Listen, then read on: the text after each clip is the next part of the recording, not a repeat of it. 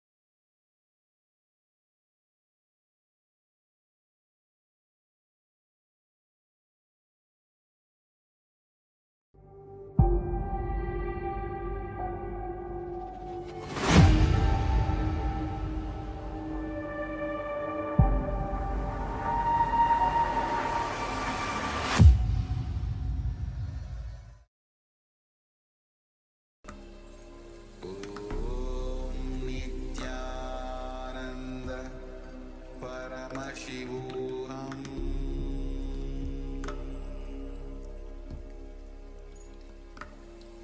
Om Nithyananda Paramashivoham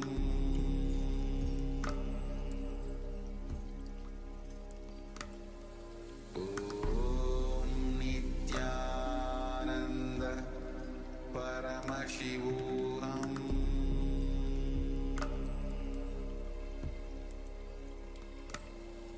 Om Nithyananda Paramashivoham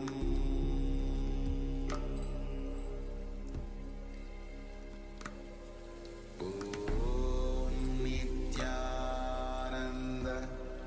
Paramashivoham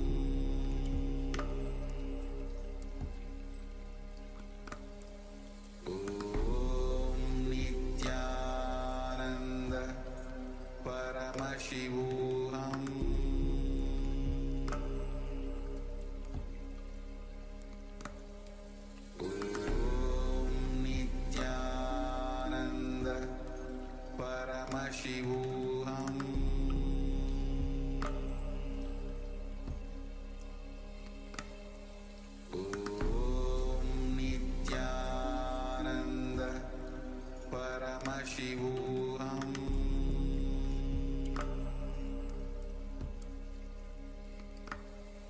Om Nithyananda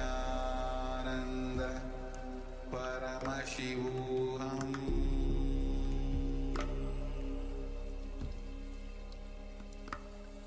Om Nithyananda Paramashivoham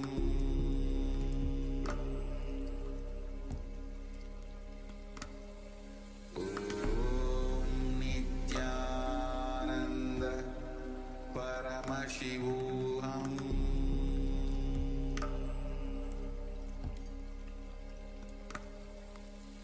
Om Nithyananda Paramashivoham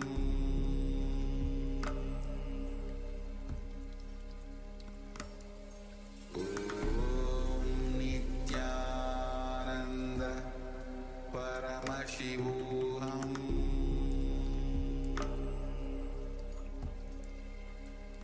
Paramashivoham Om Nithyananda Paramashivoham Om Nithyananda Paramashivoham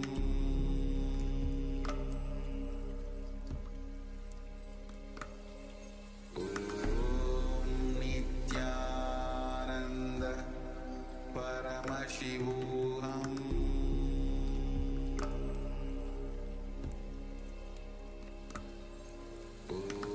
Om Nithyananda Paramashivoham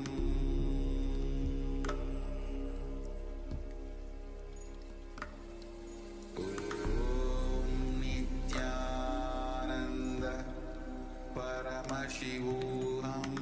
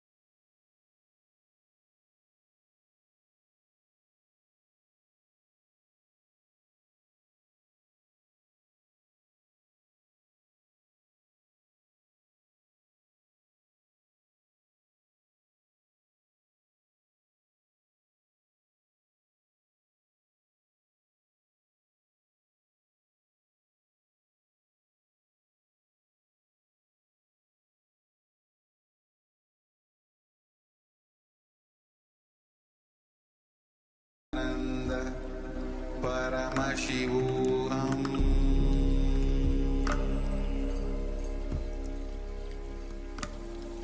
Om Nithyananda Paramashivoham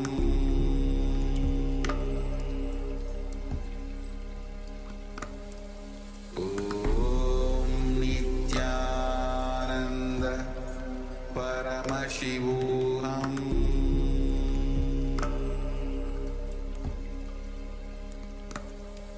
Om Nithyananda Paramashivoham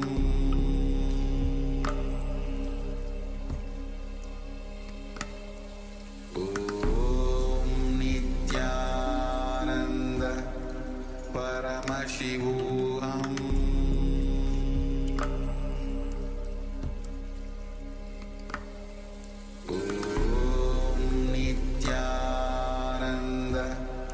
Paramashivoham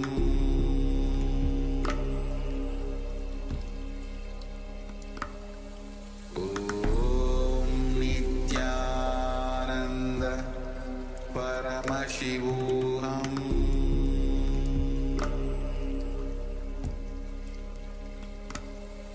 Om Nithyananda Paramashivoham Paramashivoham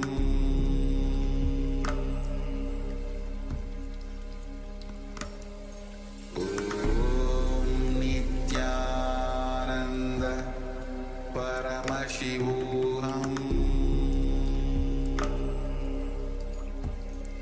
Paramashivoham Om Nithyananda Paramashivoham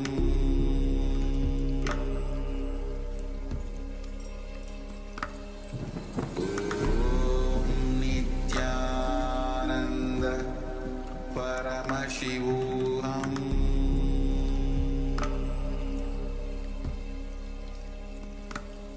Om Nithyananda Paramashivoham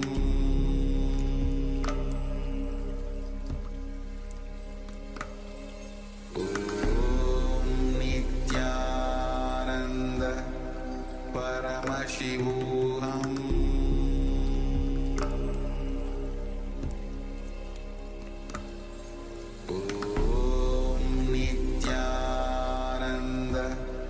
Paramashivoham Om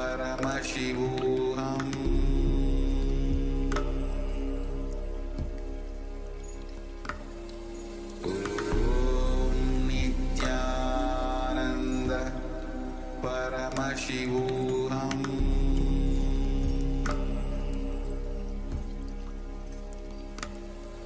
Om Nithyananda Paramashivoham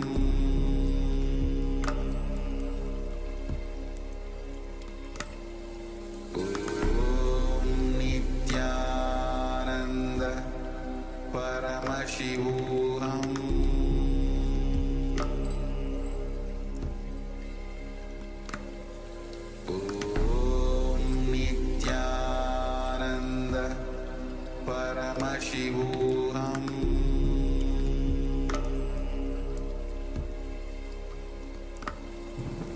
Om Nithyananda Paramashivoham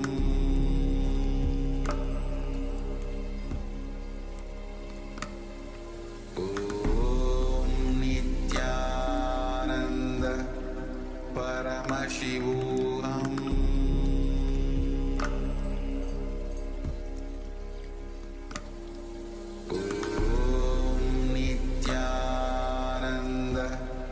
Paramashivoham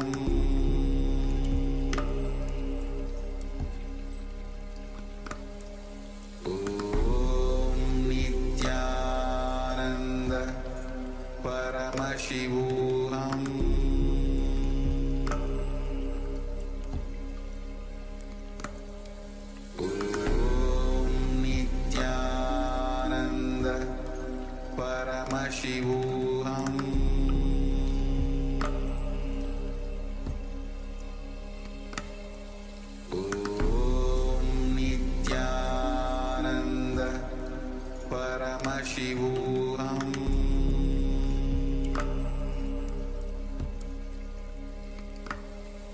Om Nithyananda Paramashivoham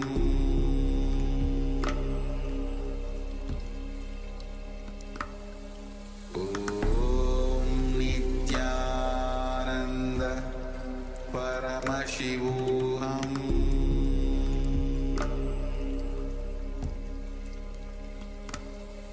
Om Nithyananda Paramashivoham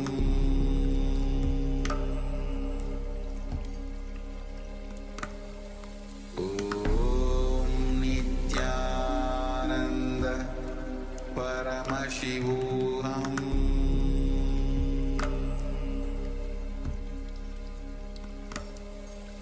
Om Nithyananda Paramashivoham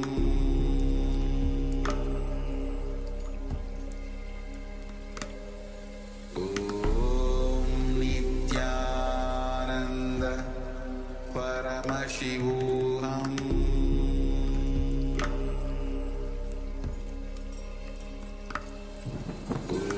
Om Nithyananda Paramashivoham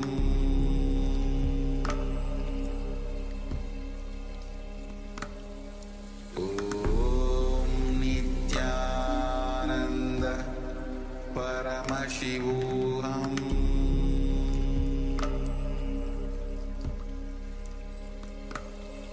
Om Nithyananda Paramashivoham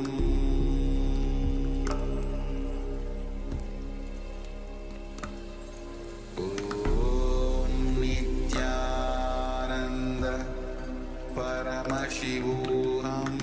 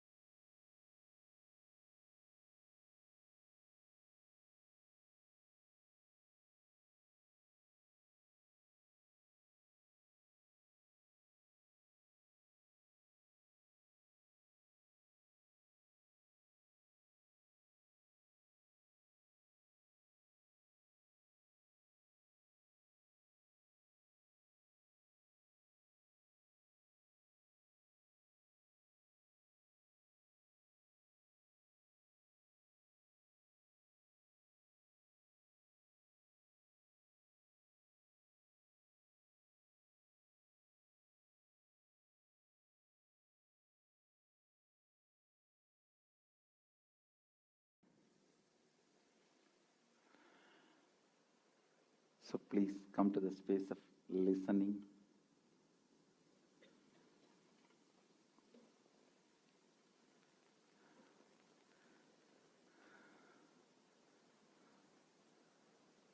I'm not going to tell you any story.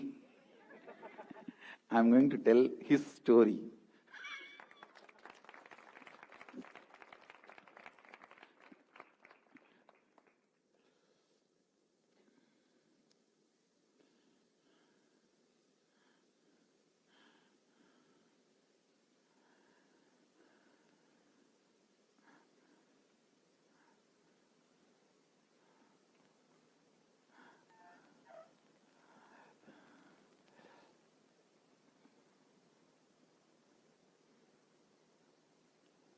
Yes. Please sit straight. Come to the space of listening. I don't know, you can call this as a story of devotion, a story of emotion, or story of love, or whatever. One thing I tell you, I'll describe as it happened. I'll describe as it happened. Whatever you want to learn from it, you learn. Whatever you want to pick up from this, you can pick up. It's like two fellows heard Harichandra's story. One fellow said, I realized truth is the supreme. You should always be speaking truth. The other fellow said, oh, for emergency, you can sell even your wife.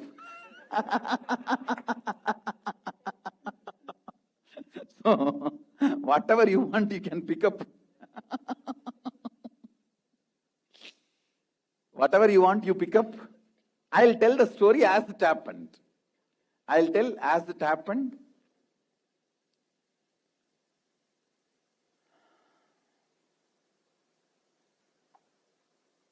So it was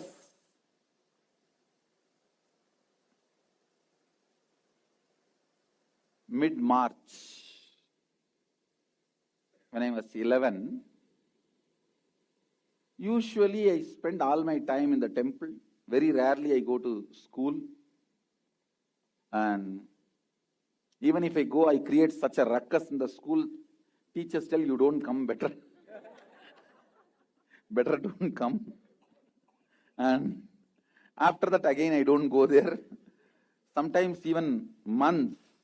You will be surprised. Once actually, I should tell this story to tell you about my attendance to the school.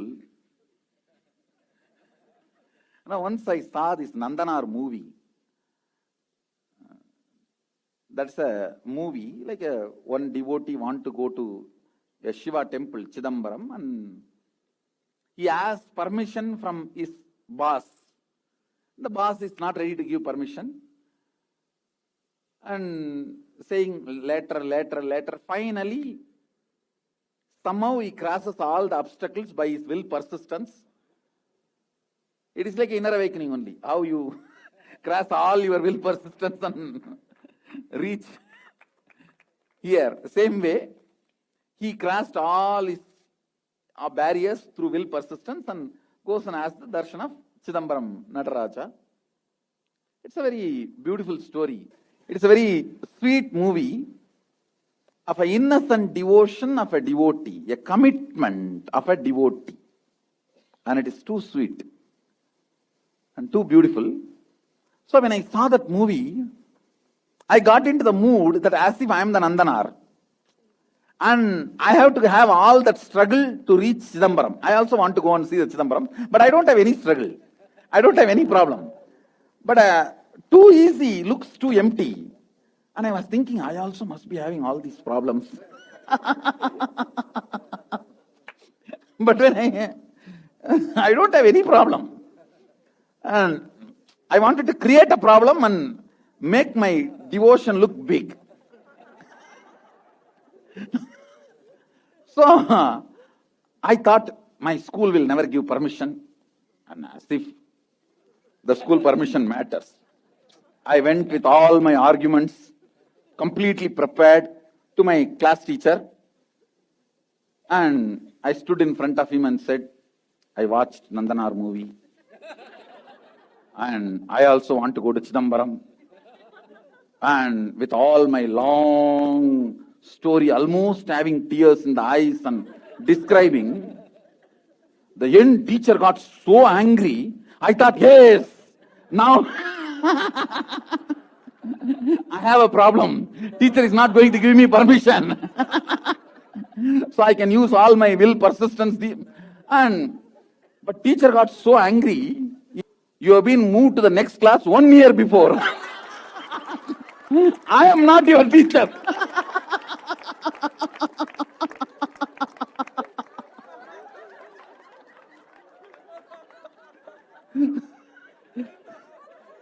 In Tamil, he started telling, ஒரு வருஷமா school பக்கம் வராம இன்னைக்கு வந்து என்கிட்ட leave பண்ணு கேக்குறியாடா?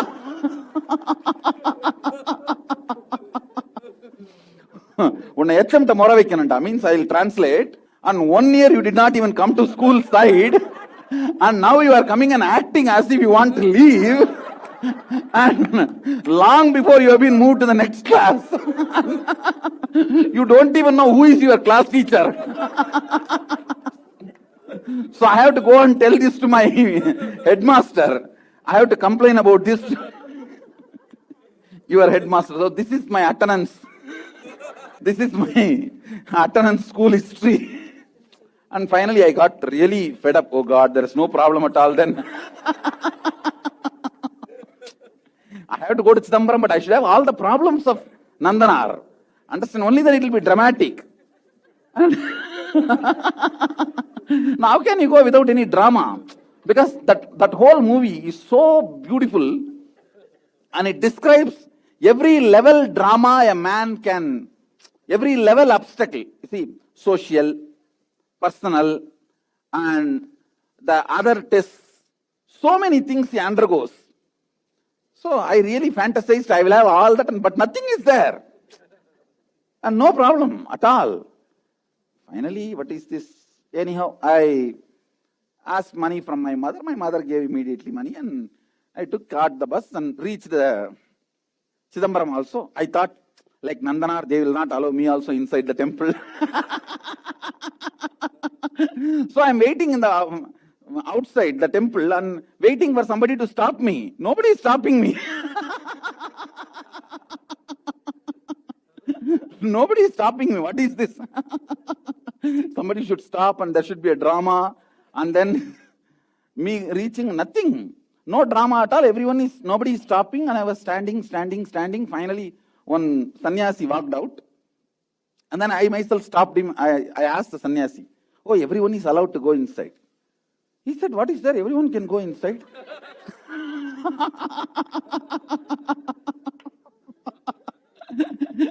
It became too much.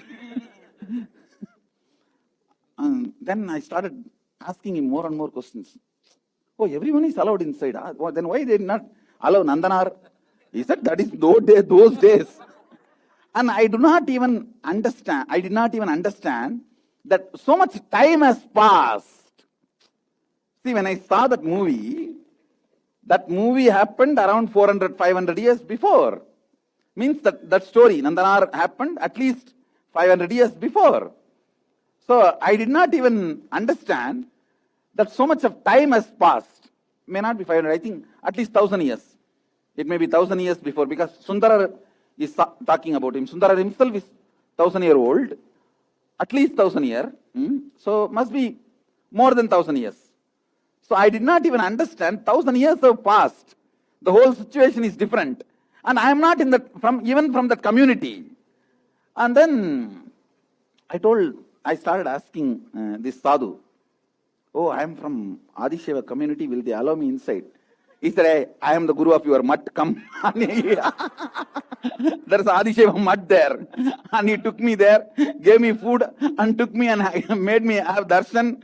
And it was so simple. I straight got into the Chitsabha and had darshan and had lunch and stayed. I had a good vacation and came back.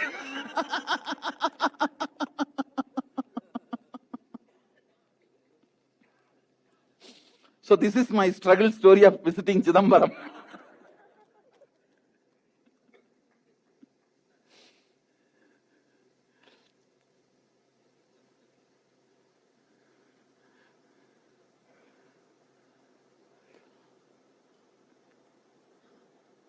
It was March when I was 11 years. As usual, I was sitting in the temple. My most favorite is I will just sit in the temple and gaze at the hill. I can sit not hours or days, years I can sit gazing at Arunachala. Nothing else is required. Not even food or sleep. I can just sit and gaze at Arunachala. That mountain, it's a living energy. Just like how, even though we are soul but we feel this body is us. Same way, Sadashiva, even though he is cosmos, he himself feels that Arunachala hill is his body. It is such a sacred energy center. I used to sit and gaze. It was very casual, not having some mystical or extraordinary experience. Very casual, normal plane, like how you and me are meeting. In this very plane, suddenly I saw a sadhu walking out of a cave in the temple. Inside the temple there is a mandapam. Inside the temple there is a mandapam. If you have been to Arunachala temple, you would have seen this mandapam. Yes, this is the mandapam. This is a 4-pillared hall. If you feel somewhere you have seen this mandapam, it is our Garbha Mandir of Biddi. I have replicated the same thing to our Biddi Garbha Mandir. The present, the deity, this mandapam is replica of this mandapam. See, there is a small one below. Do you see? The big mandapam, and then there is a small one below that actually looks like a cave. It looks like a cave actually. From that inside, one sadhu came out. Yes, you can see exactly. This is the spot. From inside he came out. Actually, at that time I thought it's a cave and there is an opening inside. In temple there are many caves. So I thought this is also one cave. There is a door opening. So that sadhu opening the door, he came out. That's what I thought at that time. Later on I discovered it's not a cave, it's a stone, sealed wall and all that. That is different. So,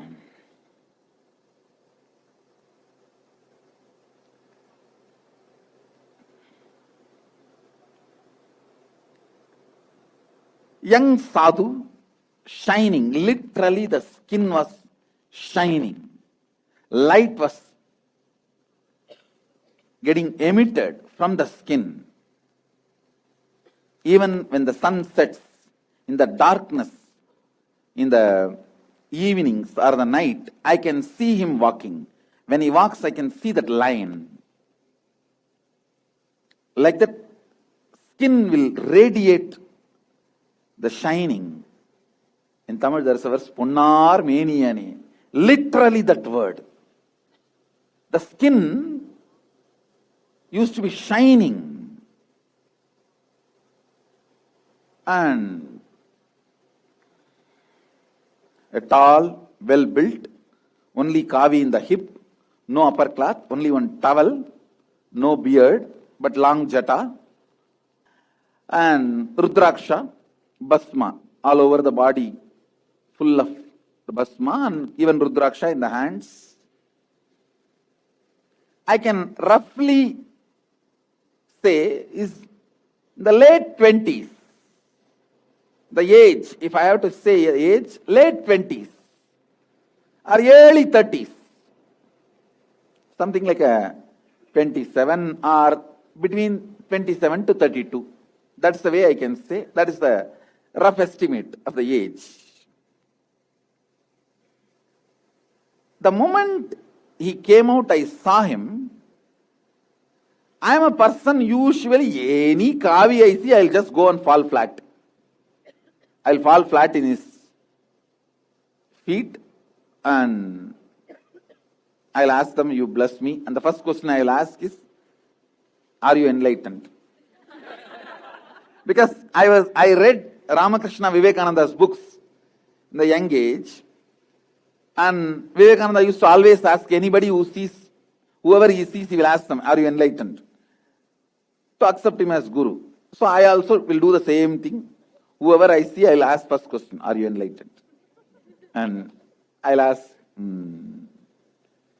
or have you seen Shiva? These are the things first I will ask. So I went and fell at his feet and touched his feet and took the Pada Thuli. It's a tradition that feet dust, you take it and apply on your forehead. So as usual, I took the feet dust and applied on the forehead and raised my head. First actually sparshan, only then darshan happened. First I touched his feet. I did not dare to raise the head and see him directly. First touched the feet and only then the head. I raised the head. I saw he's standing, a tall, shining form.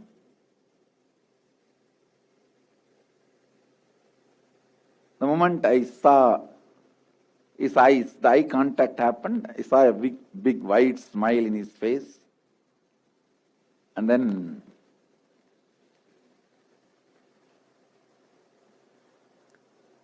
maybe the smile or the kind of a connection I felt, I did not ask him this question, are you enlightened? First question I asked is, Swami, engirandu variga? Means, Swami, from where you are coming? From where Swami is coming? He just showed the hand from there only. Because he was walking out, so he showed that mandapam from there only. Ingirundha varren. Then I did not ask anything further. Then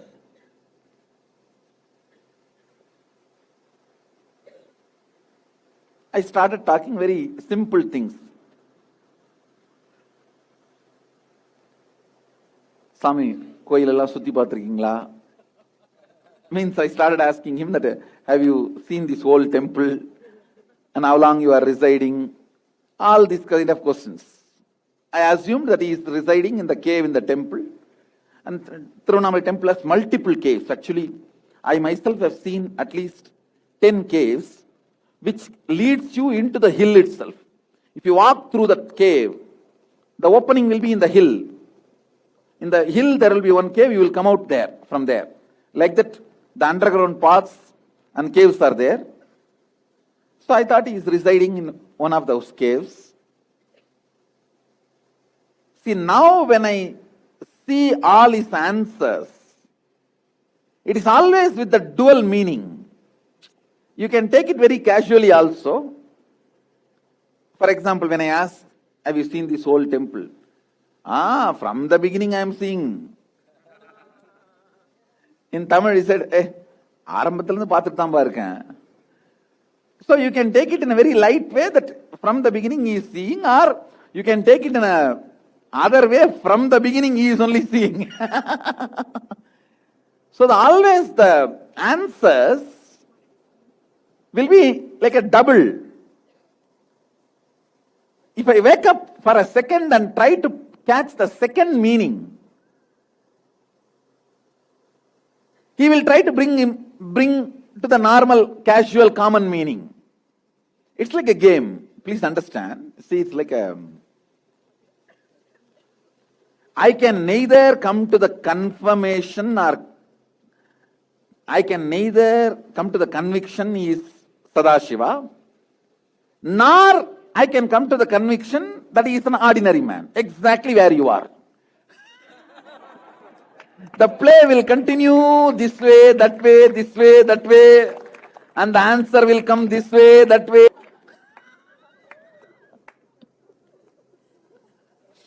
Always it will be double.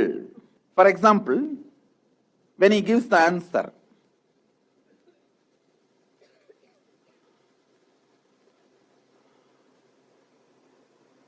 Swami, how long you are staying here?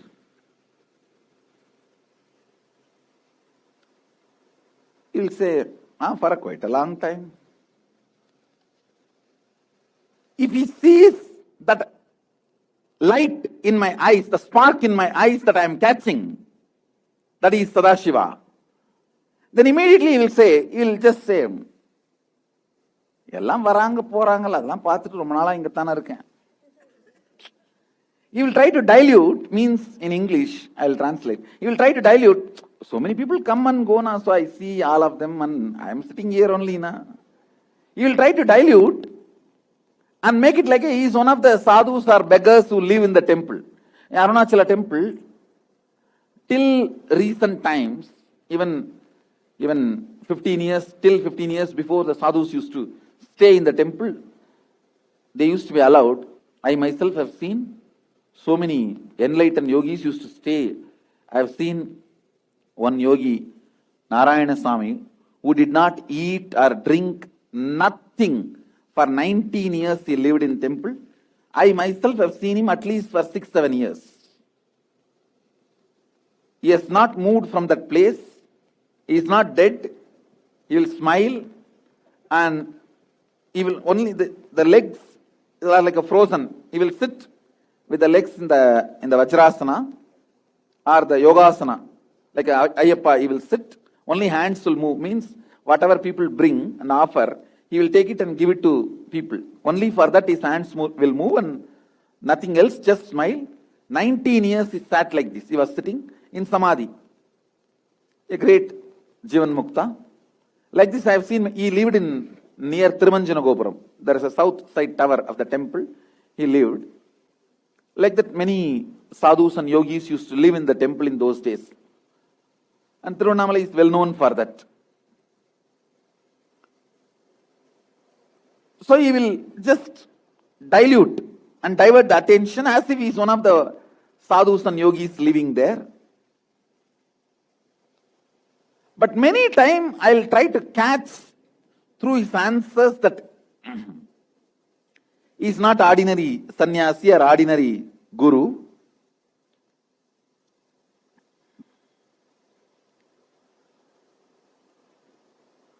And I will try to verify whether I am only seeing him or even the watchman, temple watchman, they will come every day for rounds to clean up or before locking the door.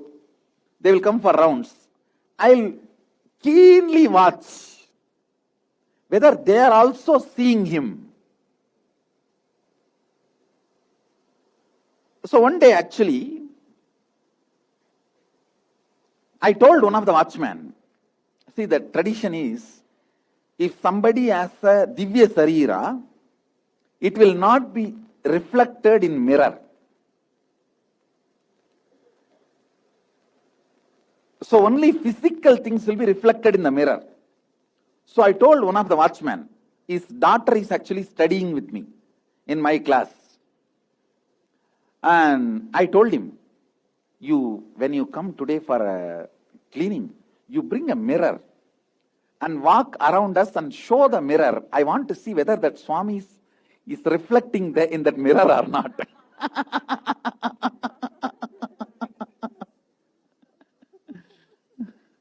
And that fellow also brought the mirror.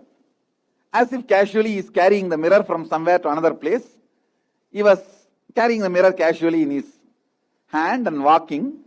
So I was keenly observing, especially when he is walking near me, whether the form is reflecting or not. And it was reflecting. And then he walked. Then he made a statement, oh, appa originala maamam kaatuvana. In Tamil he said, whether father is original or not, uncle will show. So actually he understood what I am trying to do. Actually that watchman is a uncle in a distant relative way for me. See, the temple, it's a small temple town. Everyone will be related to you in some way. Especially if it's the same community. So he's some way uncle in a distant way. So he made a comment. Appa original or maamam kaatuvana? Means whether father is original or not, uncle will show you. I actually understood that he understood the drama I am trying to do. And then I did not tell anything. I was just keeping quiet.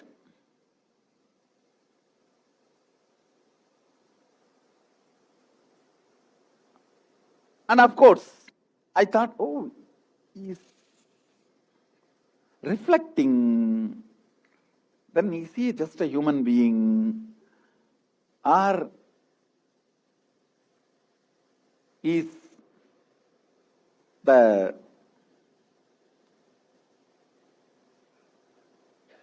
extraordinary being, or a siddha, or a yoga purusha, or yogi who has come? Because the way he talks and all this whole dilemma and confusion.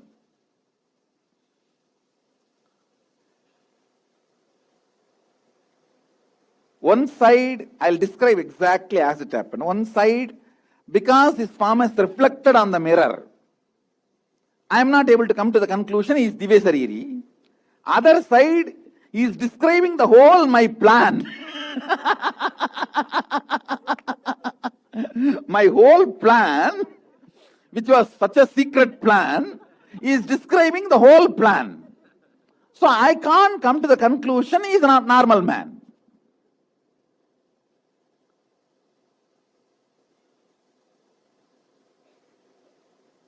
And whenever I bring food, he will always eat like a normal person.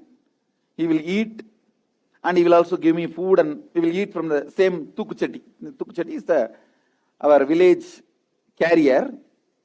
It will be in brass. 2 carrier, one either rice, another one cup sambar, and one small cup for pickle, 1 cup for all the curry. All that they will keep. And so I'll bring. My mother is one great thing with my mother. Such an amazing serving person. And she will never question. If I say, I want to give food for 3-4 sadhus, give me food, she will not even ask who, where, anything. She will just cook and keep in that 2-3, that tukwali, and say, Sami, tukwali la vechirukka eduthu po. That's all. So I will carry and give food for him.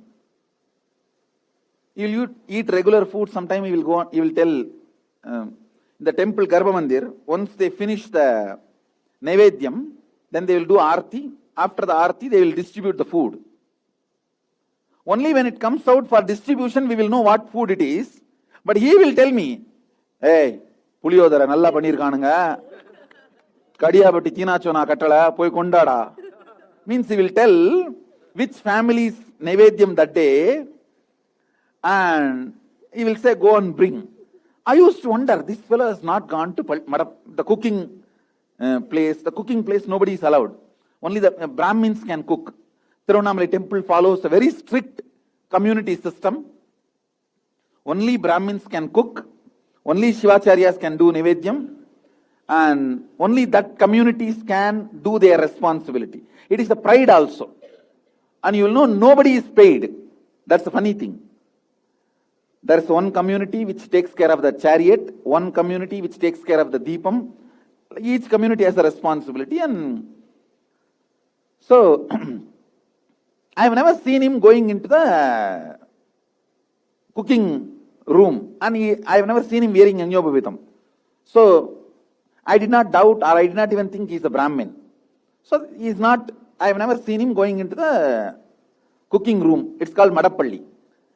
He has neither gone to the cooking room and nor he is wearing Yajnaopavitam, so he is not a Brahmin. They will not allow inside. So, how he knows? And when I go and receive the prasadam, it will be exactly same as he said. I'll bring him and he will eat. Sometimes he'll tell, no, I don't want, don't bring, leave it. So it's like but I've never seen him doing 1, 2, 3. In this whole, no 1, 2, 3. And he will tolerate all my such amazing passions. And I'll even pick up his finger and bite the nail and clean the nails, cut the nail for him. When I am not able to cut it, I'll carry this small blade, in those days which they use for shaving. that 7 o'clock blade. That was the popular brand. So I'll use that 7 o'clock blade and cut his nails. And if I'm not able to cut with that 7 o'clock blade, I'll bite directly through my teeth and clean. And with all the patience, he will sit. He will never. It must. So, I cannot sit if my Gurukul kid does that to me. If any one of my Gurukul kid does that, I cannot sit. But he will sit with so much of passions and the detailing with which he will explain, tell the stories or make me understand certain concept. It's an elaborate relationship, not just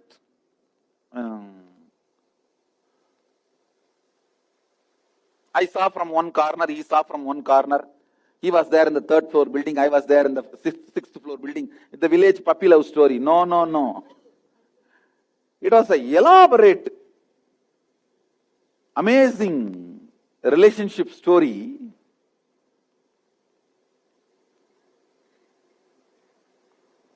I cannot confirm directly from him asking, are you Sadashiva?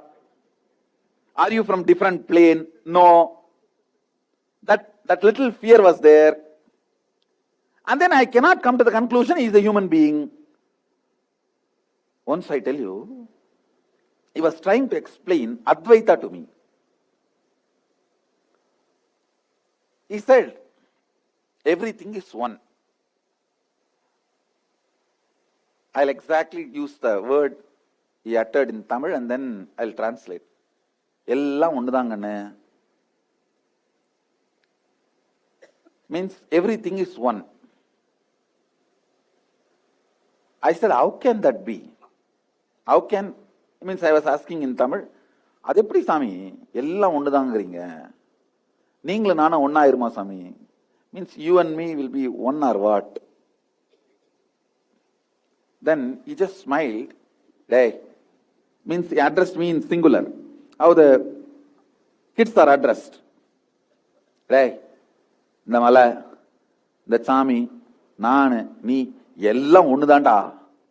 He just said, this hill, actually in his right side was the hill, and the left side was the Garbhamandir, and I was sitting in front of him, holding his 1 feet, and he just said, this hill, this God, me, you, all one and the same only. He just did like that. I was caught in between him and the hand. He just did. Please understand, with all my integrity I am telling you, literally that hill moved and this Garbhamandir moved. Physically they just colluded. They just hit each other. They did not break each other. They just hit each other like a photoshopping, melting. They just melted into each other. And I saw he, me, that all these 4 just melted into one. For few minutes, there was nothing else, just the pure oneness. And when he took the hands back, all of them just went and sat in his place. In that Matrix movie, in the last scene, how he stops the bullet and how just he, literally that. I saw everything in front of me. He handles it like a Photoshop. Touch screen. How we handle the touch screen. After this experience happened, I am 100% sure he is not human being. But I cannot confirm. Because whatever I had many ideas. See, I have heard from many people. Vallalar's palm will never fall in the mirror. He is a Divya Sarira. So all that, whatever I heard, with all that I will try to check. And he will not fall into any one of that category. Any one of that. In any of the exams I try to check him out, it will always end up in, me feeling shy. And he will always bunk the whole the whole thing I try, he will just collapse the whole thing. Not only collapse, he will tease me. And he will tease in such a way that he knows all the drama I am doing behind him. He will make fun of me in such a way, see, just like this watchman. So I did so many plans, and I also went and verified this book. There is one book called The History of Vallalar, where it records at least 5 people tried to photograph him, and he never fell into the film, because only shade can fall in the film. Light cannot be, you can't capture the light. You can't take photograph of sun. Only the sun's after something which shade can fall into the photograph. So I've read all these things. And then they also describe that he can never fall in mirror. It seems even if you build a mirror house, Vallalar walks, no mirror will show his reflection. There are many records where devotees describe that he will never fall in the mirror and no one can capture his shade and all that. So, with all this plan, I gave the mirror to that watchman and told him, you secretly carry as if you are walking. Your usual walk, but you should come near such a way that I should be able to see his reflection, whether it is there or not. And not only I saw his reflection, he was carrying the teasing smile. How I say, ha, ha, ha, ha. Exactly. I think that I got it from him only. It is like a...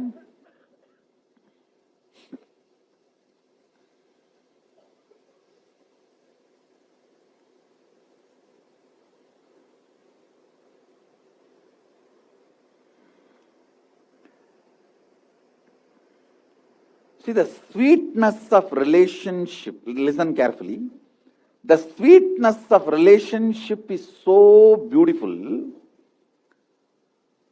I do not want to hurt him in any way, but the curiosity is so much, I can't keep quiet without verifying who he is.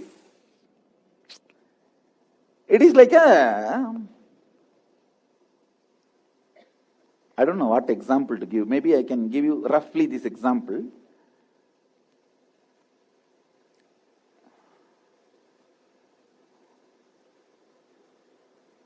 You have a secret crush, but you are afraid to propose. If propose and breaks even friendliness will be lost. You don't want to lose the friendliness. And neither you can keep quiet without proposing. I think now many of you understand. If I tell in your language, it is like I can neither keep quiet without confirming his identity, nor I can take the risk of hurting him. Doing some stupid thing to discover his identity and lose his relationship. So this continued at least for 3-4 months.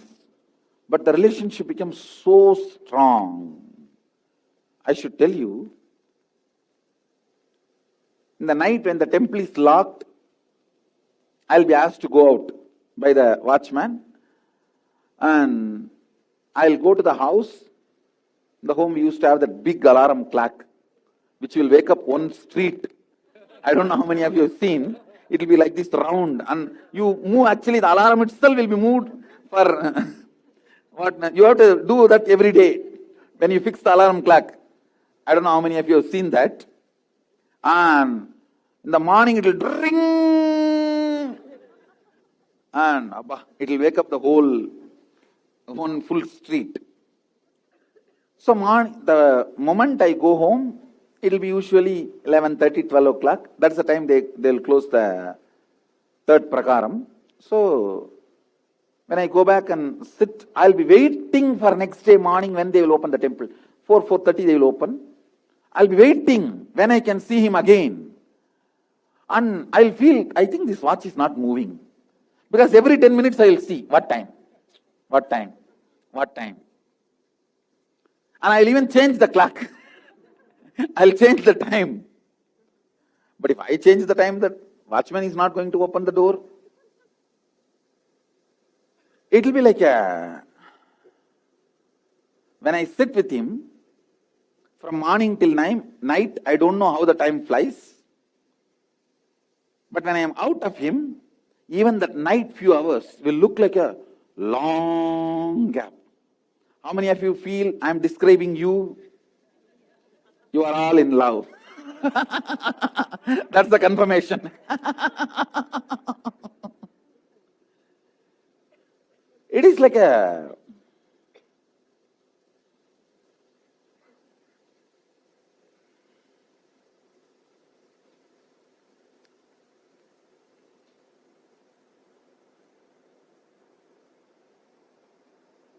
I think I had the fantasy of having a guru and enjoying the guru-disciple relationship, and that fantasy I myself fulfilled in the form of Arunagiri Yogeshwara. That is what I feel. It is the best guru-disciple relationship fantasy coming to reality. How an ideal guru-disciple relationship.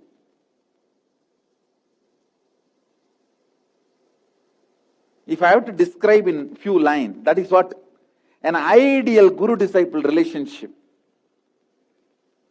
fantasy of me, I myself projected and completed.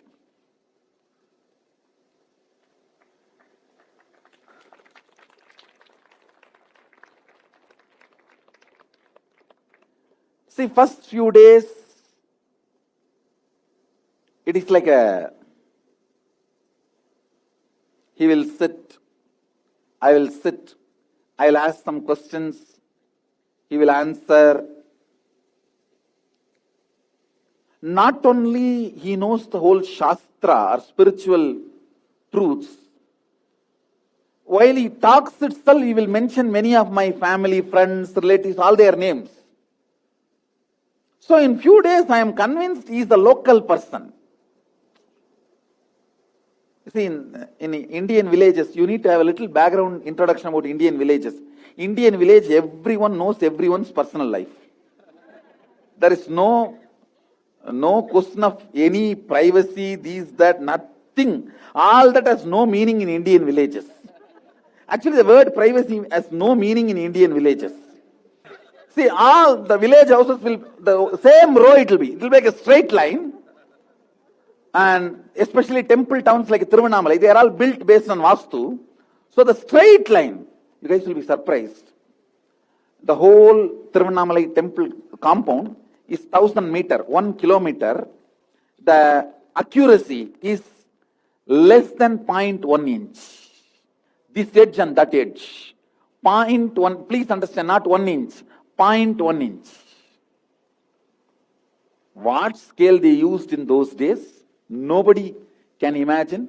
Built 800 years before, that compound wall. 1 kilometer compound wall, the accuracy is 0.1 inch.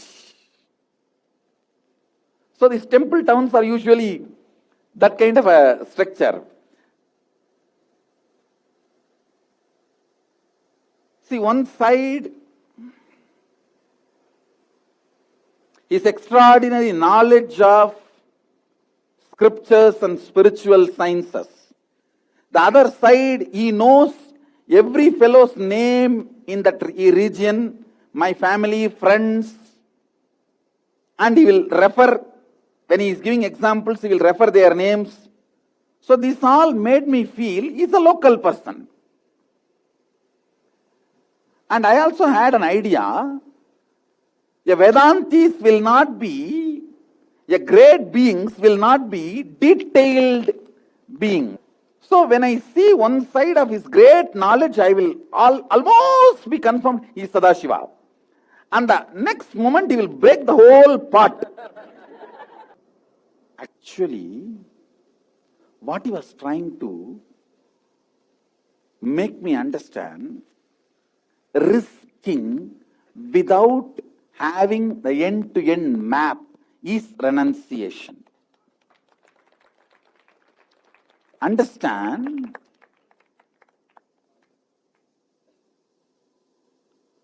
the nervous system gets strengthened to receive the higher experiences only when you develop the courage of risking without knowing the whole blueprint or map. If you are always traveling with the clear blueprint and map, the system does not get stronger. System does not get stronger. The whole game he was trying to play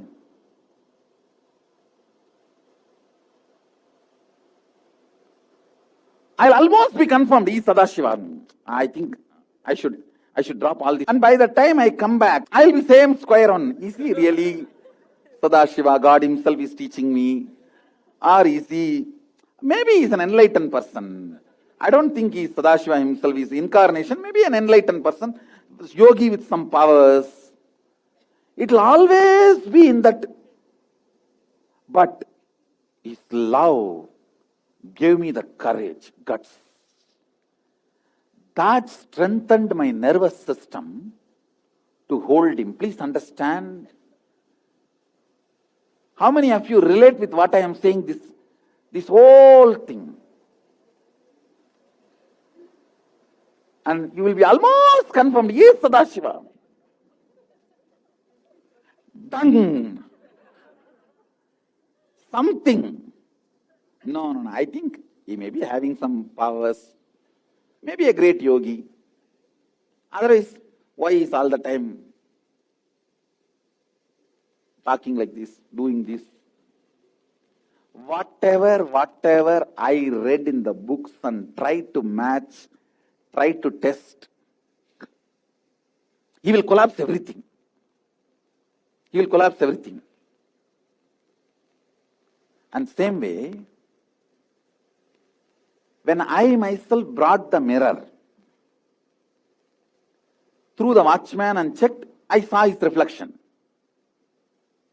Once we entered in the temple, there is a marriage hall where Devi and Sadashiva's marriage happens. There's a huge wall-sized mirrors. So that day, he was walking with me, holding my hands. We entered and we were walking. Front deity is there, back side wall-sized mirror and front side wall-sized mirror. Casually, I put my eyes, he was not there in the mirror. He was not there. Only I was standing. By the time I woke up and looked in this mirror, he was there.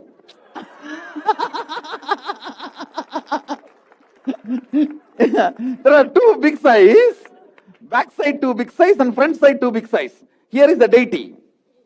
I was actually holding his little finger and he was walking. I casually saw he is not there. And I clearly cognized, my being is cognizing, yes, he is not there. He is not there. He is not there. He is not there. Some maybe 60 seconds or 1 minute. It's running. Hey, he is not there. When I turn this side, he is there.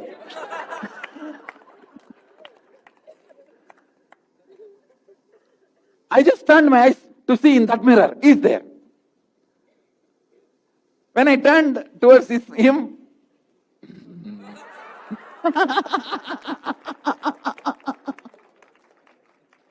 Nada. That's the exact word he said. Go forward.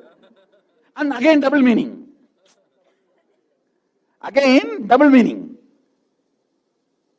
Nadada means he's actually holding my finger. So I can take in a colloquial way, Nadada summa anga inga paathirullama means without seeing this side and that side, walk. Or you can take the other meaning, go forward. How long you will be testing me? See, one thing I tell you,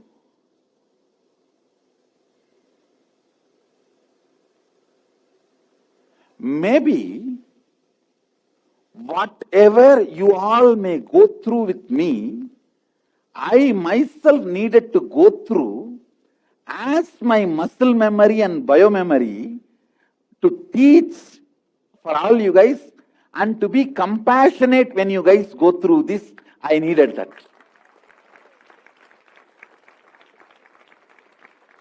To have sympathy and to be large enough for you to go through that. To be a space where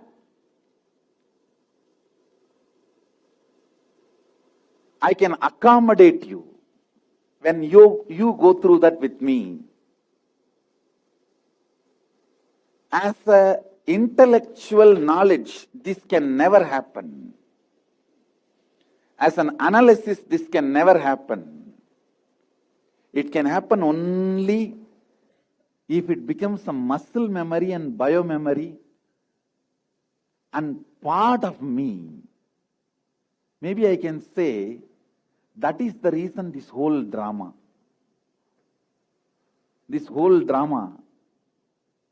or this whole Tannaye Tan Rasittu, Tannaye Tan Rusittu, Tannaye Tan Pusittu, Tanakke Tananadu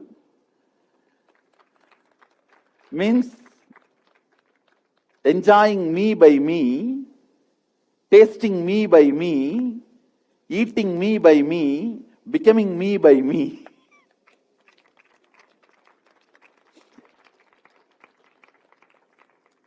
Maybe only then I will understand in a ground level, the reality level, what you guys go through in your journey.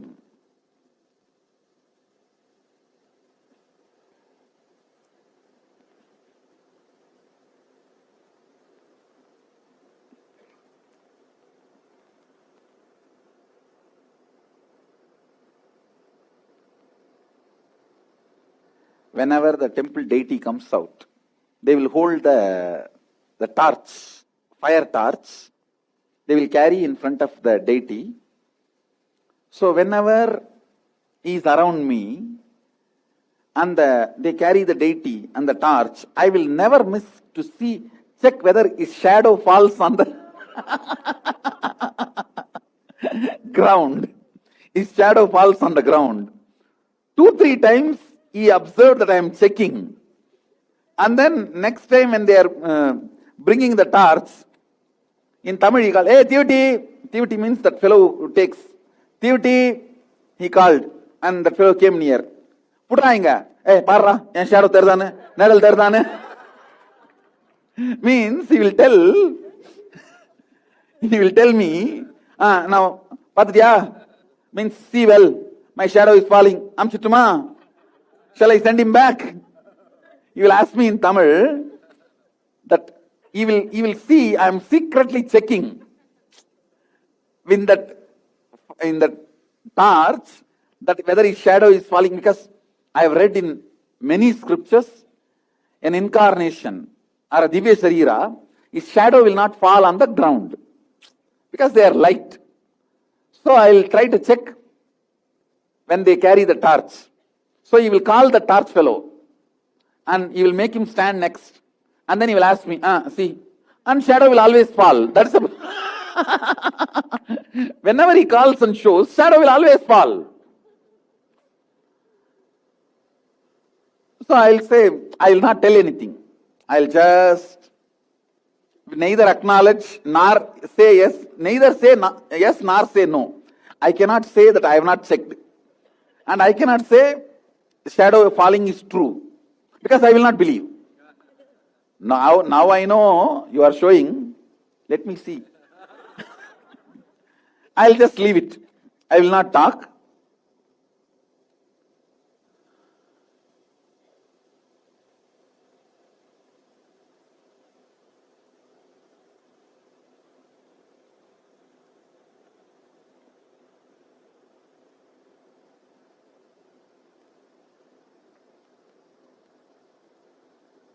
Even when he teaches, maximum if he utters 10 words, I am giving you an example, not that he will utter only 10 words, no.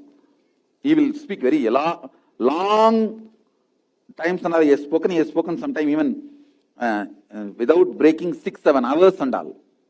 6-7 hours and all he will speak, explain one by one like this, he will speak that and all. Even if he speaks 10 words, I have seen like a 1 terabyte material will land in my system. For example, if he just says, Adharvana Vedam, the 4th chapter, it describes everything about how the Yagashala should be made. I will literally feel, I know the whole Adharvana Veda, and the part which he is telling, I can just verify, and say, yes. It is like whatever book he quotes, I will feel, I know that book already. It will open up from my brain, from my inside.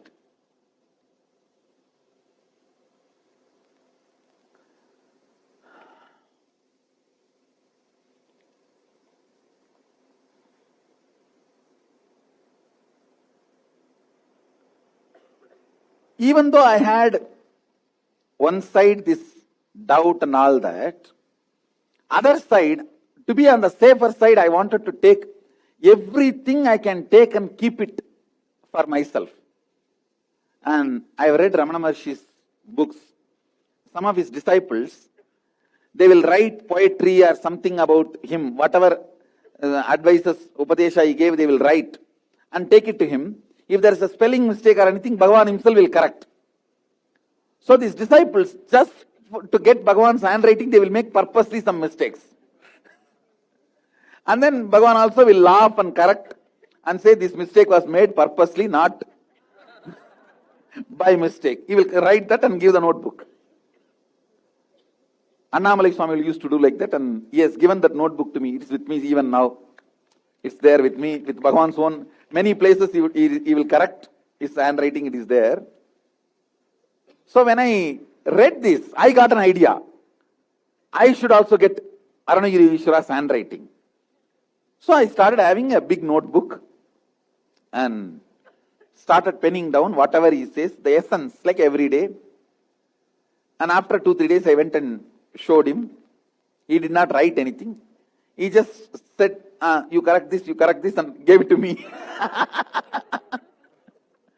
And, anyhow, but I did not keep quiet. And after 2-3 days, again I went and stretched. And of course, he picked up the pen and corrected, wrote something. And after 2-3 days, again I made purposely few mistakes and took it and he corrected and gave the notebook and said, oh, eduthu vecha irundurundra po. He made a comment. Oh, if you take it and keep, you think you will keep it forever. It will be there forever. Actually, it is not there. It's not there. So many things my mother protected. Even when I left the house, this Arunagiri Ishwara's cloth, whatever we have now, is all because my mother protected all that. Somehow she knows this will all be useful for the world in the future. She protected and kept. This one is not there. Lot of things, at least around 200 products we have, 200 things related to my autobiography, various things. It's all protected by my mother. She kept all that in 2-3 trunk box and locked and protected it. But this is not there. Now I am trying to figure out where it is gone. Anyhow, but otherwise I have one Paduka set which I gave it to him and asked him, you please wear it and give me, I want to keep in the puja room. All the things which I took, him knowing, means with his knowledge, are still there. Things which I try to take without his knowledge, like my own plan, without telling him, they are not there. So we have his Paduka, the Vibhuti bag, all that which he used, and the kavi he gave. This actually he himself gave. I did not give him, he himself gave. And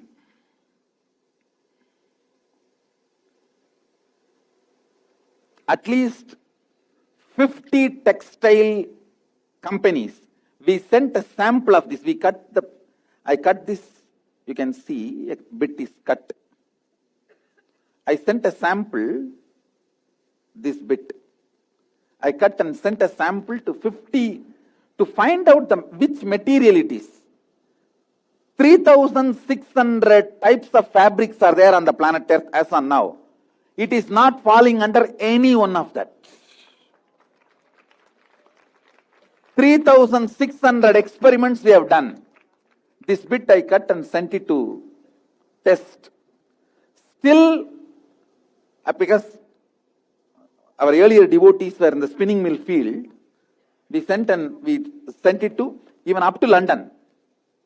Still, we are not able to find what fabric this material is. Neither silk, nor cotton, or terry cotton, or nothing. Still, we are not able to find what material it is. 3,600 tests it has gone through, this bit, which I cut and sent. Still, we are not able to find which material it is. And this cloth itself was given by him directly. I did not give or take. But the sandal padukas, that means the wooden sandal, and a vibhuti bag, I took it and asked him to wear, bless and give. I asked him that you use this, bless it and give, so I'll keep and worship. See, whenever I tell his story, I literally breathe him. Because I breathe him, all of you breathe him. That is why whenever I narrate his story, in the end, initiate people in unclutching, invariably everyone falls into that unclutching space. Because by the time I narrate this story, you are all entangled to that space, that plane. Even if you are hearing the story first time, you know it is happening in front of your eyes.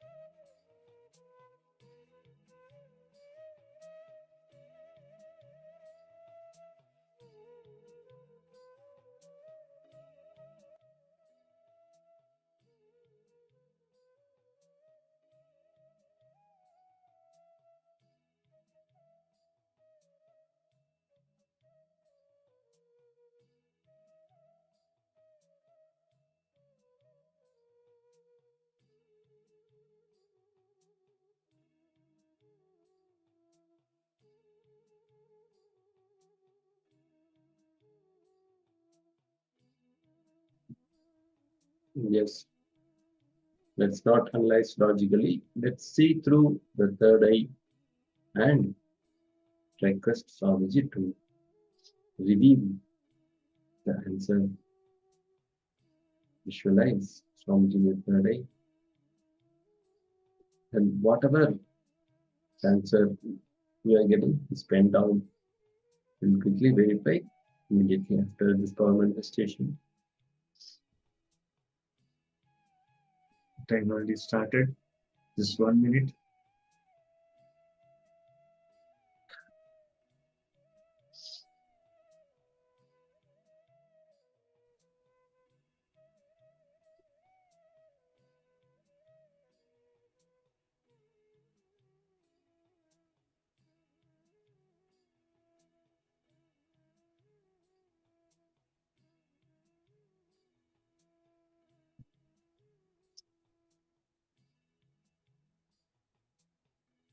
Keep chanting the Mahavakya intensely.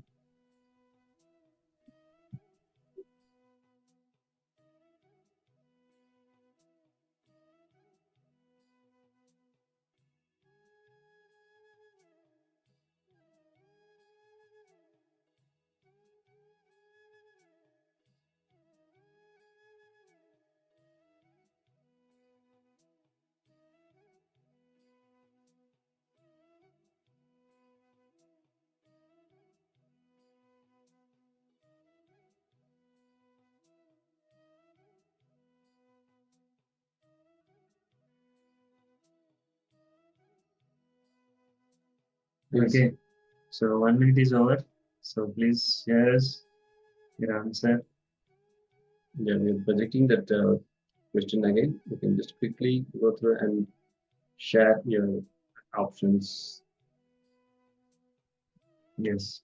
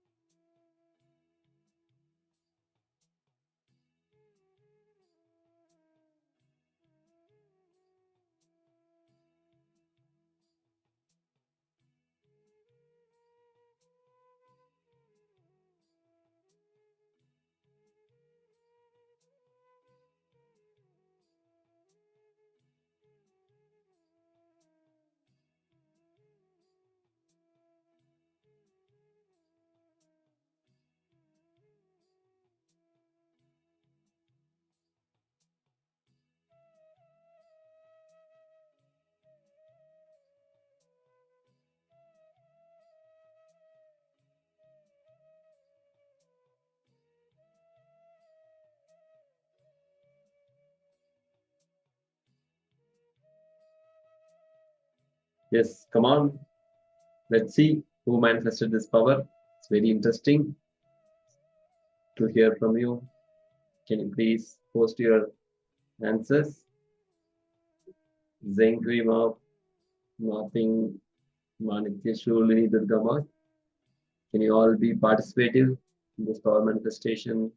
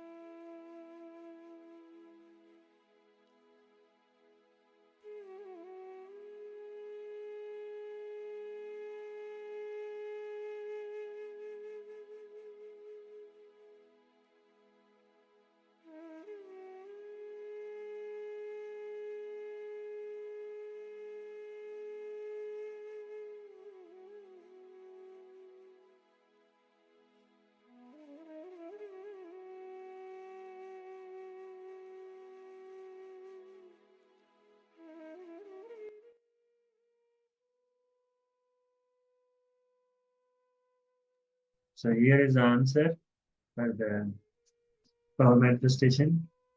It is C, 10.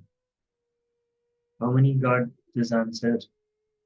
You can show the thumbs up.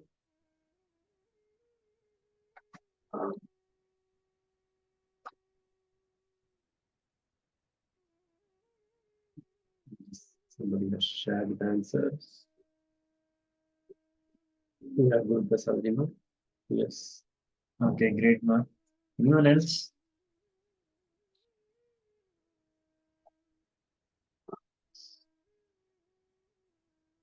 Come on, Tishwani Durgama.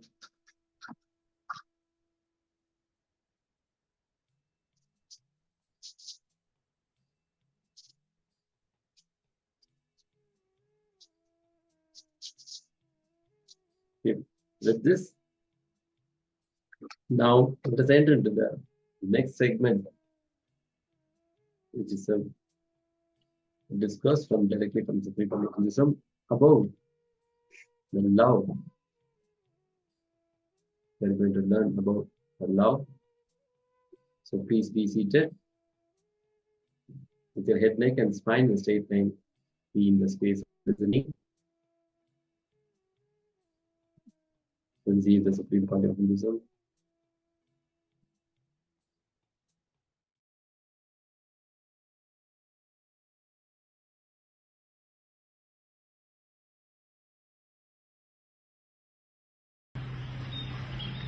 Love is not anyway related to two physical structures. Love is not anyway related to even your own physical structure. It is not even related to the mental qualities you carry. It is related to awareness you carry. Please understand.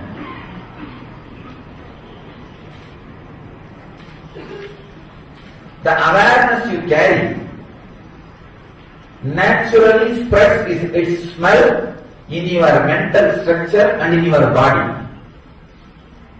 So, the awareness which your physical structure experiences, if that feels connected to the awareness of some physical structure, it is called infatuation. Please understand.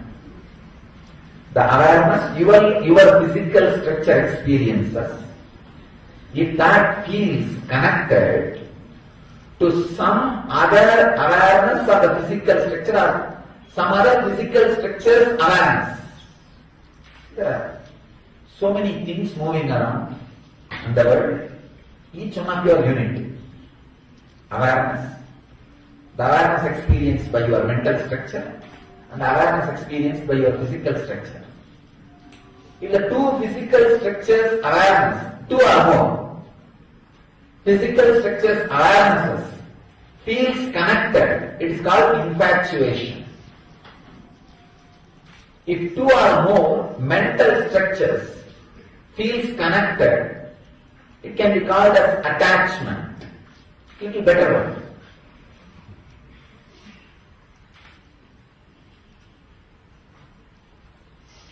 If one or more awarenesses, of course it's funny, you can't say awareness cannot have one or more.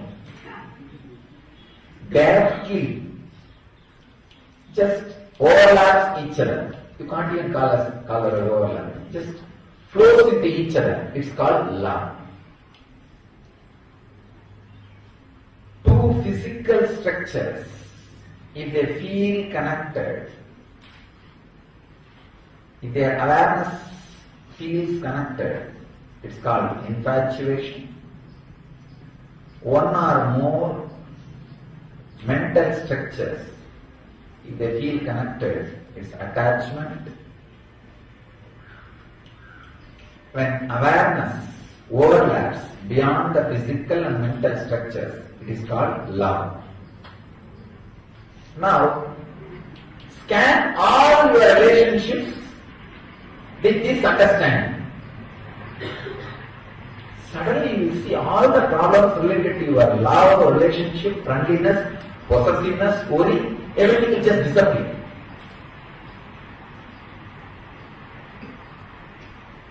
Your marriage will become honeymoon.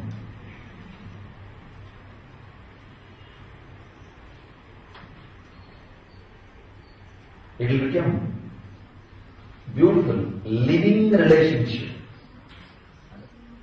The greatness of sexuality is it will disappear. Understand?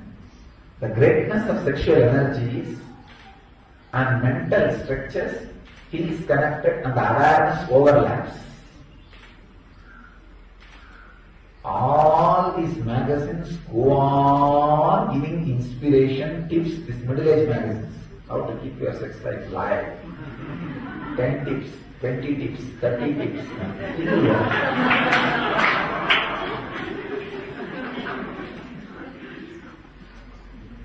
Because two things. Either the distance becomes too much, means that awareness in the physical structure and awareness in the physical structure is not feeling connected. The distance is more. Or awareness in the mental structure and awareness in the mental structure is not feeling connected. The distance is more. This is what happens to 90% of the marriage. There are 10% of the marriage. Really the awareness and awareness overlaps each other. Such beautiful communion happens. Even there the sex disappears. 11 years of the life, the married life, only the sex should be there. Whether the overlapping of the awareness happens, then just you will see, you don't need to confirm with each other that you love each other through the sexual act. Suddenly the necessity does not happen. Simply sitting together is something extraordinary. That's why the Vedic tradition, the marriage ceremony, there's a Ashirvachana, means the blessing word. By the 11th year, let both of you become mother and the son,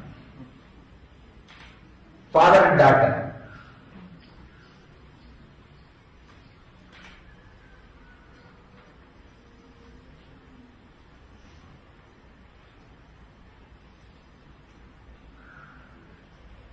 In both ways, the distance becomes more or distance completely disappears. Both ways, the sex disappears. Just either sex is like a liquid, fluid. Either it freezes, cold, like ice, or it evaporates, like a steam. If it evaporates as steam, your consciousness is levitated and your whole system evolves into enlightenment. It becomes cold, frozen, ice, you are caught in the ice bars. Understand this definition of love.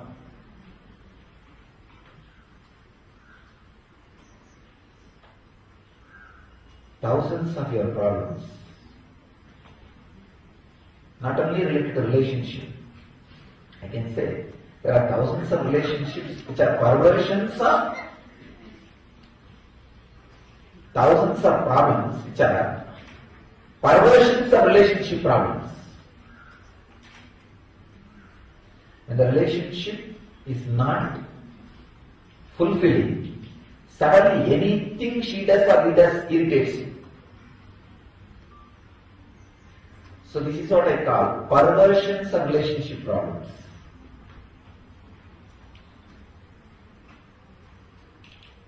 If you know the real love, even intellectually, you will start radiating healing energy. Healing does not mean just you will put your hand on somebody who is some way sick and that person will come out of the, it's like pain, stomach pain or headache or cancer. Put your hand on your own head. Heal all the headaches you have and you give to others. This is the healing stick I am giving to all of you. Understanding about love. Kill this understanding in all your relationships. Sit and scan. What is my relationship with my father? How is it? What is my relationship with my mother? How is it? What is my relationship with my spouse? How is it? What is my relationship with my brother? How is it? What is my relationship with my friends? How is it? What is my relationship with the world? How is it? I have seen people wasting years just with their relationship with the dog. It is not love. It is not love. Foolish infatuation. Very third grade perverted infatuation. I tell you, having a pet deity, Ishta Devata, is 1,000 times better than having a pet dog. But these idiots, without understanding, having pet dog has become a fashion. Having pet deity is something like a old, outdated. Our healing process is based on love. So when you radiate love, love is the emotion which is immediately reciprocated by cosmos. Sex is the emotion which is immediately contradicted by cosmos. Please understand. Love is the emotion which immediately responded by anything in the cosmos. When you feel love, within few moments you will see it comes back to you from the cosmos. Immediately cosmos responds to it. The tree, the flower, mountain, the nature, everything responds to it. The sex, even your own body will be against it. See, when it is awakened, even your own body immediately will resist. Our whole healing process is love-based. So understand, it is completely love-based. So continue intensely, radiate love. You will see and experience whatever you are asking. Love is today's subject.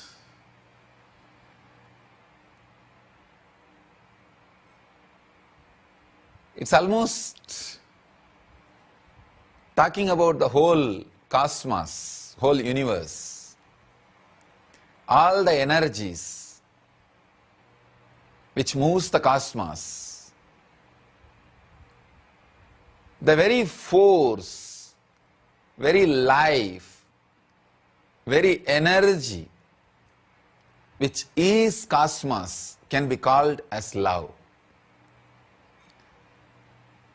I'll talk about different dimensions of love, how love has become this matter, and love, how the love resides as energy inside this matter, and how love activates as energy the matter, and how love makes matter to move.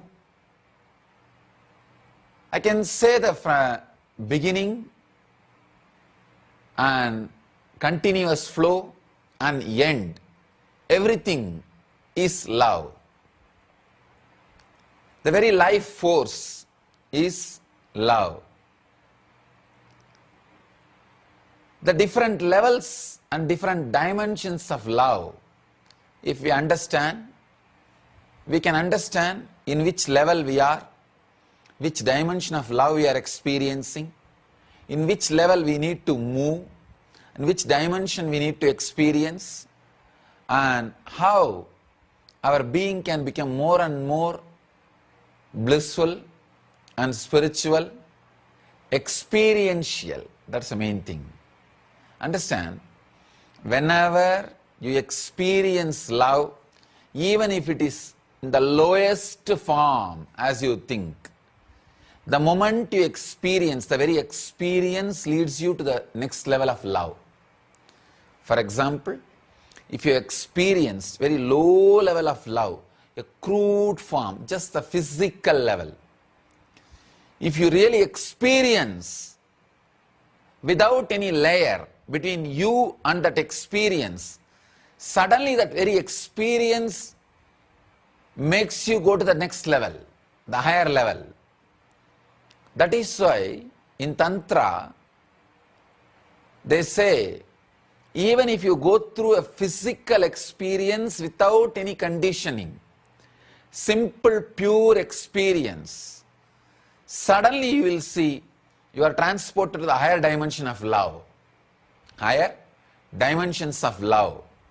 So, whether it is lower or middle or higher or highest, any form, if the love is experienced, it leads you to the higher level. But without experiencing, if you are just intellectualizing, just going on thinking, even if you are thinking about the highest form of love, just thinking will not make you experience. So, that is why I feel more comfortable to say love is God than Prajnanam Brahma. Prajnanam Brahma means the knowledge, consciousness, that is God. Both mean same. When you say whether love is God or consciousness is God, both mean same. But the word love is God can be more applied in your life. The word love is God is not just a declaration, it is a technique also. If you start experiencing love, even in the lowest form, directly, it will lead you to the higher and higher and higher spaces. If you are only intellectualizing, conceptualizing, thinking about the love even in the highest form, it won't be leading you anywhere. That is why the people who go on thinking the Prajnanam Brahma, consciousness is God, knowledge is God, superconsciousness is God, they go on creating the different intellectual layers, but never experience love. Only a personalities like Shankara who experienced love, when he says Prajnanam Brahma, it is experience, it is truth. Ordinarily, without experiencing the love, if you just go on repeating the word, the higher consciousness is God, Prajnanam Brahma, it is just nothing but a word, verbal game, pandits playing. So, first start experiencing the love even if it is in the lowest form. Whatever form it is available in your inner space, start living it. Our senses have lost its truth. Our senses have lost its purity. First thing you need to do, if you want to experience love, purify your senses. Means be alive in every sense. If you are looking, look intensely. If you are smelling, smell intensely. If you are listening, listen intensely. If you are touching, touch intensely. If you are tasting, taste intensely. Nothing. A simple technique I can give you to heal others. When you want to heal others, put your hand on that person. Just only feel the area your body is touching his body. Just be alive only in that zone. Forget about all other parts of your body, his body. Just be the touch. You will see, whenever you become just the touch, your love oozes out, radiates through the touch. When you become just look, your look will radiate love. When you become just listening, your listening will radiate love. If you just radiate love through the touch, just become the touch, you will heal the other being. You will heal the other person. You will radiate love. You will just radiate life. Removing the conditionings about the love. Either you are taught, if you love, you will be caught in bondage, or if you love, it will lead to suffering. What was the formula taught to you about love? That is a very major, important thing. How your love is going to end. Please understand. If you are taught right formulas about love, you will not have conditioning. If you are taught wrong formulas about love, that very wrong formulas will not allow you to relax in love. I have seen many people. They can't relax in love. They are not comfortable with love. So much of fear about love. So much of fear about love. They can't get into love. They can't relax into love. So much of fear. They'll think, oh, I don't know what will happen to this love. How it will end. Will it end in a wrong way? Will this person also cheat me? If you are made to believe very clearly that all your love will end in pain, it will end in pain. You will be waiting to end it in pain. Because whatever you believe, you want to make it as reality and see it. Please understand. Your personality is such, whatever you strongly believe, you will make it as reality. So, if you are strongly believing love is going to lead to pain, you will see it leads to pain. It will lead you to pain. Conditioning needs to be removed about the life, about the love. Then you will experience the pure love directly. Do not have the conditioning. Your love will lead to suffering, or your love will lead to joy. Just be simple, straight. Let me see to what it leads. Let me see to what it takes me. So when the love happens in you, just be a pure love. That is why I am saying, the ability to live in utter insecurity, to go with the love, to go with the flow of the love, makes you experience the real love, real life. Please understand, even if you are attached to life too much, you will not be able to love completely. The love will not be an experience in you. I have seen people, when they are attached to the particular secured way of life, they kill love in them. They decide, no, if I say yes to love, this secure life is in danger. Love is wilderness. Sometimes when it comes, it really happens in you like a wildfire. It happens in you like a wildfire. When you enter into that wildfire, even if you experience an ordinary hormonal way, a lust, suddenly you will see that lust gets burnt. See, there is a beautiful sutra in Bhagavad Gita, Brahmarpanam Brahmahavihi, Brahmagnau Brahmanahuti. See, when the real love happens in you, even your hormonal feelings, lust, when it comes along with the love, pour it in that pure love. Even the hormonal torture, the ordinary sex, the need for ordinary physical pleasure, when it is poured into the love, it will be purified. It will just be completely be purified. Attachment to life does not let you to burn yourself in the love. The pure love takes you beyond life and death. I can say pure love is Jivan Mukti, living enlightenment. There's a very beautiful story, the life of Shankara. It's a very beautiful story.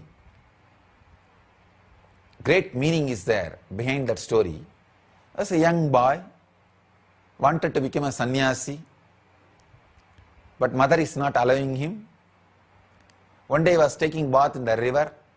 A crocodile catches him and he is about to die.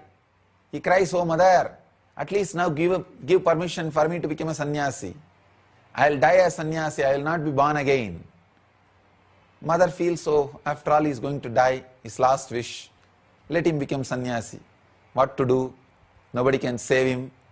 So she says, "Okay, you can become a sannyasi." The moment Shankara decides, "I am becoming sannyasi, I am a sannyasi," then suddenly the crocodile disappears.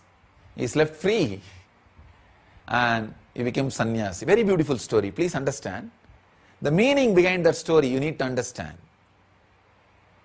Mother is attachment to life. Mother is the attachment to life. Please understand. Life in the very lower form. Very lower form. Because the mother who is not allowing a son to become a Jivan Mukta, sannyasi, means she wants to possess him. She wants to keep him with her, under her. Please understand. The mother's womb may be very cozy, safe, great place to grow your body. But after 9 months, if you continue to stay there, it is neither good for you nor good for the mother. When time comes, you need to come out. Same way, psychologically, when time comes, you need to move out. You need to take your own responsibility. Mother who does not want to deliver the baby physically is harming the baby. Same way, mother who does not want to deliver the baby psychologically is harming the baby. Mother, the attachment towards life, an ordinary attachment towards the life. But his love for enlightenment means the pure fire of love is so strong, he is waiting for the situation. Then death happens in him. Means, please understand, whenever a small attachment for life tries to possess the pure fire of love, the love feels it like a death. Possessiveness is death for pure love.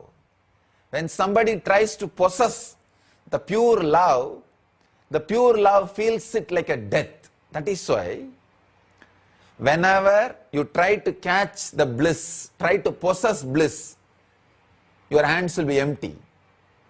Beautiful breeze. If your hands are open, it will be on your body. Try to catch the breeze.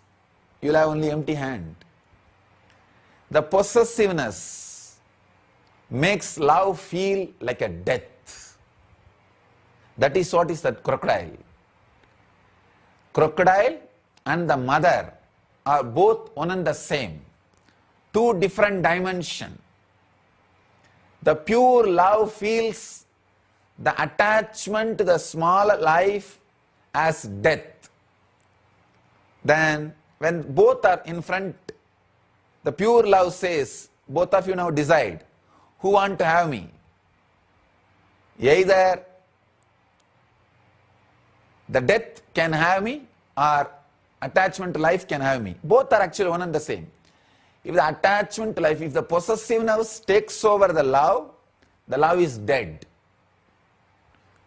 So if the possessiveness is taken over, if the possessiveness takes over the love, if the love is taken over by the possessiveness, it is death. So Shankara says, at least in death, allow me to be as I am. He requests the possessiveness. He requests the attachment to life. Suddenly attachment to life understands, yes, I am destroying him. Anyhow, if I stay with him, he will be destroyed. Let me move out. Let me relax. Let me settle down. Please understand, Whenever you possess your lover, you are killing the love in him or her. You are reducing that person to an ordinary person. The joy which you had around him or her will simply disappear. Possessiveness reduces beings into matter. When the attachment to life understands, if it continues to possess love, pure life, it will reduce that into the death. It relaxes, lets go. When the possessiveness is gone, death also has gone, the life, the love achieves enlightenment. That's the significance, meaning behind this beautiful story. Understand? It's a very beautiful story. Just see, when mother says, all right, you can become sannyasi, I'll lose my possessiveness over you, I give you the freedom. Suddenly death disappears. Crocodile is not there. Death is not there. When you take the possessiveness away from the love, suddenly love becomes enlightenment. When you take your conditionings away from the love, love becomes enlightenment. If you have any conditioning about love, love will lead to lust, or love will lead to suffering, or love will lead to joy, love will lead to bliss, love will lead to pain. Even if you have the conditioning, love will lead me to God, drop everything. Drop all conditionings. The first level you will see, love will lead to joy. That is the Muladhara level. Next, love will lead to safety, security. That is the Swadhisthana level. Love will lead to peace. That is the Manipuraga level. Worry-free life. That is the Manipuraga level. Love will lead to more and more love, energy. That is the Anahata level. Love will lead to bliss. That is the Anya level. Love will lead me to God. That is the Sahasrara level. But all seven are conditionings. Drop all seven. Love will not lead you to God. Love is God. The moment possessiveness, attachment for life is lost, death is lost, love is enlightenment. Love is God. As long as you think, even the idea, love will lead you to God, it will not. You are caught. So drop all conditionings about love, all statements about love. Make your body ready, pure, to experience love in any form it happens in you. First thing, make your mind ready to experience love without any conditioning as it happens to you. You will see love is God. Love is enlightenment. Love is Jivan Mukti. There is a beautiful question here. Swamiji, you said love activates matter. How can love activate matter and make it move?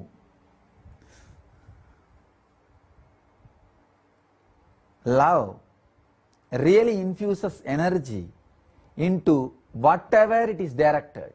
Please understand. If you direct love towards anything, whether it is a person or matter or plant or animal, anything, it gets infused with energy. There is a beautiful story connected to Paramashivoham that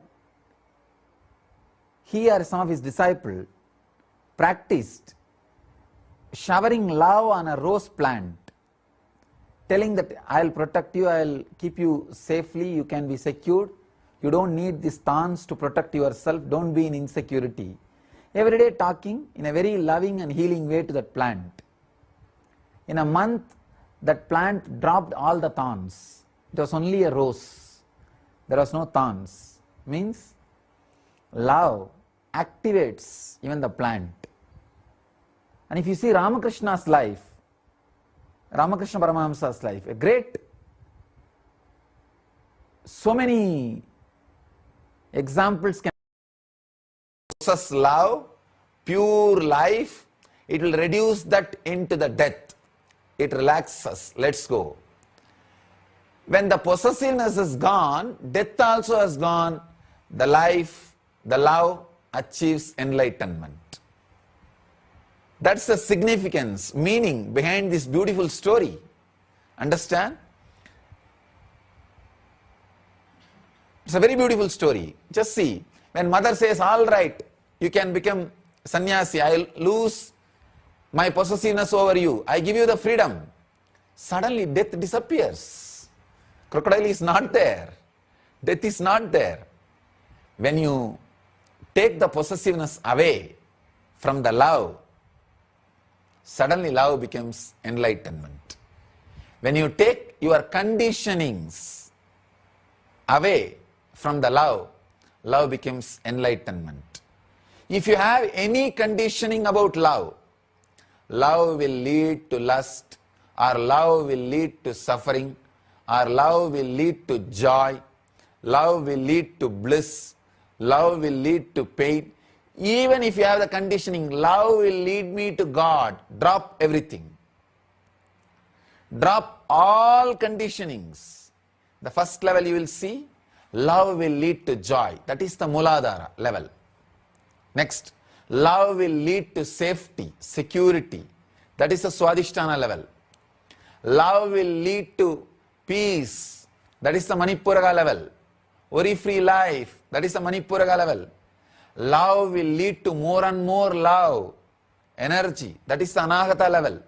Love will lead to bliss. That is the Anya level. Love will lead me to God. That is the Sahasrara level. But all seven are conditionings. Drop all seven. Love will not lead you to God. Love is God. The moment possessiveness, attachment for life is lost, death is lost, love is enlightenment. Love is God. As long as you think, even the idea, love will lead you to God, it will not. You are caught. So drop all conditionings about love, all statements about love. Make your body ready, pure to experience love in any form it happens in you. First thing, make your mind ready to experience love without any conditioning as it happens to you. You will see love is God. Love is enlightenment. Love is Jivan Mukti. There is a beautiful question here. Swamiji, you said love activates matter. How can love activate matter and make it move?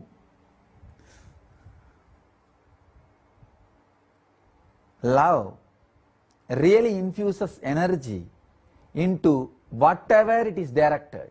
Please understand. If you direct love towards anything, whether it is a person or matter or plant or animal, anything, it gets infused with energy. There is a beautiful story connected to Paramashivoham that he or some of his disciples practiced showering love on a rose plant, telling that I will protect you, I will keep you safely, you can be secured, you don't need these thorns to protect yourself, don't be in insecurity. Every day talking in a very loving and healing way to that plant. In a month, that plant dropped all the thorns. It was only a rose. There was no thorns. Means love activates even the plant. And if you see Ramakrishna's life, Ramakrishna Paramahamsa's life, a great, so many examples can be given. One, how he related with that Kali's deity, Kali's statue. It is not a statue for him anymore. Just because of his intense love, the matter has become energy, alive. in his many experiences he shares, when he gives food, he saw mother eating. And when he touches the nose and feels, he says, I saw Devi breathing. And there are so many strong, solid experiences to prove that love activates matter. Love makes the matter alive. In Karnataka, there is a place called Udupi. There is a great saint Kanagadasa. When he went to have darshan of Krishna, Krishna turned. The whole deity turned and gave darshan to him. It is still called, that hole through which Kanagadasa had darshan is called Kanagana Kindi, means the window of Kanagadasa. Still, Krishna gives darshan to the whole world through that hole. So please understand, there are thousands of evidences where love activates the matter. You can try even in your life. The plant or tree or river with which you are living. Every day sit with them for 10-15 minutes. You don't need to talk, but just feel a deep love for them. The nature, the hill or the river or the tree. Just have a deep feeling, connection, love. 10 minutes every day sit. Suddenly you will see that you are able to relate with them, they are able to relate with you, and communion will start. First it will be communication, then it will become communion. So love makes matter alive. When you shower love, matter becomes life. When you take away the love, even life becomes matter.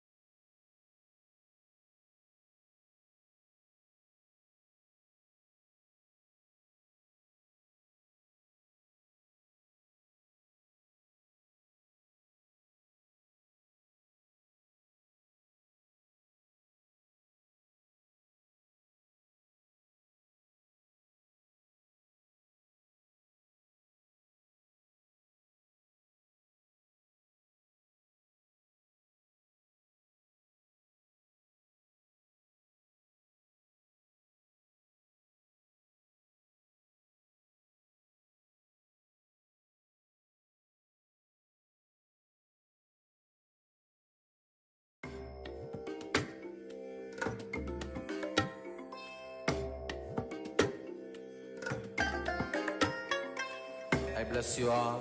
Let you all open all your three eyes and manifest the powers of Mahasadashiva. Om Nithyananda Paramashivoham.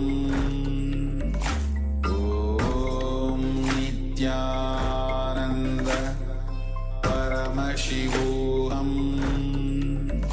Om Nithyananda Paramashivoham.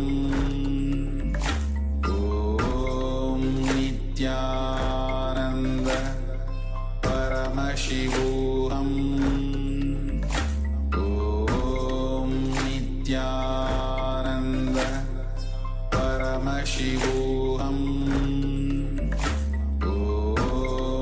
Nithyananda Paramashivoham. Om Nithyananda Paramashivoham. Om Nithyananda Paramashivoham.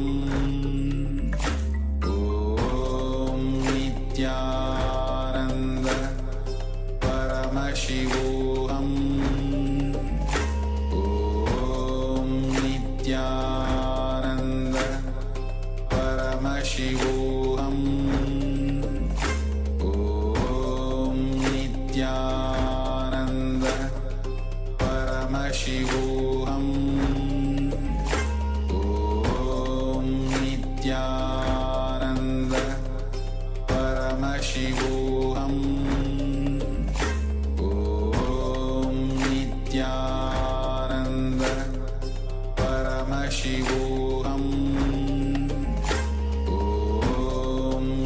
Nithyananda Paramashivoham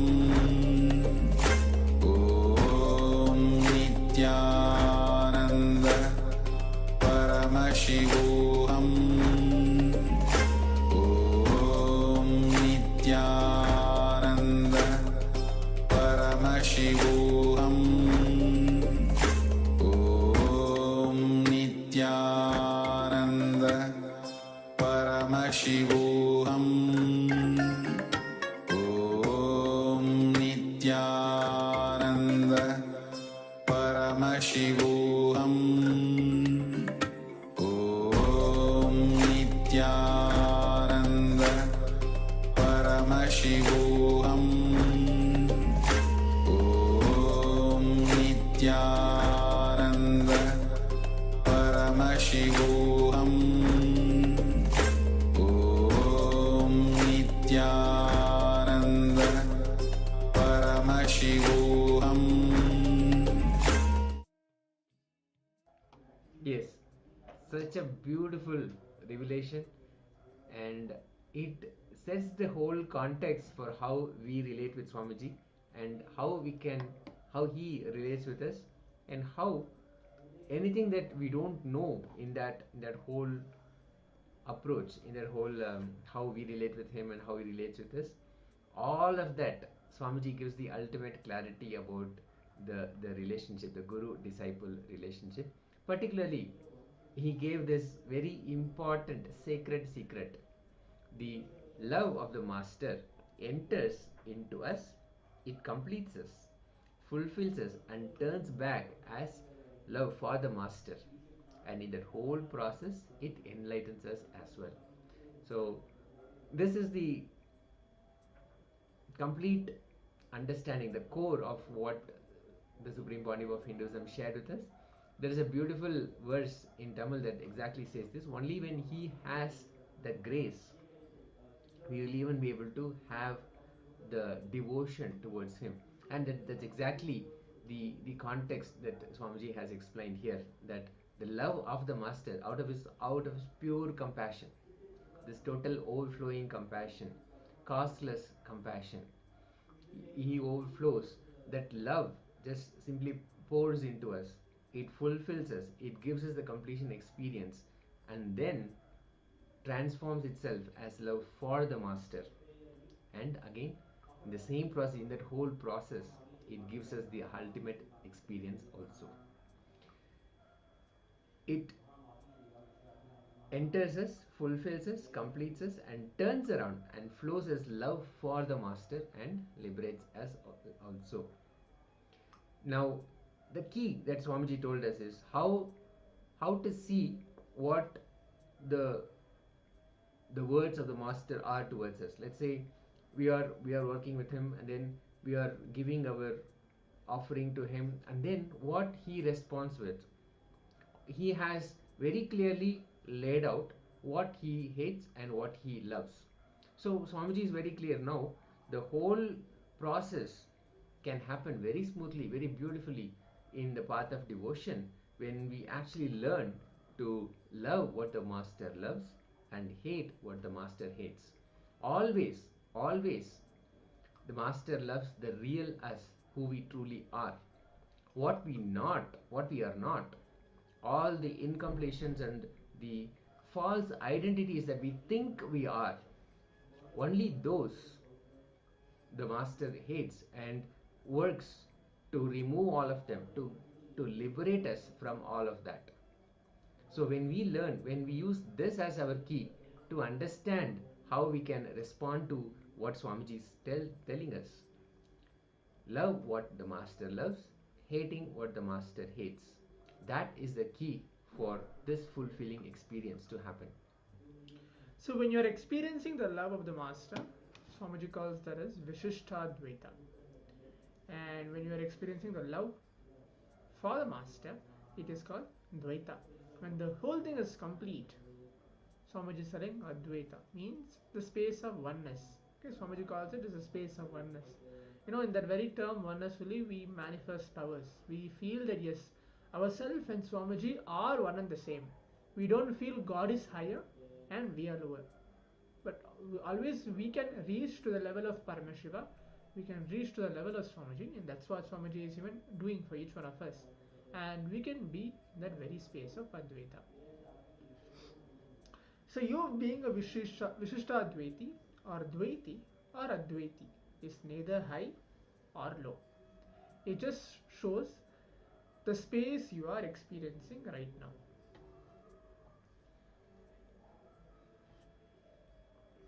So when love of the masters flow into you, okay, Swamiji's love flows into each one of us, it can cause any reality we want.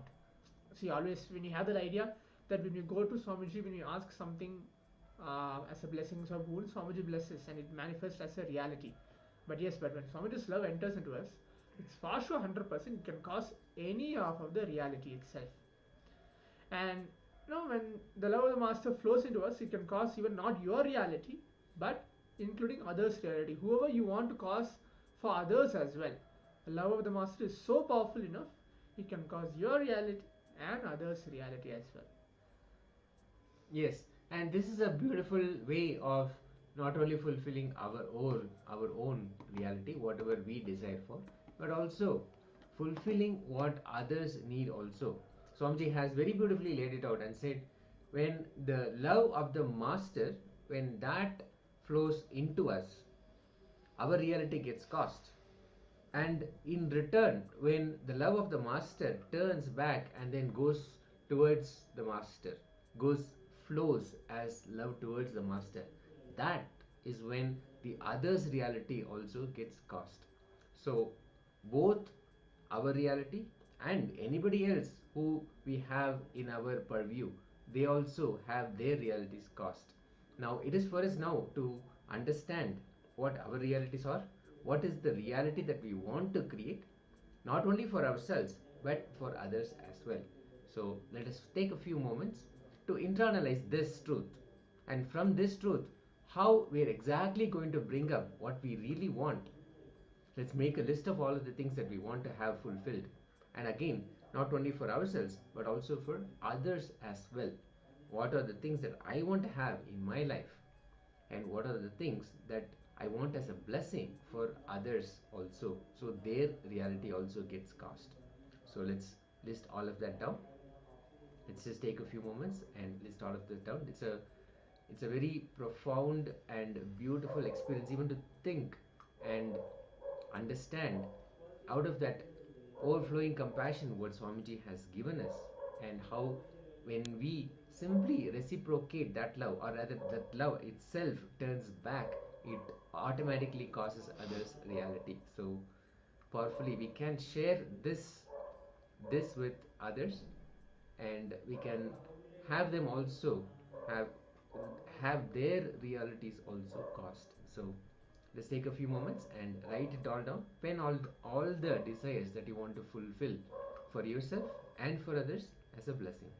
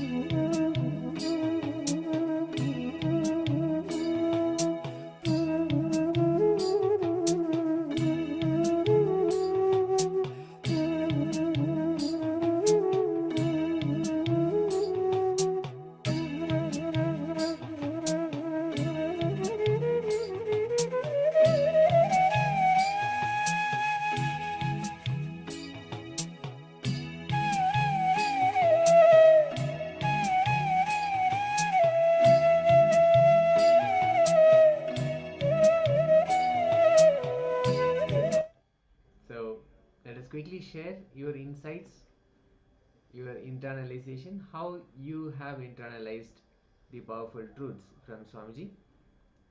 Let's quickly share before we enter into the power manifestation. Such powerful cognitions about the love of the Master, how it enters us, fulfills us, completes us, then turns back and comes out as love for the Master and fulfills our reality, causes our reality and the reality of others as well. So I hope all of us have written our desires, whatever we want to fulfill, as a blessing from Swamiji. So let us share if we have any insights.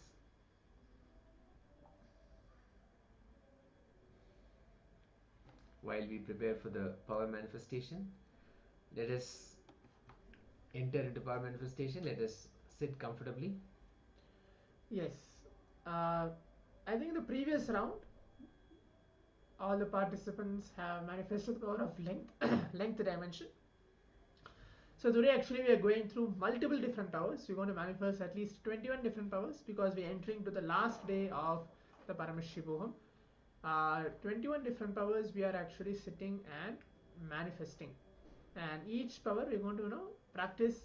We're going to see that where we are actually can put ourselves into it and see where we are manifesting fluently, because when we go back we should be as Paramashiva. This entire 21 days for us to have a super conscious breakthrough, for us to experience that we are not the identity who we are something beyond that. That will happen only during this power manifestation sessions and the initiation, of course. So in this round we are going to manifest the power of consciousness over matter. I hope the participants know that we have been manifesting in the previous days as well. So you're going to quickly bring an object, come and be seated. Any object, the best is coconut if possible, otherwise any simple object for you to hold in your palms, right? Anything you can quickly bring and come and be seated.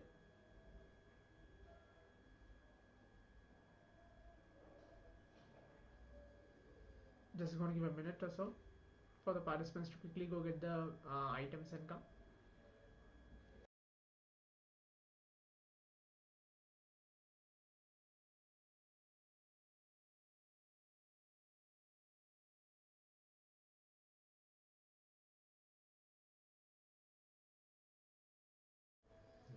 Yes, so yeah, I hope the participants have brought. Let's sit now. Just remember Swamiji through our third eye. You can either hold in your left or right. Anything is fine. If you feel that it's taking time for 5 minutes, I'm not able to hold the object on the left, you want to switch it, you can gradually switch to the right and make sure you are in that very space. Continue in that, be in the space of oneness. Okay. So sit and chant Mahavakyam Om Nithyananda Paramashivoham to allow Swamiji's manifestation to flow through us. And let's allow the manifestation to happen. Let's chant the Mahavakya now. Om Nithyananda Paramashivoham. Om Nithyananda Paramashivoham. Om Nithyananda Paramashivoham. Just sit and allow the manifestation to take place. Let's begin now.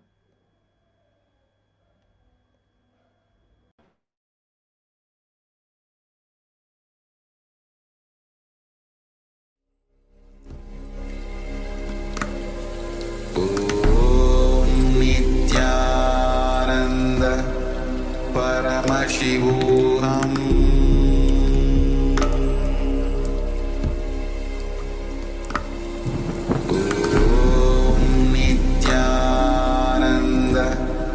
Paramashivoham.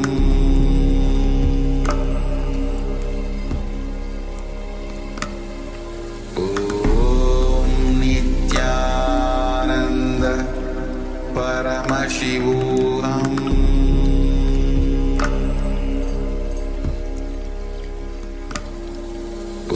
Om Nithyananda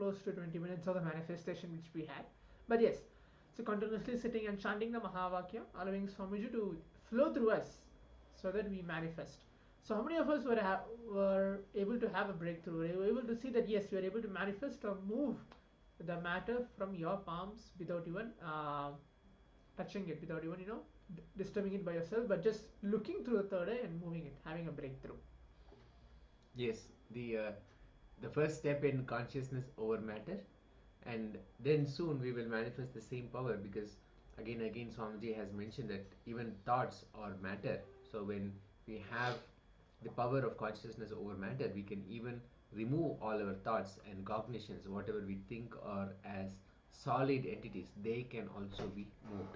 It's a very powerful technique, and when we actually start here with manifesting the power through a coconut or any round object that you may have, you will see the power of consciousness in action.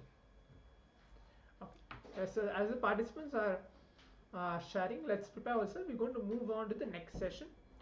In this session, we learned on love, how Swamiji's love, the Master's love, flows through us, comes back to him as a love for the Master, and it fulfills us as we can experience the oneness space. And in that oneness space itself, we manifested this power of consciousness or matter. So in the next segment, we're going to understand and learn about enlightenment. What is enlightenment, why enlightenment, and how to experience enlightenment. It's going to be a session from Swamiji himself. So let's provide our complete listening as we begin listening directly from Swamiji on the very topic of enlightenment, how to live it, practice it, and ultimately reach the space of enlightenment itself.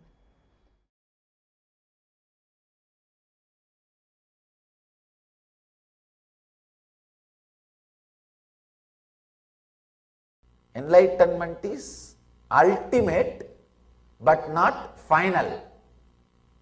The ultimate goes on happening every moment in you. So, word enlightenment should be used as enlightening.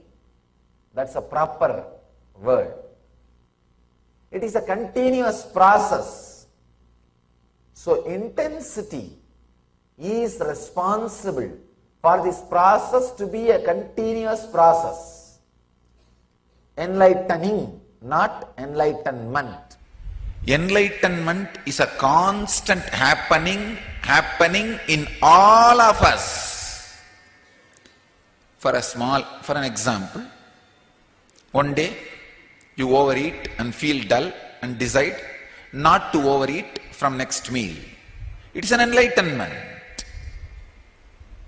And you feel the cloth is hurting you, you loosen it, adjust it, decide to wear better clothing next time, which will not hurt you. It is enlightenment. Chappal is hurting. You decide, oh, I should not be wearing this, and change it. It is enlightenment. And you feel some particular thoughts constantly harasses you, haunts you, depresses you, and you decide, let me not have it again, or let me know how to handle it again. If it comes back, let me unclutch, or let me disclutch, or let me destroy. This is enlightenment. I tell you, constantly enlightenment is happening in all of you. Every moment, the updating happening in your body, mind, emotion, consciousness is enlightenment. If you decide, oh, I am having back pain and knee pain today, tomorrow I will do yoga and see that my body becomes strong, it is enlightenment. So any furtherance towards the superconsciousness is enlightenment. Even keeping your body comfortable is enlightenment. Understand? Whenever you add luxury to your body, you are destroying it. You are not keeping it comfortable. If your clothes are hurting and you are deciding to wear better clothes which does not hurt, is enlightenment, means keeping it comfortable. But when you add luxury, you add some things which will not keep your body and mind comfortable or happy forever. That is luxury. That is not enlightenment. Understand?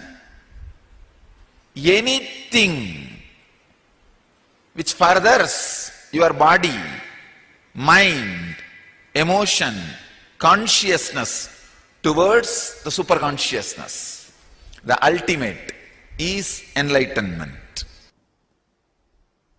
You don't need to do anything in your life if you want enlightenment, health, $1 billion, not million, billion, $1 billion, and beautiful relationships, everything, all the auspicious things you aspire, all the auspicious things you think you need in your life, I give you. See, please understand, when I say something, I'll be really practical. I honestly tell you, the day I decided I will not grieve, that's it. All these things started gathering around me. Whether it is a good physical health, or mental health, or joy, or emotional health, beautiful ambience to live, or the wealth, everything simply started gathering around me. If you get into a coal mine, or the place where they keep the charcoal bags, if you go in and come out, naturally the black dust will be on your body. Same way, just decide this one truth: I will not suffer. That's all. Enlightenment will sit on you like a dust. Any truth makes you understand the value of life, expands your consciousness, and it is a direct method for enlightenment. Even a simple thing, if walking 10 steps is going to make you breathe more easily, understand it is method for enlightenment. If bending your body is going to make you live pain-free, more comfortably within your body, understand it is a method for enlightenment. Anything which expands you is method for enlightenment, method for Jivan Mukti, the ultimate freedom, the ultimate. Now two things, qualification and wanting. Understand, even if you are not qualified, it's okay. There is no qualification actually. There is no qualification. But the deep wanting it, feeling that I need it, that should be there. There is no need for any qualification. People ask me, Swamiji, what all you did to achieve this enlightenment? I promise, I had all problems which you are having. When I say all, I mean capital letter ALL. I am not having my own meaning. Don't think that if you inquire about that all, then I will hide some portion. No. When I said all, I didn't mean it like that, like this, no. I am very clear. I had all, ALL. All problems which you have. Not able to trust the existence or not able to trust yourself. These are the few problems, the major problems. I had everything. All I can say, there is no qualification for enlightenment. See, I can tell you from my experience, enlightenment does not need any qualification because I did not have. I did not have any qualification. For somebody to win a lottery, there is no qualification required. All you need to do, buy a lottery, that's all. That is the only qualification. Can anybody say, no, I worked, went all the way to the market and paid $1 and bought a lottery, that is why I won $100 million? No. The work which you did, is too small for the result which you got. So enlightenment is always a lottery. It is always a lottery. Understand? Never. Once that experience happens, you will understand. You will really know the truth. It is just a blessing. Whatever you do will be nothing more than buying lottery ticket. Person who bought a lottery ticket cannot say, it came to me because of my hard work. But the fools, we always brag. Once it happens, we always find some reason to connect. No, I was also qualified. I was also qualified. But the enlightenment does not need any qualification. It does not need any qualifications. Great master Ramana Maharshi says in one of his stotra to Arunachala, I gave me and got you. Who is the winner? Who is intelligent guy? He says, I gave me and got you. Who is intelligent guy? So enlightenment, you can have enlightenment by giving you. See, giving you is not equal thing for what you received. Even if you have given your whole life, it is nothing more than buying a lottery ticket. Buying a lottery ticket does not mean you have done everything to achieve the result, to win the lottery. To win the lottery. After it happens, you will understand it's just a pure grace and blessing.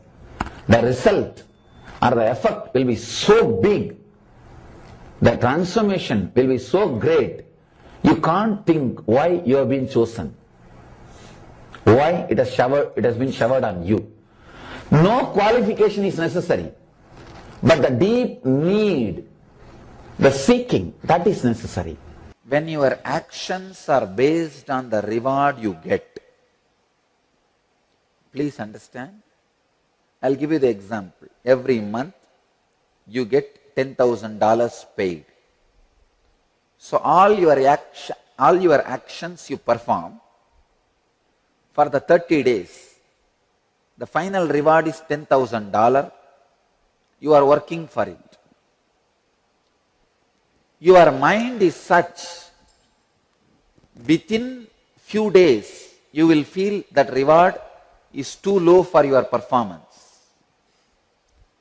Even suddenly if it raises to $100,000 per month, within next few days you will feel it is too low for your actions, too less reward. Mind, by its nature, constantly makes you feel all the reward you get is too less. Even if you get this whole world, you will feel it is too less for your very existence. You don't need to do anything. Just because you are here, you are breathing, you feel the whole world is supposed to be at your feet. That is the way mind works. It is so unfortunate. The next step is the most unfortunate thing.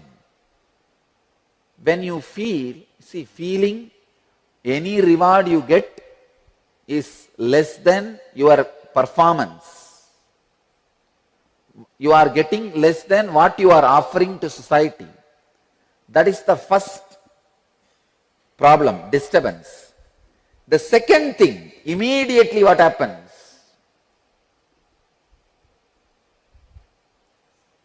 You start reducing your performance. If you are a software engineer,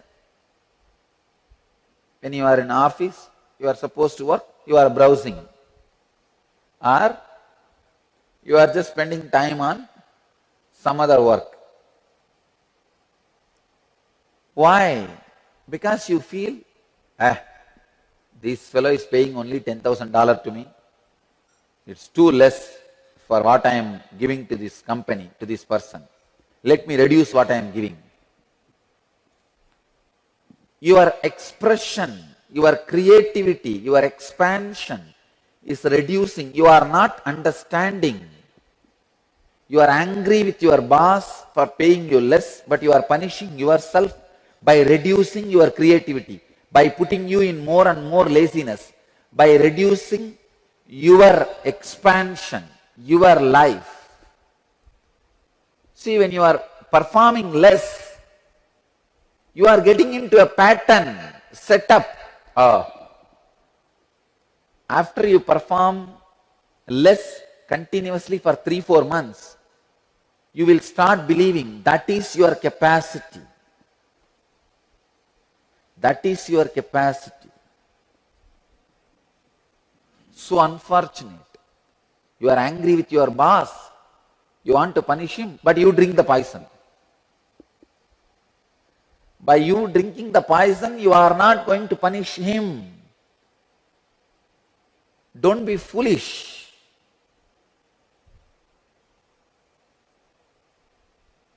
It is so unfortunate when people start disturbing, destroying their own creativity, productivity.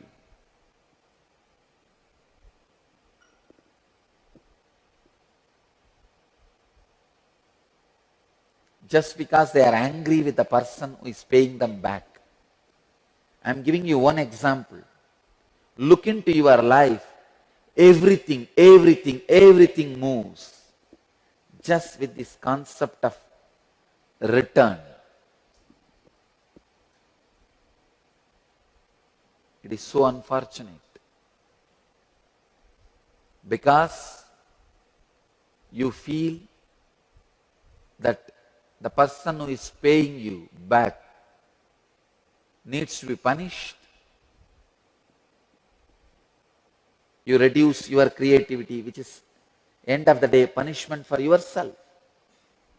I am giving one example of the boss. I can give you the other example in an expanded way. Slowly you become angry with the whole life. You feel your wife is not giving you the love back which you are giving. To your children, the love you are offering, they are not giving back. Whatever you are offering to your friend, you feel he is not responding back. Whatever you are giving to society, you feel society is not giving you back. Understand? When you are angry with the friends, angry with family, angry with your society, you stop radiating love. It is so unfortunate. When you stop radiating love, you are punishing yourself. You get into a mental setup, a trend, personality.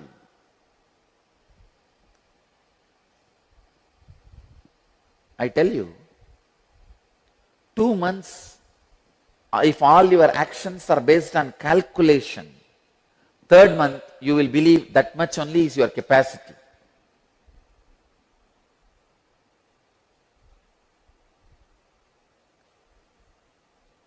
Just try for 2 months without planning or calculating how much you get it back. Go on giving love, courtesy, help, service. Decide. Please understand, 100% of you are in a frozen prison of this calculation of giving and taking. Functioning based on this calculation of what I receive. I'll call that mental setup as the prison. This functioning is called prison. I tell you, break this prison, you will feel real freedom. 48 days. You go on giving whatever you can without bothering about whether the other person is reciprocating or not. Without expecting reciprocation from the opposite side. Your time, your energy, your understanding, your love, your help, whatever you can give. whatever way you can radiate your creativity. Understand? I am not saying only in voluntary service. I am saying even in your regular job. Whether your job in which you are getting money as paid, money as a salary, or some smile, support, that as a reward, whatever it may be. Whole day, whether you are doing your paid job for which you are paid, or you are doing some voluntary service, or you are giving your love to the family, in every moment, decide for 2 months, I'll go to my extreme. For 48 days, I'll go to my extreme without bothering about how the other person is responding or reciprocating. In these 48 days, you will be at least 3 times more energetic, alive, intelligent than you are now. I can give you how to become 3 times better than you. Because you are caught with this one mental setup. See, this is what the first thing you learn in your life. How much you are given back, only give that much. It's a huge unconscious net where all the fishes which are souls are caught.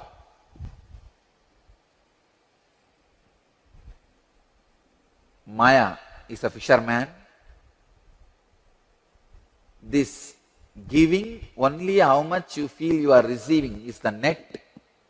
All of you, the souls, are the fish he is catching. If you get caught in the net, you are bound. One day he will just take you out of the water and eat, that's all. Break from this one net. The moment your mind is unconsciously planning, he reciprocates only this much, why should I? Understand, visualize you are in the net. You are in the net thrown by Maya. Let your fight with non-performance be the standard of measure. You may then ask, how can I work? I need some inspiration to work. You are fighting with non-performance. You are fighting with the shrinking feeling. You are fighting with the laziness. You are fighting with the non-creativity. Be the source of inspiration for you to live. People always tell, no, if the reward is not the source of my reason for performance, why should I perform? If I should not expect result, why should I perform? Understand, perform to break free from the inherent laziness you are carrying, inherent tendency of shrinking,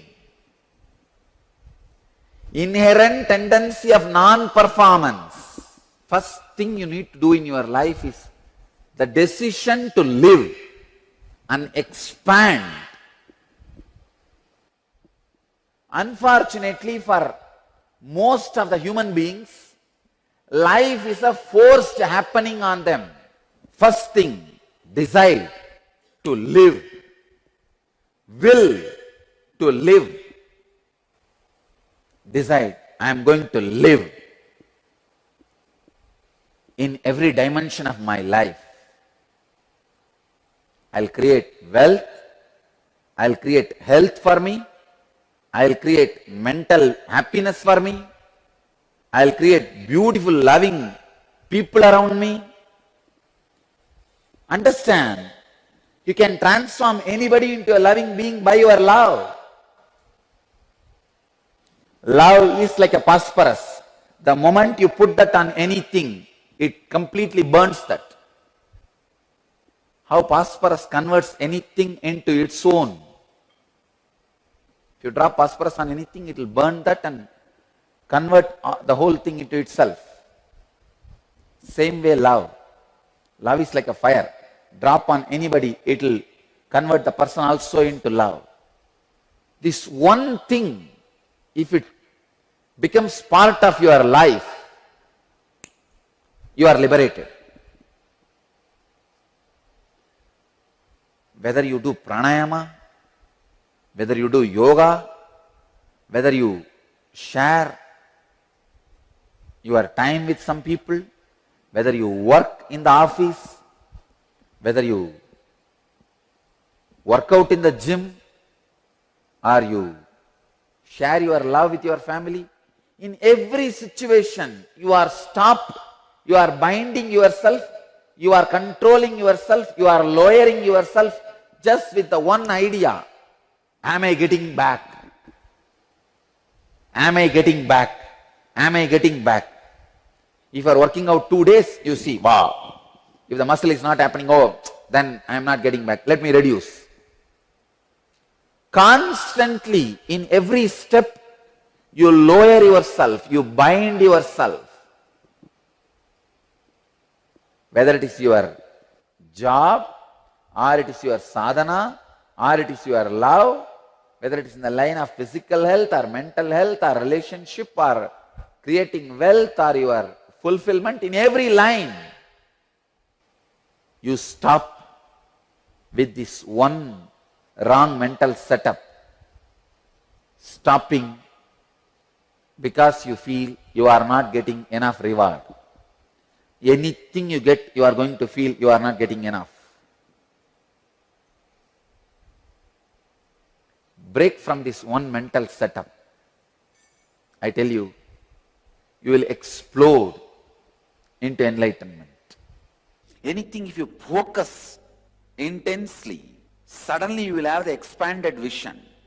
But without giving the attention, or without having the enough samana energy in your body to grasp the complete understanding. I'll give you this one example, then you will be able to understand. If you churn the curd, you will get the butter. Out of butter you can make ghee. Same way, if you churn your body with 1200 long breath, the butter which comes out is samana, the most subtle energy which gives you the understanding, which makes you constantly remember the ultimate truths. See, for example, when you sit and remember, you are God, the whole universe is made out of your imagination, it is made out of same stuff in which dreams are made. When you are having all these understandings, the precise day-to-day activities which need to be done precisely, you don't do. Or when you do the activities which needs to be done precisely, when you are doing them, you don't have this remembrance of the complete truth, of the whole. Samana solves that problem. If the samana energy is built in your body, one side you will be able to do the precise work like a thinking and writing, calculating, doing mathematics. You will be able to do all the precise down-to-earth work. At the same time, constantly your brain, your inner space will be in every dimension of my life. I'll create wealth, I'll create health for me, I'll create mental happiness for me, I'll create beautiful, loving people around me. Understand, you can transform anybody into a loving being by your love. Love is like a phosphorus. The moment you put that on anything, it completely burns that. How phosphorus converts anything into its own. If you drop phosphorus on anything, it will burn that and convert the whole thing into itself. Same way love. Love is like a fire. Drop on anybody, it will convert the person also into love. This one thing, if it becomes part of your life, you are liberated.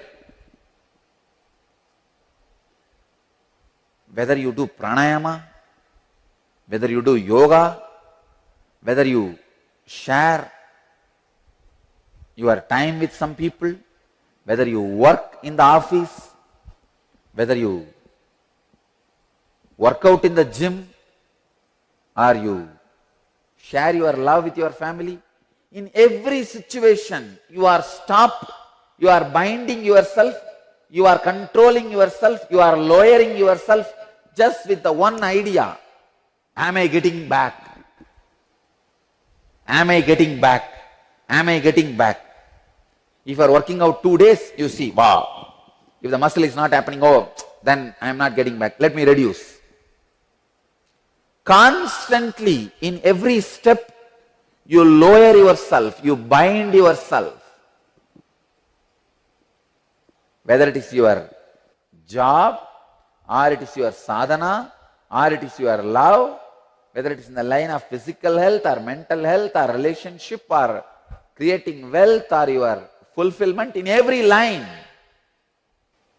you stop with this one wrong mental setup. Stopping because you feel you are not getting enough reward. Anything you get, you are going to feel you are not getting enough. Break from this one mental setup. I tell you, you will explode into enlightenment. Anything, if you focus intensely, suddenly you will have the expanded vision. But without giving the attention or without having the enough samana energy in your body to grasp the complete understanding. I'll give you this one example, then you will be able to understand. If you churn the curd, you will get the butter. Out of butter you can make ghee. Same way, if you churn your body with 1200 long breath, the butter which comes out is samana, the most subtle energy which gives you the understanding, which makes you constantly remember the ultimate truths. See, for example, when you sit and remember, you are God, the whole universe is made out of your imagination, it is made out of same stuff in which dreams are made.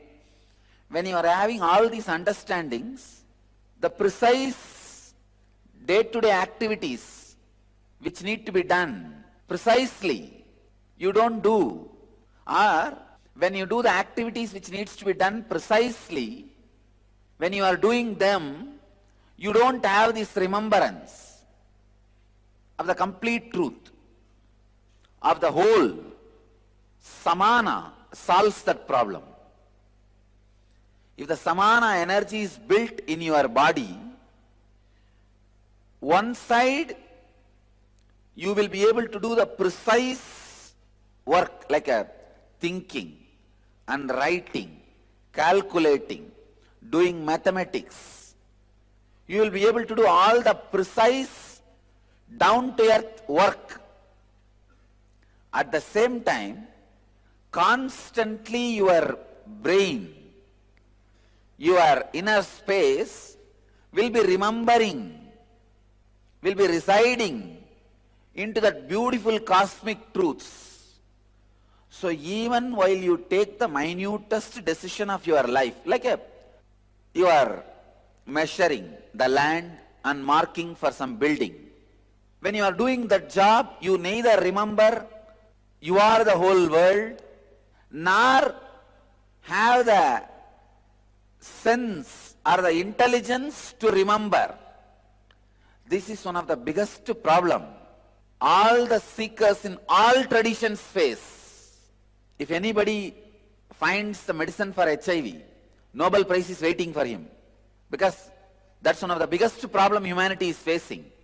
Same way, if anybody finds solution for this problem, during the minutest works, unable to remember the ultimate existence or the truth, is the HIV seeker's mind is suffering.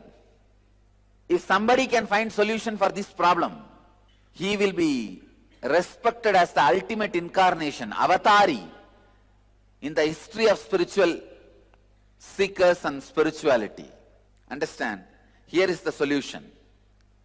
No practice will be giving you the maturity or the understanding, ability to remember the highest truths when you are doing mundane jobs, especially like thinking, strategy planning, preparing certain argument, or organizing your money, organizing your balance sheet, the corporate decision making. During all those moments, forgetting the ultimate, that was one of the biggest problems. This is the source of all other problems. See, just like HIV is not an independently a disease. That creates a situation where all other diseases can happen. Same way, non-remembrance of the ultimate during your day-to-day activity is the HIV. The moment that happens, all other problems, degradation, destruction, losing enlightenment, losing the truth, everything starts happening. Solution for this problem is, by your ordinary brain, you will not be able to do both. Your brain is not capable of that. So your brain needs to be added something else, some other chemical. That chemical is what I call samana. That samana gets added to your brain only when 1200 long breath happens in your system. Even if you have done it for 6 months to a year, that's enough. Then after that, it never leaves you. See, this 1200 long breath creates the samana energy in you. In your brain, it settles like a gold coating. All the subtle grooves becomes permanent. 6 months to 1 year. If the 1200 long breath happens, that's enough. Your system will develop the capacity, ability to remember the highest truths of your life, even while taking minutest, smallest decisions. Ramakrishna says very beautifully, how many work you may do, your inner space has to be constantly in that restful awareness. Of course, all masters say that. But this is one of the eternal problem, still unsolved in a practical way. Here is the solution. Even if you take 6 months of your life, nothing wrong. It's worth 1200 long breath per day. It can be happen by running or jogging or weightlifting. There's one more important method through which your breath can become long breath. When you do the same actions with responsibility. See, for example, you are cooking in our kitchen every day and feeding people. The same job, if you connect yourself with the whole picture, why am I cooking and feeding? People who come here are either seekers or meditators or serving the society. So I am serving them. When you take that larger responsibility, the same work you do as your own personally, with a personal feeling connection, as your own, it is your personal responsibility. Whenever you take the responsibility, the same action makes your breath long breath. In your breathing, the samana intake will only be 10%. When the same action you do it with maturity, suddenly the samana intake through your breath becomes 90%. Responsibility also can make your breath, the samana intake, drastically increase like 90%, and that also will make the long breath. So when you are responsibly working, even doing accounts or any work, those moments, how many breaths happen in you, that also will come under 1200 long breath. If you understand the whole vision, if you are working in a company, if you understand the vision of the company, and you are fitting with it, with the whole wheel, that chakra, that circuit, that loop, you are completing the loop with your whole responsibility. You feel responsible for the whole loop. Suddenly, the samana intake increases, the breath becomes long. If 1200 long breath does not happen in you, you will only become tired by remembering the higher ideas or trying to cope up with the pressure of the higher ideas in the real life. With 1200 long breath, the layer of lubrication is created on your brain, where all the subtle truths are constantly remembered by itself without you forcing yourself, and those subtle grooves are permanently locked by the gold coating. The subtle truths, higher truths create certain grooves in your brain. If the 1200 long breath happens, one, that samana makes the possibility for more subtle grooves to happen in your brain, means more subtle understandings constantly remembered by you. That's first. Second, the grooves which are created, those subtle grooves are permanently sealed, so that even during death, you don't forget the higher truths. This 1200 long breath is almost equivalent to your day-to-day meal. How you can't miss eating and how you don't miss eating, the 1200 long breath should not be missed. See, just like food creates little energy for your body to run, same way 1200 long breath creates the samana in your brain, which acts as a lubrication and takes care all your major decisions, and your life is done with higher intelligence. See, when you act with higher intelligence, what happens, the tension disappears in your day-to-day life. You don't feel suffocated or suffering. Life flows like a smooth understanding. Wow, what a free, beautiful flow. And everything you touch feels your sweetness. Your internal space is injected, infused in every object you touch. But I wanted all of you to understand this truth. Anything you touch, you infuse your inner space into it. The quality of your inner space is infused into it.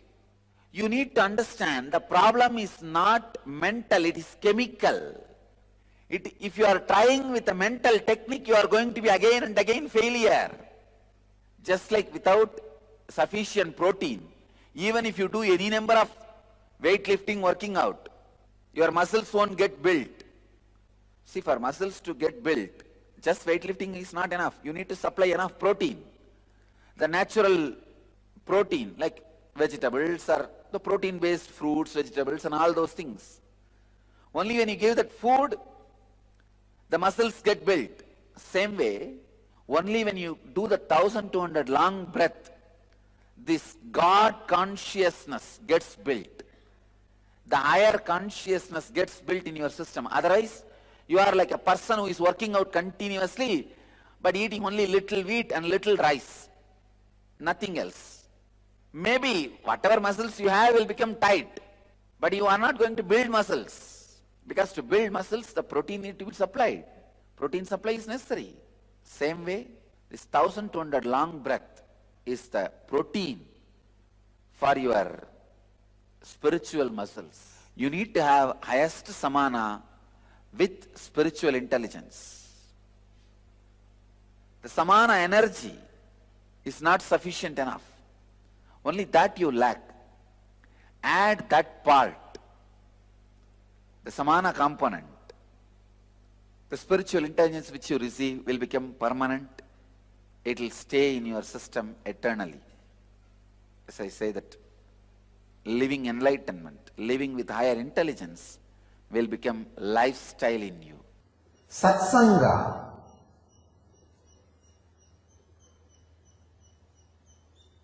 directly leads to Jivan Mukti, a straight method to Jivan Mukti. If I have to define Satsanga,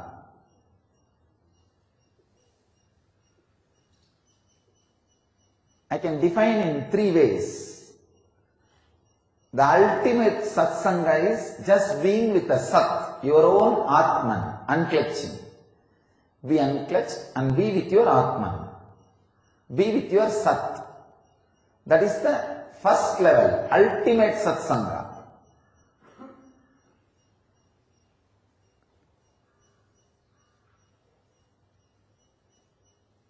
Whenever you are not able to do that, whenever you are not able to be in that space, then the second level Satsanga is be with the words of a person who constantly drives you towards the Sat, who is constantly reminding you to be unclutched. Please understand. Read the books which tells you not to waste your time in just reading the books.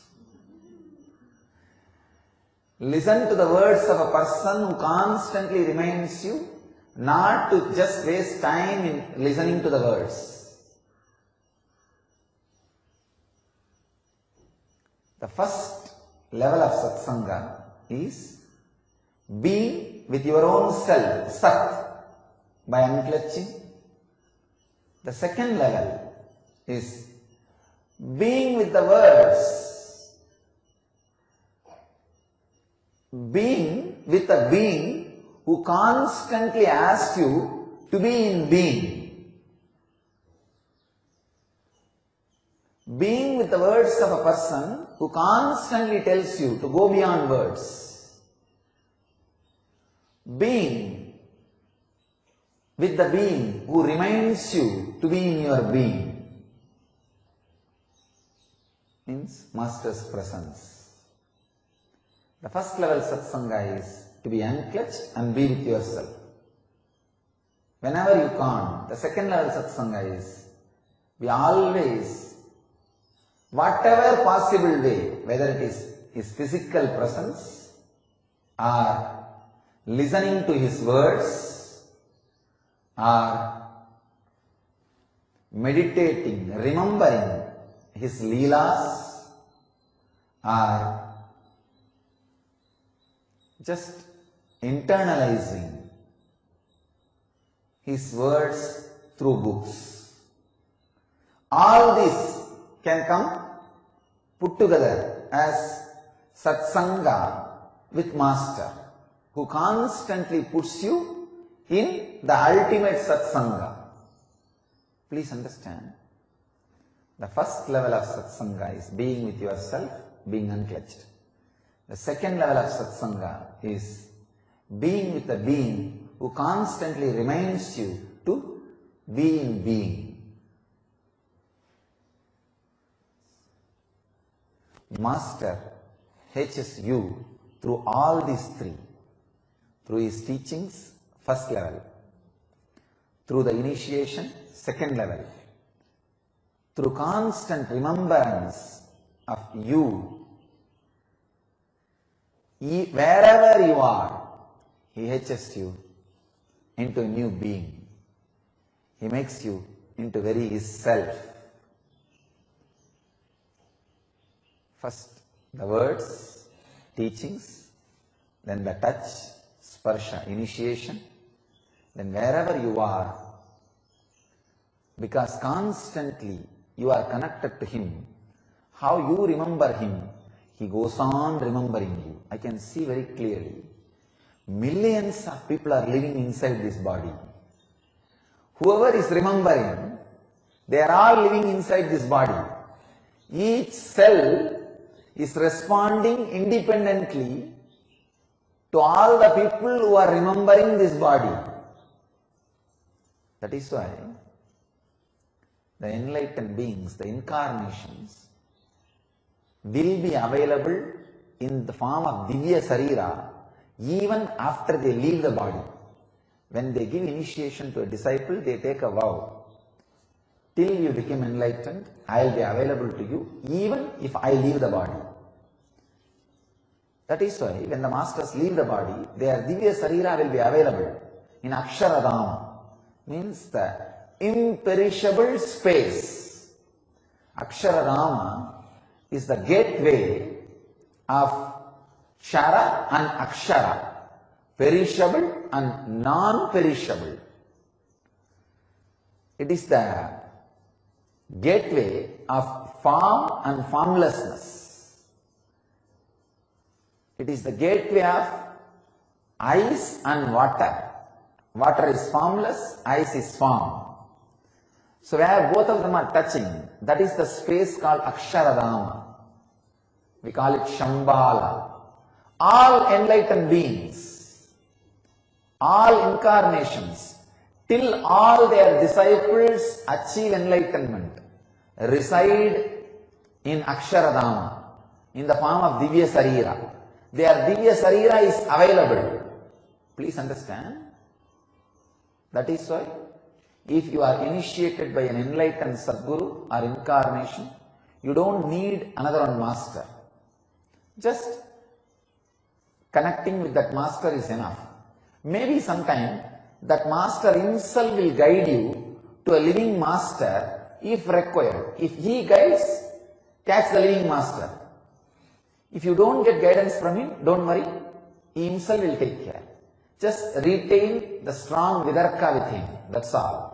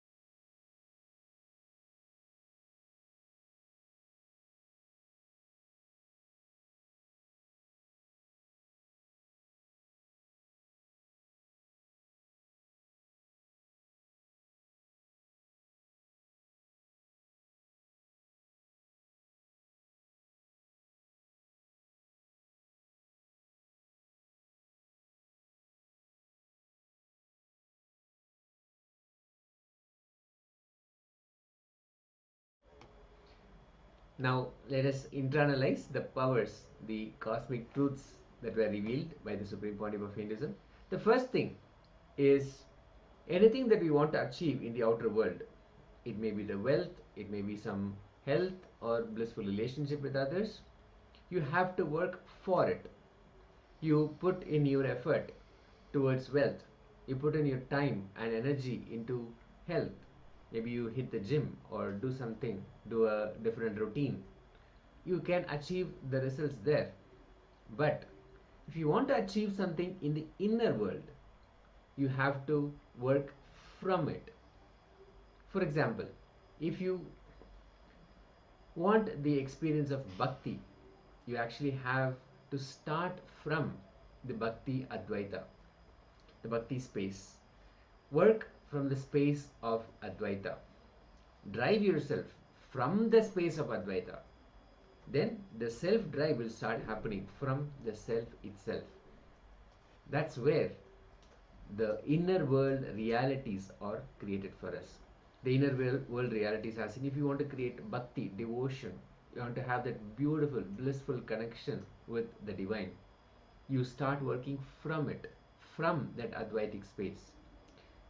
You may have seen that whenever we start our puja rituals, the rituals that we offer to the cosmic presence, various offerings, we start, at least the one of the declarations that we do is, even when I pray, I am Him. Which means we start from the space of Advaita. We declare Advaita first. I am Him. And then from that space, we start offering any offering that we make, any ritual, anything that we offer. So anything that you want to achieve, devotion or expansion or the leadership qualities that we are manifesting, creating within ourselves, in our inner space, it starts from that space of Advaita. Now let's enter into the first step of the internalization exercise.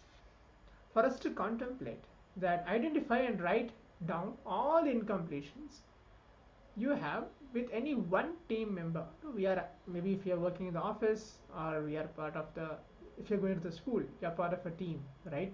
Or for sure we are part of some or other team in our life. But identify and write the incompletions with any one team member. We have 4 different steps, but we'll start off with the first step right now.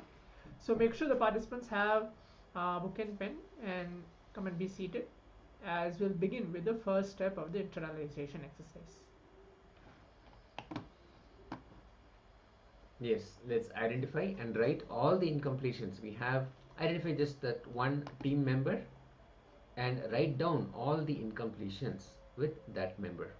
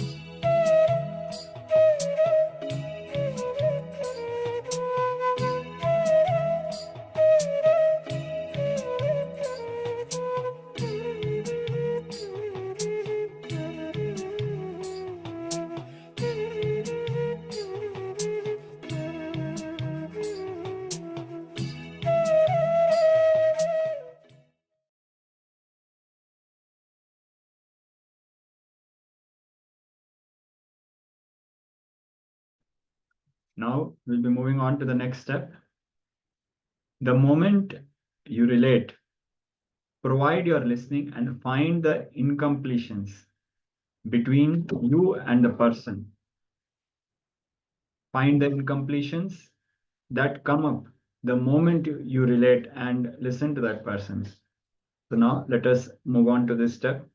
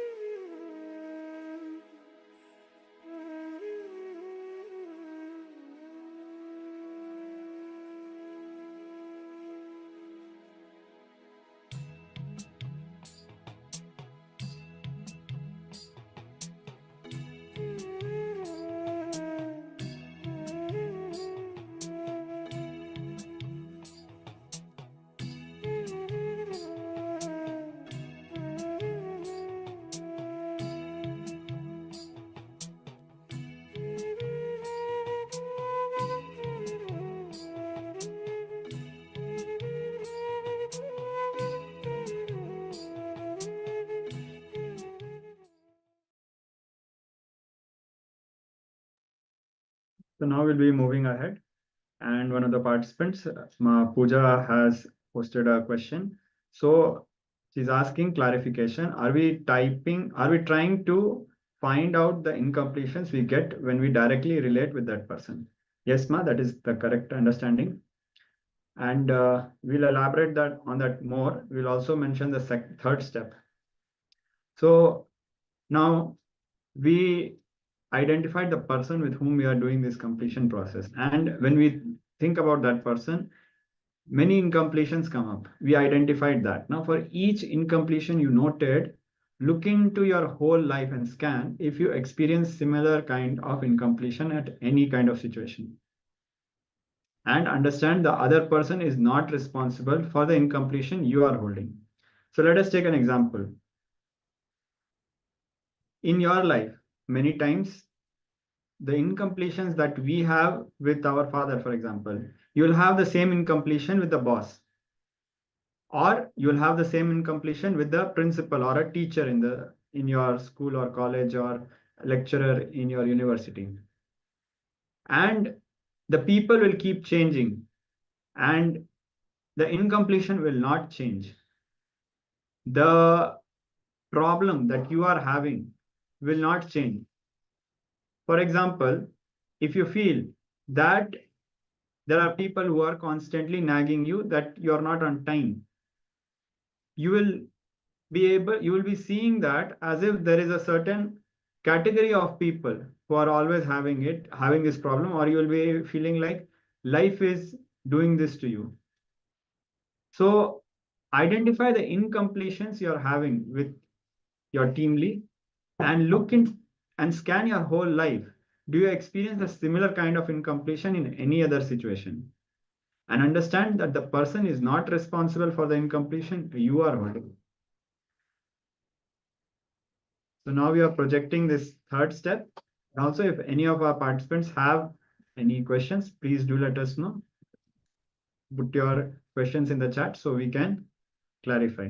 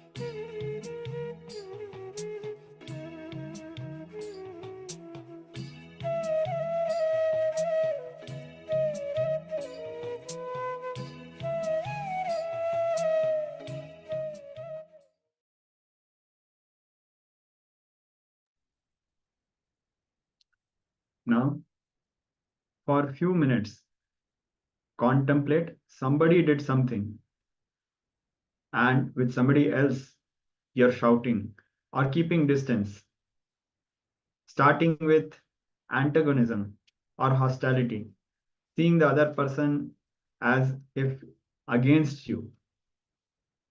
Contemplate on this happening, that an event happened with somebody, but you are keeping a distance with somebody else.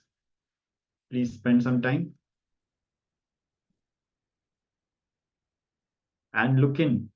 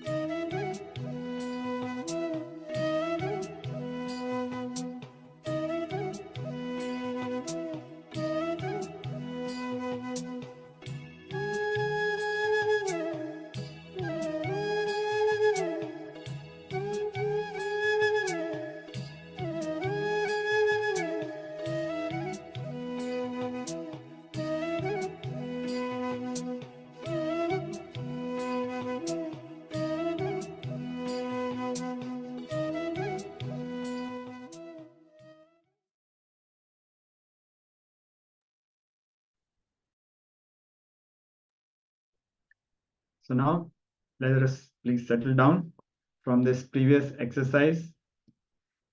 Please share your experiences. If you had any breakthroughs, any clicks, any powerful cognitions as you looked in, internalized, and looked in all your relationships and how you had a certain experience with somebody, but you carry the feeling towards somebody else. So please share your experiences in the chat. Now we'll be moving ahead with a round of power manifestation. So requesting all the participants to come on camera. Shri Maha Sarveshwara Ayya, Ma Nitya Shulini Durga, Ma Nitya Guru Prasadini, Zheng Hui, Ivy Wen, Ma Pooja Kumar. Please switch on your cameras.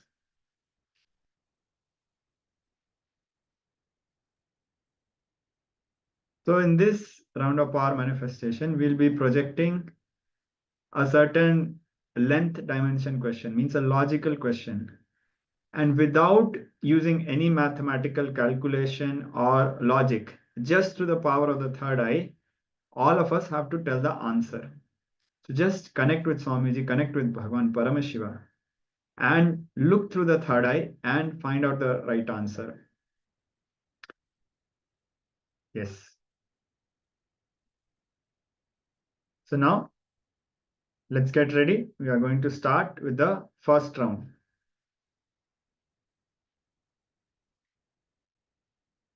So there's a series and you have to tell what comes next. 2, 10, 12, 60, 62, 310. So what comes next? All of us will be getting 1 minute. It is going to be a rapid series so that your logic doesn't kick in. So please look through your third eye, chant the Mahavakya, Om Nithyananda Paramashivoham. Remember Swamiji in your third eye and look and see the answer through the third eye. And please share the answer.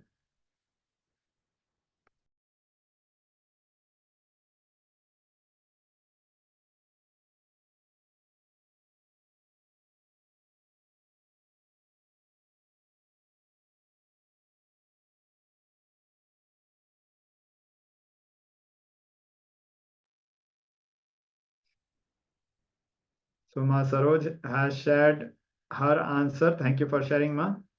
Requesting all other participants to also quickly share.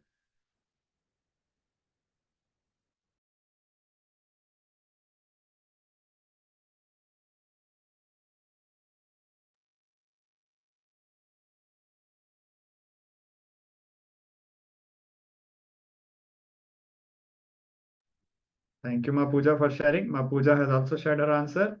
So now we'll be projecting the correct answer. And we'll be also moving on to the next step. So the correct answer is 312. A round of applause for Ma Saroj Oplish. Yes. So now let's move on to the next round. What is the biggest ocean on planet Earth? What is the biggest ocean on planet Earth? This one is a very easy one. So let us quickly, as many of us might be knowing the answer already.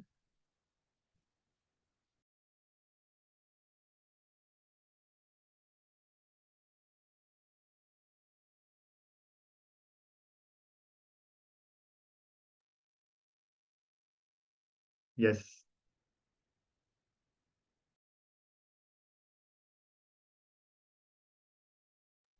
So now we'll be moving ahead with the answer. We are going to give, since the participants are yet to share, we request all of you to put the answers in the group. This is going to be a slightly rapid round of power manifestation. The reason being is that we do not want the logic to start interfering in the power manifestation, the mind to start interfering in the power manifestation. So when you look through the third eye, what Paramashiva reveals is the right answer. He'll be revealing the right answer. So please go ahead.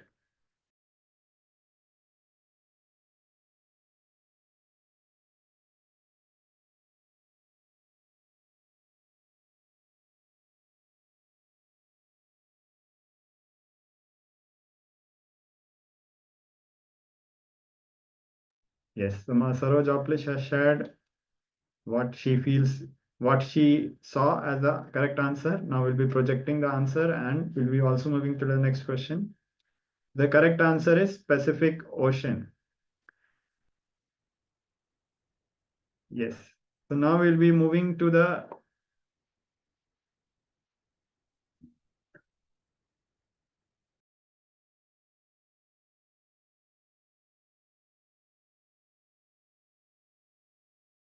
So now we'll be projecting one last question.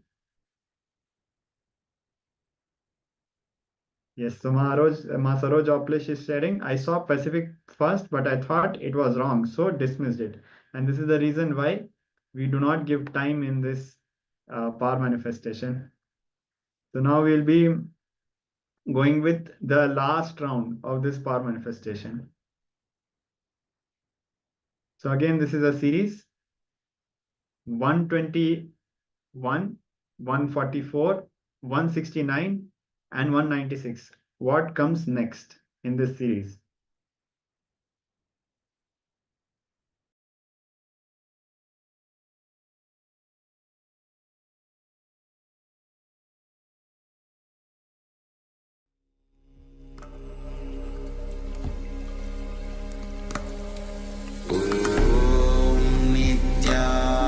Nithyananda Paramashivoham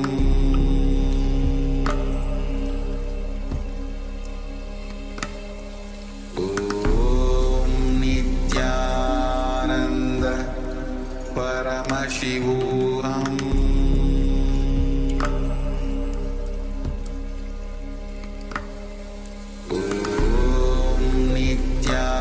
Nithyananda Paramashivoham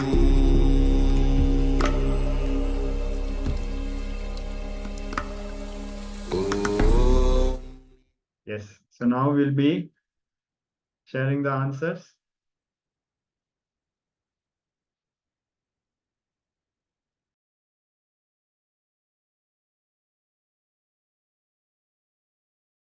So we request all the participants to quickly share the answer. You have the last few seconds. So do not think much. Whatever is revealed by Paramashiva, please share the answers.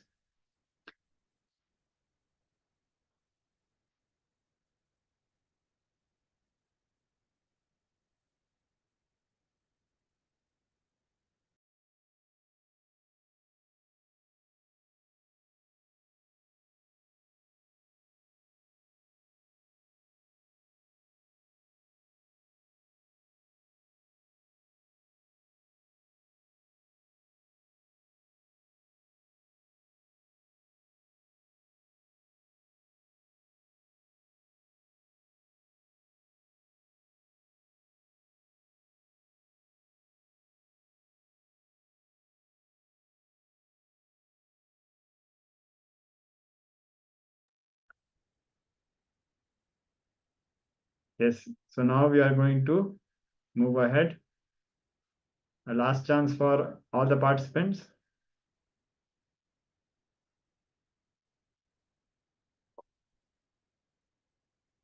So the correct answer is 2 to 5. Ma Saroj Oplish also shared her answer 418 and Ma Pooja shared 314.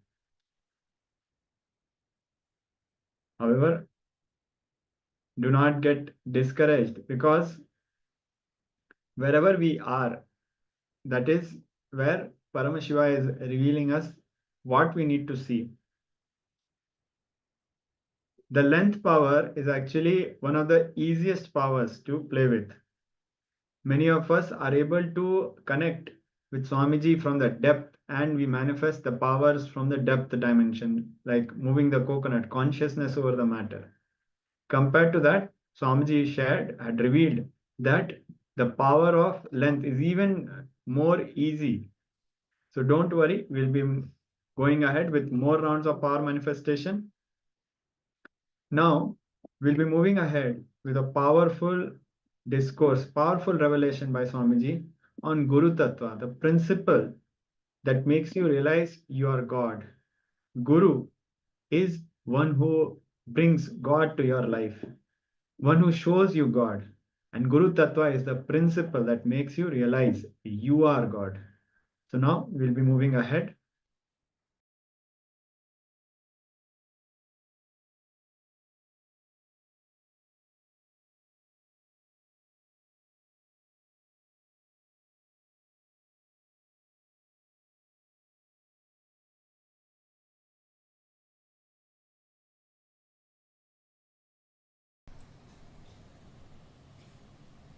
The space which literally makes the Maya shiver and breaks, takes you from the perceptional reality to the real reality. That space is called Guru Tattva. Listen. Listen intensely.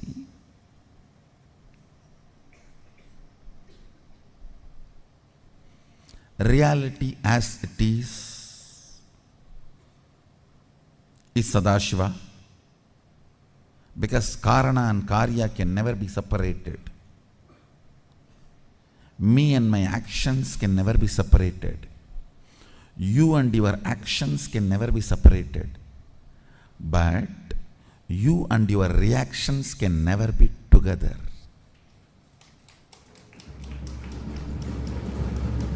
You and your actions can never be separated. You and your reactions can never be together.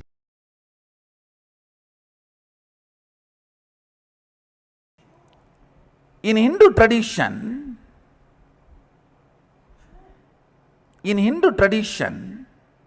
Guru Tattva is worshipped, not the individual. See,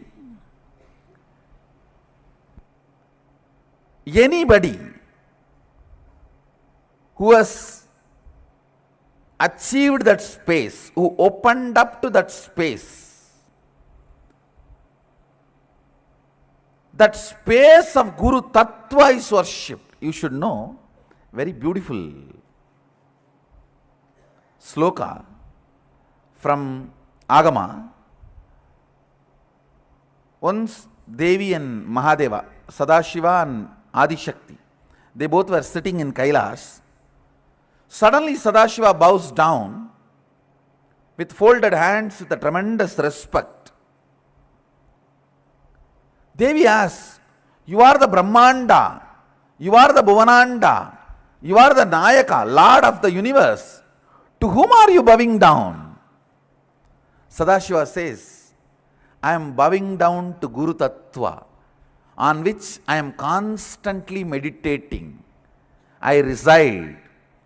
Guru Tattva is much more than God in Hinduism." Then he delivers the whole Guru Gita. The whole Guru Gita is delivered to him, delivered to Devi by Sadashiva with this start. This is the way he starts. Devi asks the question, "To whom are you bowing down? You are the Lord of the universe." Then he explains about the Guru Tattva and Guru Gita. There he very clearly explains. I think it is around 500 slokas. I'll give you just 3 points. 1, the individual person is not worshipped. I am only the shell for that Guru Tattva. The principle is worshipped. That is why this throne. That's why these jewels. All these are for this principle, for the responsibility I am doing. If you see me in the courtyard, actually the moment I finish the session and go out, first thing I'll do, I'll remove all this and throw it away. It's not that I want all this and wearing. These are all the respect, reverence given to this Tattva, given to this principle, Guru Tattva. And Sadashiva says one more thing. Devi asks, "If I see Guru and God both at a time, to whom should I bow down first?" He says, "Guru." Because even if the God leaves, Guru will bring the God back to you. And when you are bowing down to Guru, even if the God leaves, Guru will bring the God back to you. But even God cannot bring Guru back to you. Understand? Even God cannot bring Guru back to you. Guru Tattva is worshipped.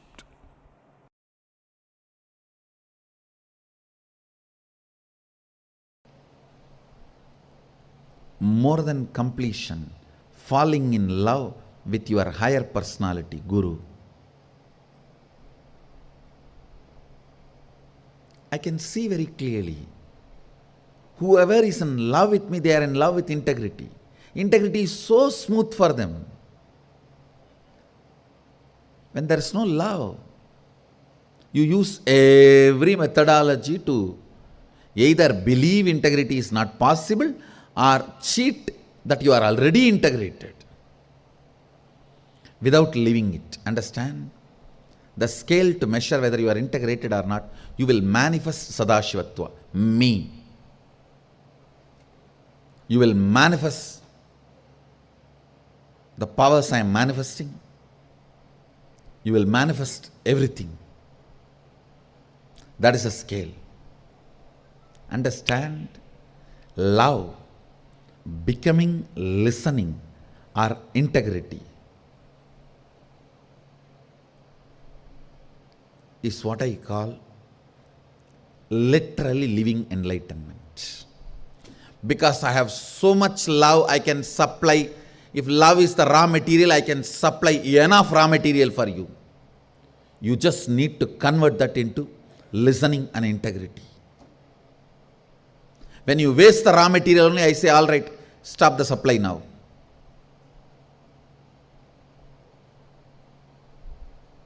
If you convert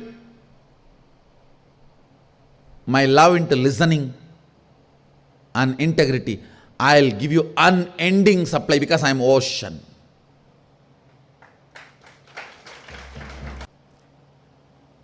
Because when I fell in love with Arunagiri Yogeshwara, the first thing happened is integrity to him. Means the space of listening. Space of listening and integrity is one and the same. I decided to listen to him with my whole being. I decided to be integrated to him with my whole being.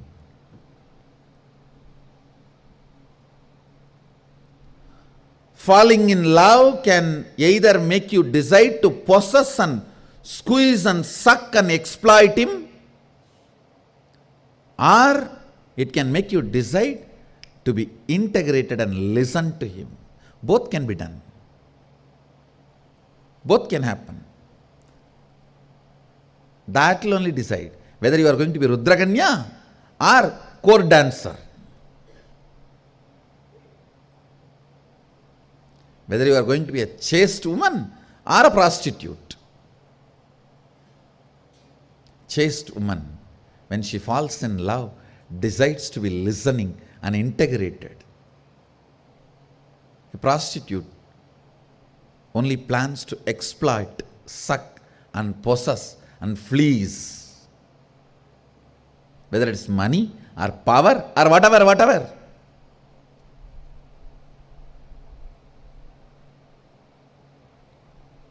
Same thing for man and woman both. It is not gender based, it's gender neutral. A real disciple, man, when he falls in love, he decides to listen and integrate it. Or he plans cunningly how to keep everything under the control and have my share of power, everything in my hand.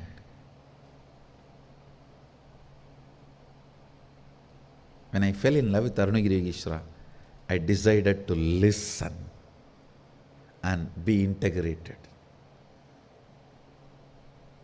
How to prove I am in love with him? He is not missing anything that I can add. The only way I can prove that I am in love with him is my integrity to him. That's the only way I can prove I am in love with him. What he does not have, I can give and show that I am in love with him. He brings 9 planets and puts it in front of me and he's teaching. I asked him, what are you doing? If people look up, sun will not be there. He said, don't worry. Till you finish your session, class, படிடா நீ படிக்கிற வரைக்கும் எவனும் மேலே பார்க்க மாட்டான்டா. Means learn till you finish learning, nobody will look up. Look here. Why are you bothered about all that? A being who can bring the planets and teach me astrology,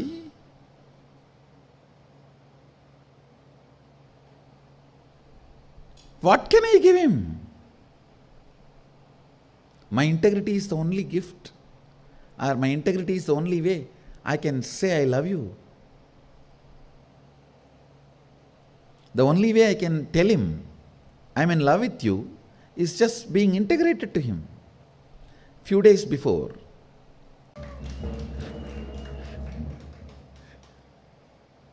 when you fall in love, the first thing should happen to you is deciding to be listening, integrated.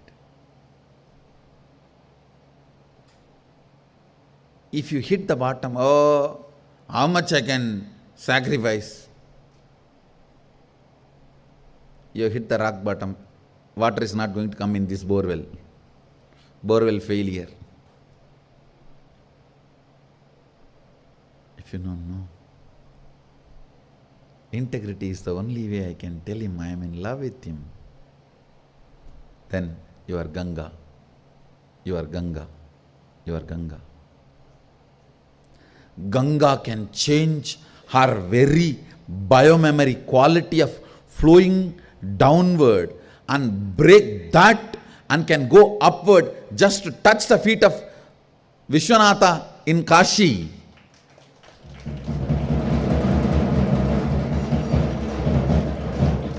Taking Uttaravagini means taking a turn towards north. She's just showing I am in love with you and ready to lose my very quality of flowing downward. So the very identity of water is flowing downward, but I am ready to give up even that to tell you I am in love with you.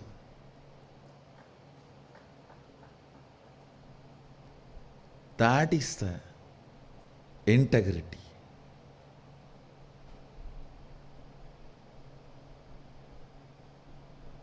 Uttaravagini. She turned towards north just to tell Sadashiva, I am in love with you. Integrity is the expression of love. Integrity is the experience of love. Integrity is personification of listening. I am in love with her, that is why I made her love me. Understand? Only when I am in love with you, I made you love me.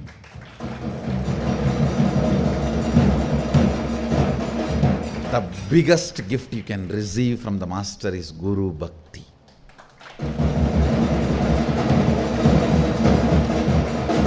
Love towards the Master. Everything else can just follow you. If you just pick up that one gift, Guru Bhakti. Same way, when I know the love is coming out as integrity, I will only empower the supply chain with more and more love, with more and more joy. Because I know now, it's only becoming integrity, it's only becoming listening, it's only becoming enlightenment. Come on, give more, supply more. Sanctioned, approved. If it comes out as arrogance, possessiveness, abusing,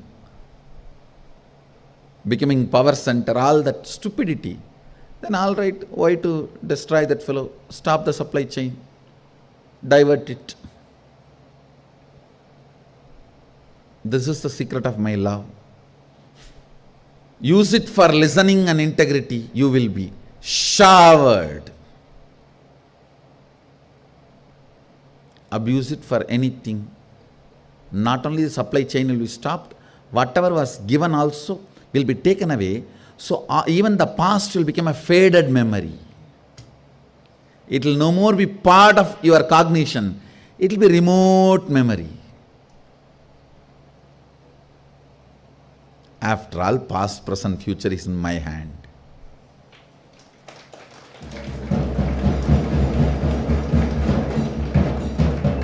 Not out of arrogance. I am neither arrogant nor humble. I am straight.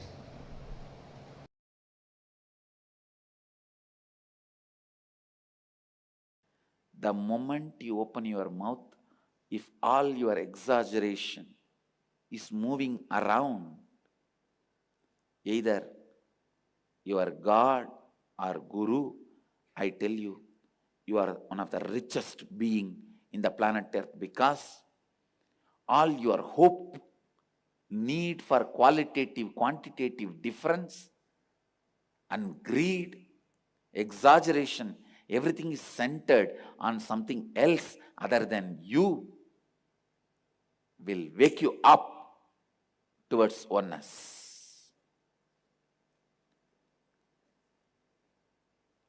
Antidote for delusion is devotion. Antidote for Maya is Leela.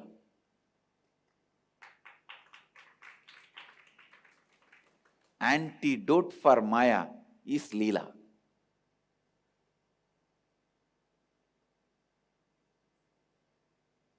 Understand? Exaggeration is inevitable. You can't kill it. I challenge. Record any of your conversation for 10 minutes. You will see constantly exaggeration erupting. Even in negative way, if you hate somebody, you will exaggerate negatively about that person. Exaggeration is the way your mind functions.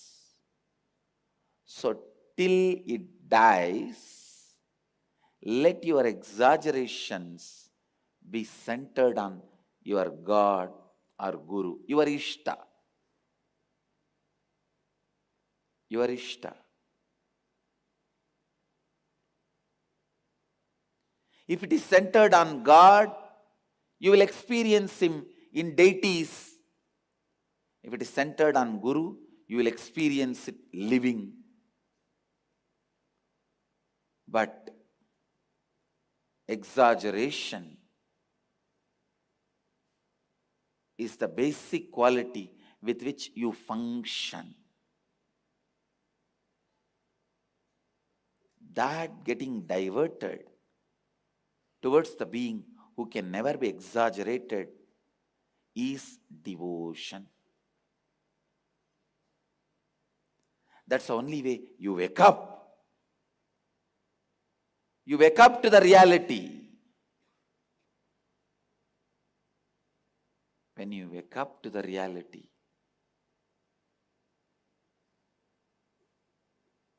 I asked Arunagiri Ishvara only this boon: forever give me the joy and juiciness of always putting, surrendering, dumping my need to exaggerate on you. Let it be always on you if there is a need. Before enlightenment, there will be need. Once the enlightenment happens, then there is no need to exaggerate, because you know nothing can be exaggerated. Anything you tell about Him is Him. It's only less than Him, not exaggeration. Only you will be crying, oh, words cannot be sufficient. Words are not enough to describe Him.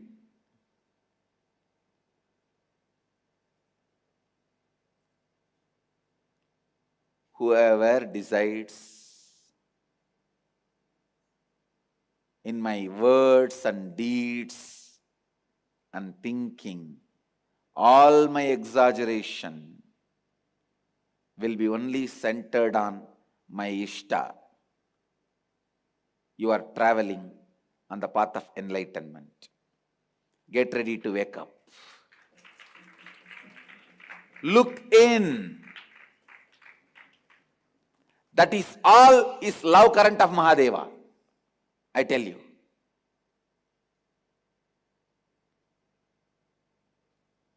That is all is love current of Mahadeva.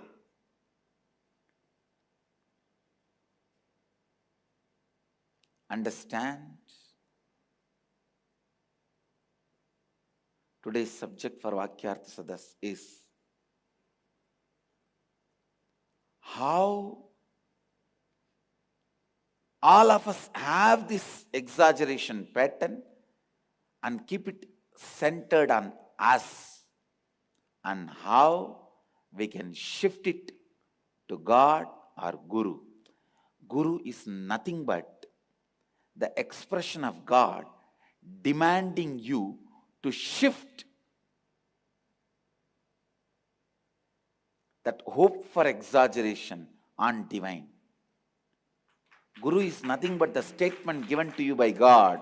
Hey, shift. Guru is statement of God. God is state of Guru. Guru is statement of God. God is state of Guru. State just gives a statement. State just gives a statement. Shift. You have suffered enough with the exaggerations of you. Shift now. I am here to liberate you from this need of exaggeration. To wake you up to the reality which can never be exaggerated, which is too big.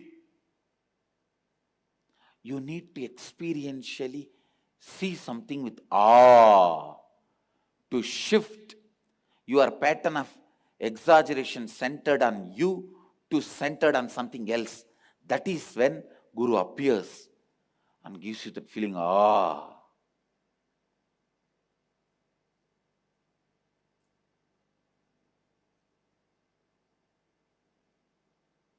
Even after Guru happens in your life, don't miss that opportunity of awe. That shift. Blessed are those who experience that shift, because they wake up. They wake up. They wake up. If you study the whole Shiva Purana or Leelas of Mahadeva in Madurai, everything is all about just giving you the experience of awe and shifting your ever exaggeration pattern from you to him. That's all. That's all. Otherwise, how will you call taking away the two eyes of an hunter? Poor fellow, because he believed you, taking away his eyes, how will you call that as love? How will you call this old lady's food you eat and then don't work? That is love. But it is all love. Only if you shift, you will understand it is love. It was love. It will be love. If you can understand what I explained today, that is end of all your sufferings in the life. Because all your sufferings are just due to your qualitative, quantitative expectation and exaggeration. It is expectation. Expectation is like a fire. You can't live with it too much. So you try to cool it by pouring exaggeration. And this whole subtle cycle of expectation, exaggeration is all about the hope for heaven, hope for enlightenment, hope for anything which is not present now.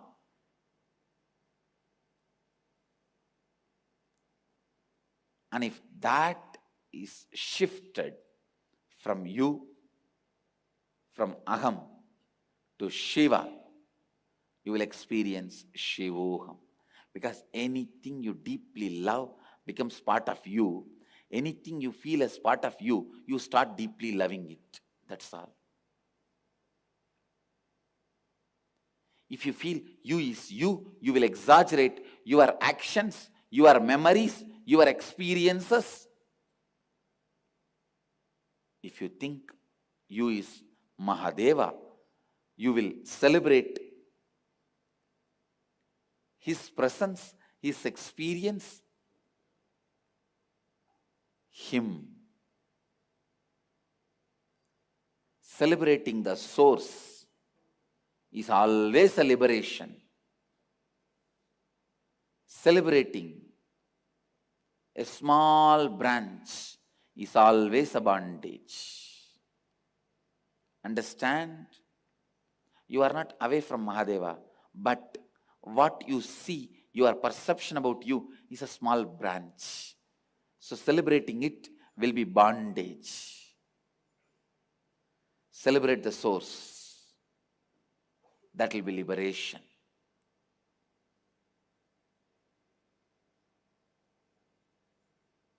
People tell me, I think all these Puranas are exaggerated.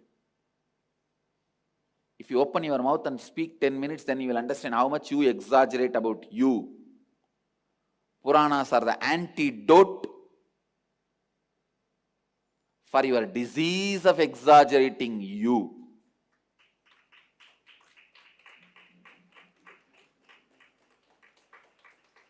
It's a shift.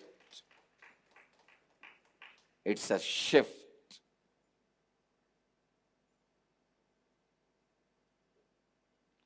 Today's Vakyartha Sadas should be how unconsciously you go on hoping and exaggerating you and things around you. Starting from the fairy tales, need for fairy tales, to need for carrying tales. Need for fairy tales is the hope getting exaggerated. Carrying tales is desperation getting exaggerated. Understand? Hope for fairy tale. Fairy tale is hope getting exaggerated. Carrying tales is desperation getting exaggerated. Whether it's a fairy tale or carrying tale, it's hell, suffering. Shift the focus of exaggeration from you to him, from Aham to Shiva. Shift it towards a state or statement. State is Shiva, statement is Guru.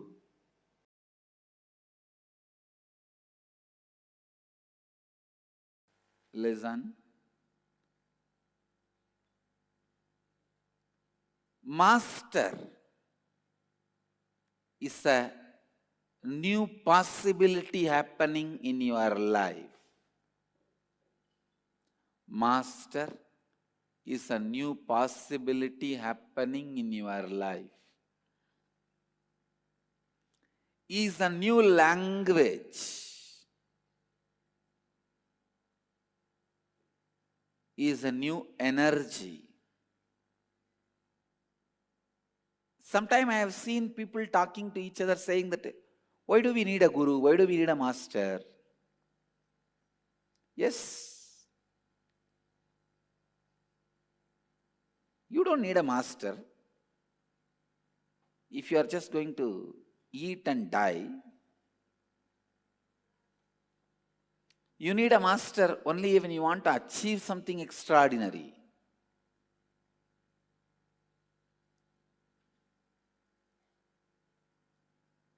The guy who doesn't have eyes, who is born blind, can never understand what he is missing. How much ever people with eyes try to explain to him, the guy will never understand what he is missing. Small story. A born blind man was told by his friend that blind man's newborn child is dead. The blind man could not understand. How can my child die? How did it happen? Tell me.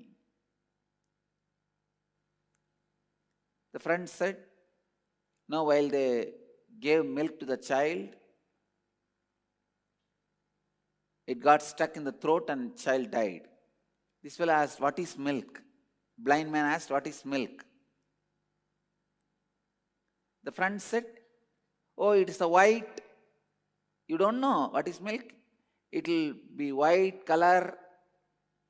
This guy asks, what is white color? What is white? The friend says, hey, have you not seen the crane? The bird crane? That is white color. He asks, what is the crane bird? Friend could not explain further. He got thoroughly confused. He just kept that blind man's hand like this and showed, see how it looks? And then the blind man was feeling his own hand. Oh, yes, I understand. Like this only the crane will be. Then the blind man says, now I understand. Such big thing, if you put it in the mouth of the child, it will die only. A born blind man can never understand what is missing. I tell you, a man who never tasted Guru in the life will never understand what he is missing in the life. He is a new language in your being. He is a new consciousness in your being. He is new being in your life. Because sun never dies. Every new day is born. Because Master never loses the inspiration. Every new possibility further restarting is available for disciples. If the sun dies, new day cannot happen, because sun can never die. Continuously, new days are happening, because Master never loses the inspiration. He makes every day, again and again, inspiration to happen in your life. The sun which does not die restarts your day. Master who never loses inspiration restarts your inspiration.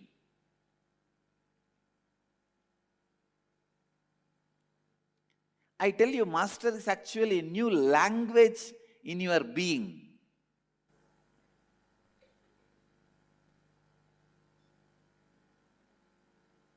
He is just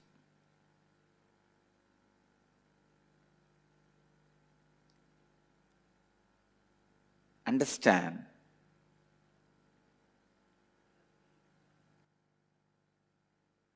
When a young boy falls in love,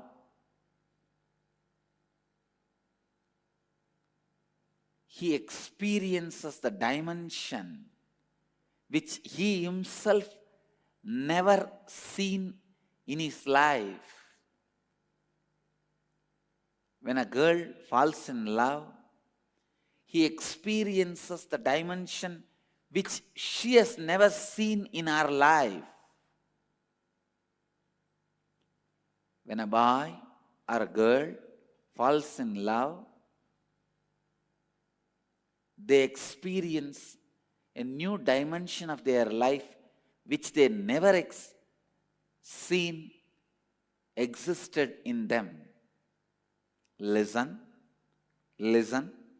I am explaining a very sensitive subject. Dhyan se suniye. Don't create a scandal about it. Listen. If you don't listen, you will create a scandal about it. Listen. Beloved is a being who awakens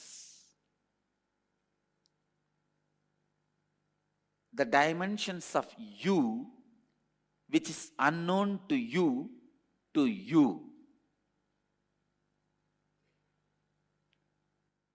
Your own dimension which you never realized you have it. Your beloved can make you realize and experience that dimension which you did not even know exists in you, which you did not even know that you did not know that you did not know.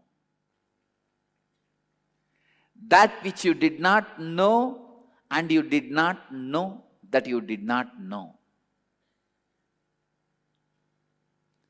Beloved is a person who makes you experience that which even you did not know you had it. You have it. Same way, Master is a person who makes you experience the new consciousness which even you did not know you had it. Beloved makes you experience the heart which you never know you had it. Master makes you experience the consciousness which you never know you had it. Master is a new possibility. Really, to a born blind man, we can't explain what he is missing. Can you explain how the ocean will look? Can you explain how the hills will look? Can you explain how the Himalayas will be? Can you explain how the Kailash will be? Even if you have eyes, I cannot explain how the Kailash will be for you. You have to see it. You have to see it. You have to see it to see it.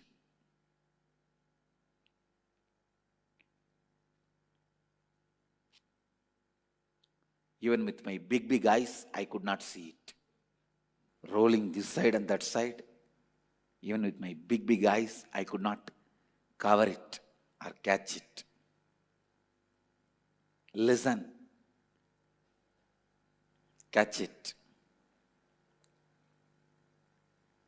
Guru is the being who makes you experience your consciousness, which even you never experienced, you have it.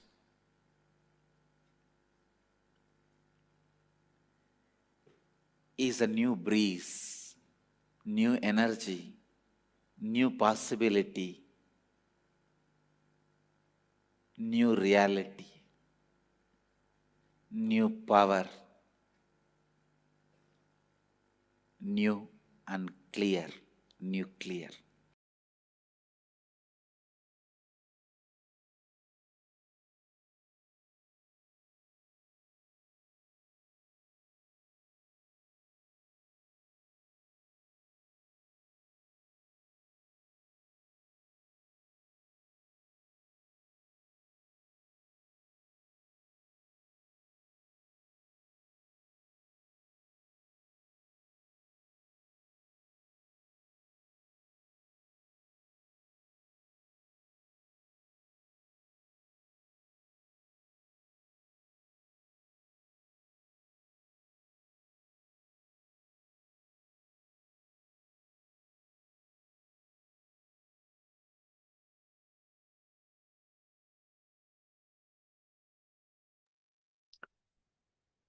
Yes. So after this powerful revelations by Swamiji, let us internalize these powerful sacred truths and imbibe it and make it part of our life. So as Swamiji was sharing, that who is greater, God or Guru? The answer is God is Guru, and Guru is the one who makes you realize that you are God.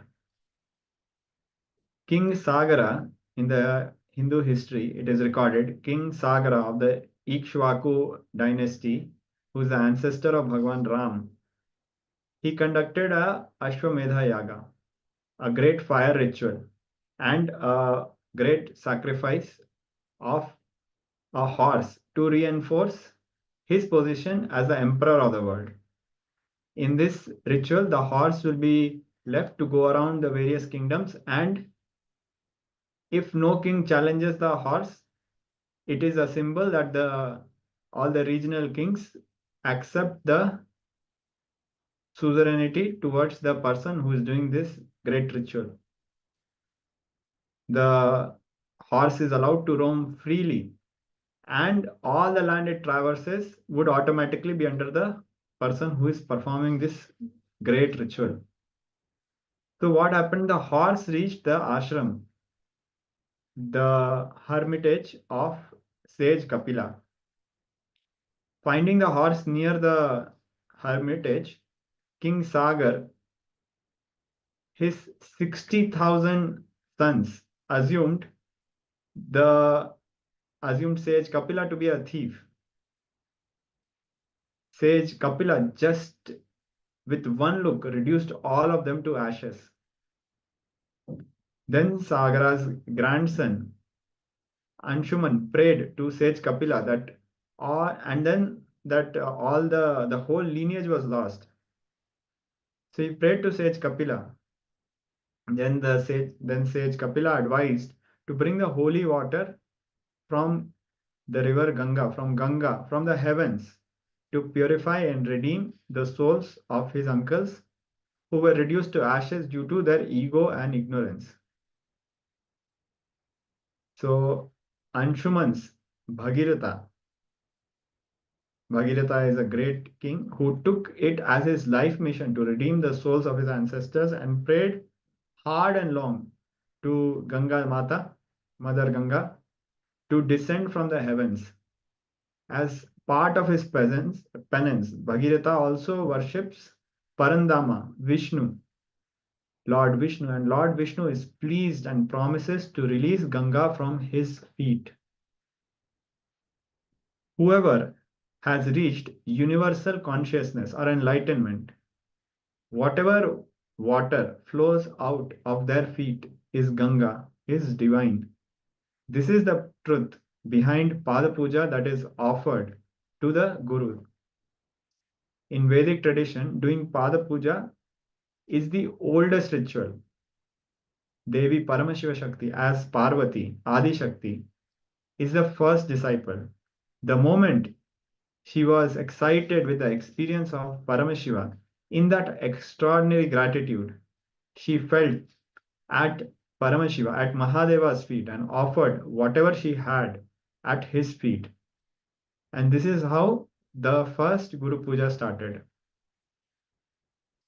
In the Sri Guru Gita, it is said that by whose grace I realize now that I am everything, and in me everything is imagined and created.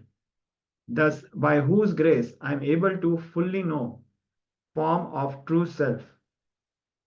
To his lotus feet I always offer my worship.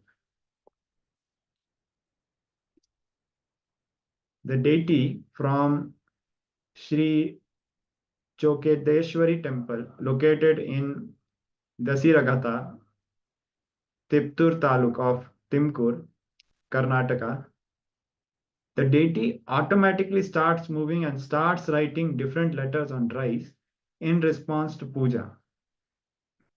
Any question is asked to the deity in the Sri Chokedeshwari temple, the deity, the Devi, starts answering. In a similar way, you can ask any question. You can ask a question in Chinese. The head of the deity writes effortlessly on the rice flour base in Chinese. Not just Indian languages, all international languages, Devi writes without any mistakes.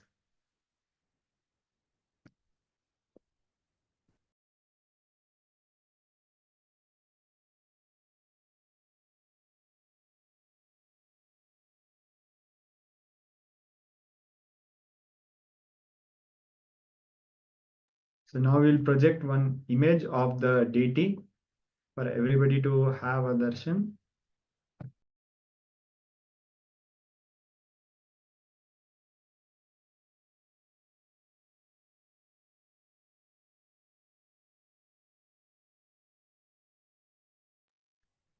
Yes.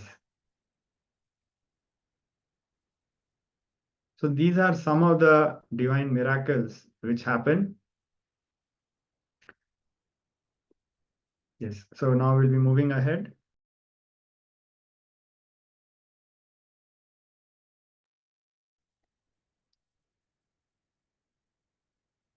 So now moving ahead with the significance of Pada Puja. Bhagwan Vishnu has a shankha, a conch, and a chakra, discus, and his padukas, his sandals.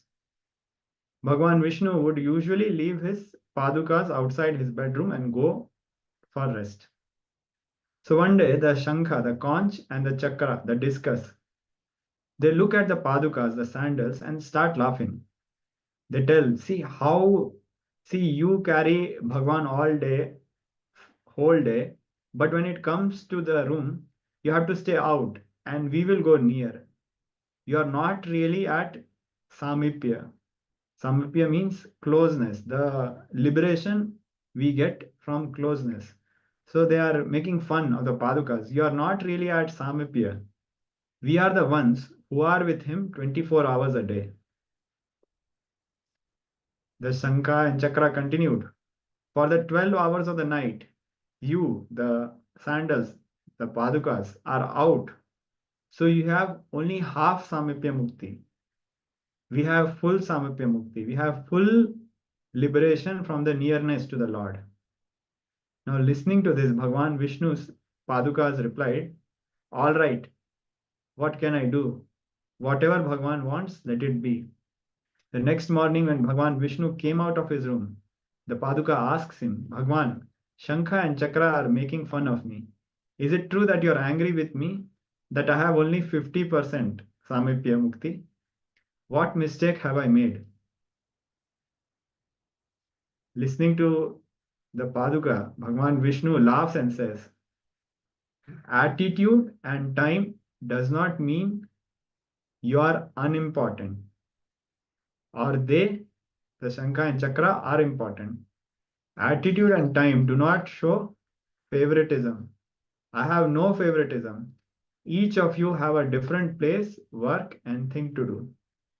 Bhagwan Vishnu further explains, by worshipping Shankha and Chakra, people cannot get mukti, they cannot get liberation. But by worshipping my Padukas, people can get mukti, they can get liberated. Paduka worship can give enlightenment. So this is the revelation, and the story continues. So as Bhagwan Vishnu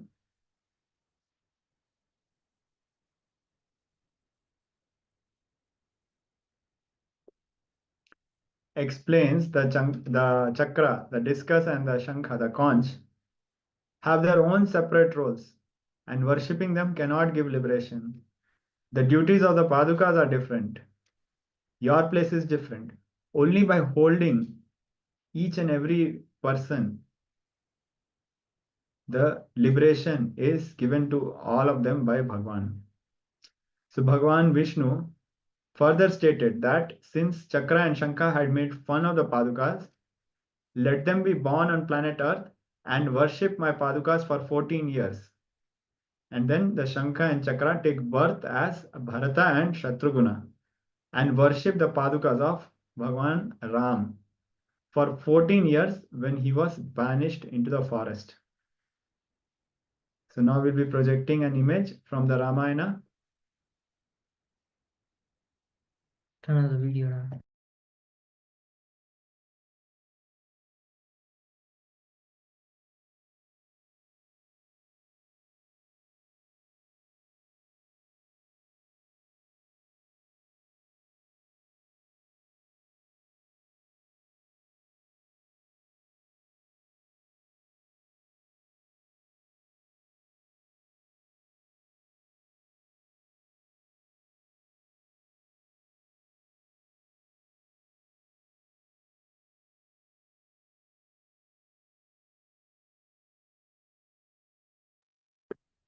So this is a beautiful revelation from the Ramayana.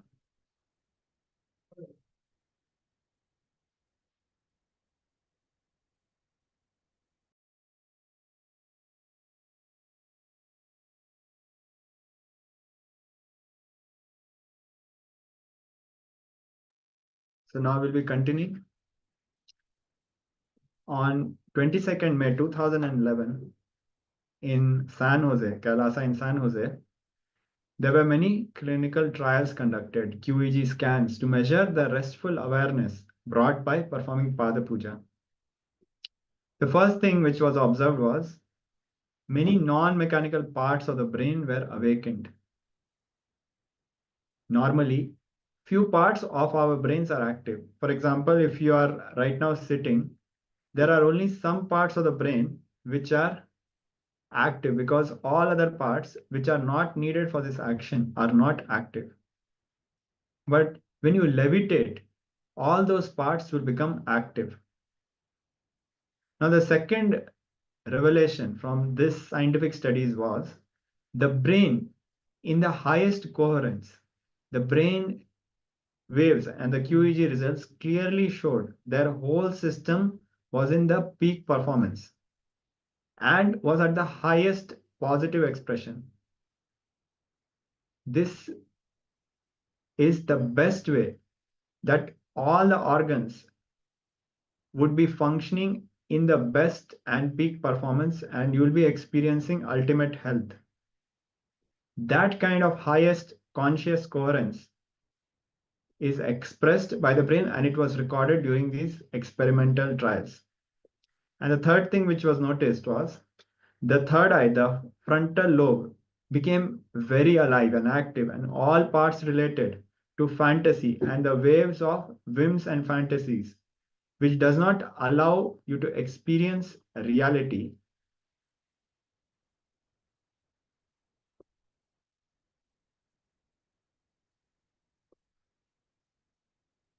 So these were some of the findings from the QEG experiments.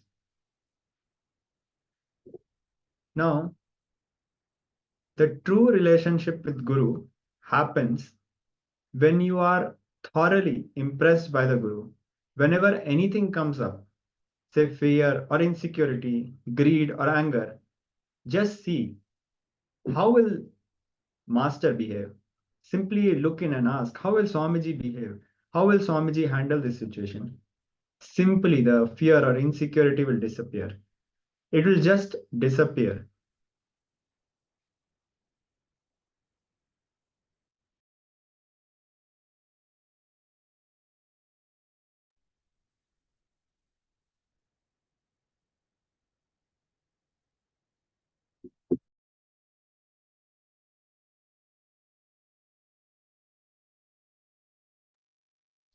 So we just went through the beautiful revelations from the science of experiencing oneness through Guru Puja.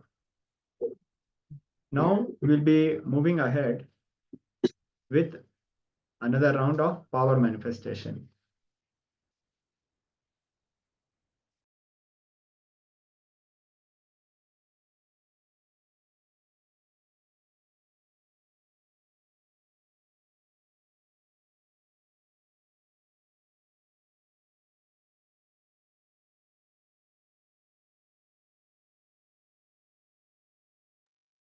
Before we move on, we would request all the participants to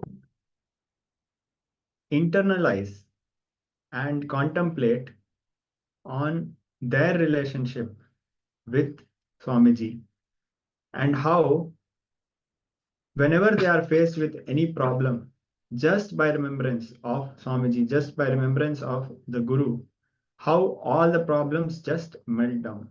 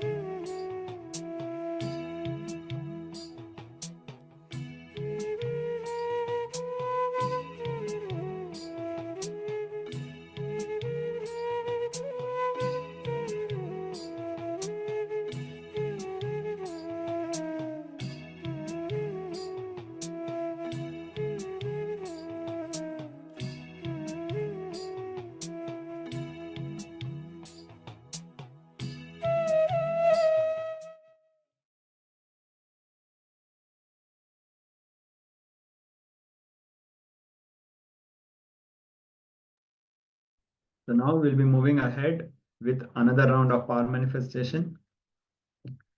So this is another round of rapid fire 1 minute questions, the power of length. So we'll be projecting some questions and we'll be giving you a very small time. The reason for giving a very small time is so that the logic doesn't come in and interfere. So now we'll be starting very shortly.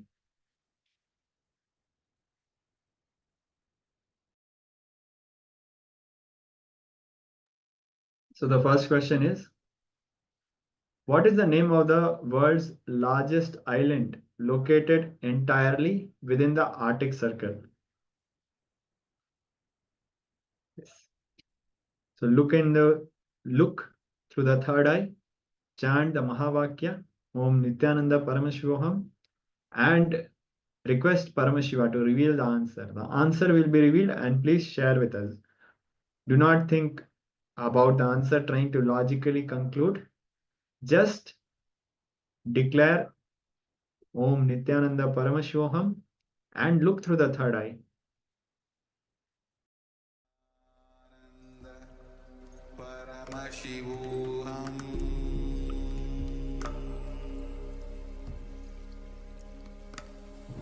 Om Nithyananda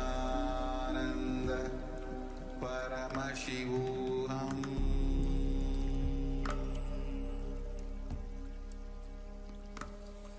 Om Nithyananda Paramashivoham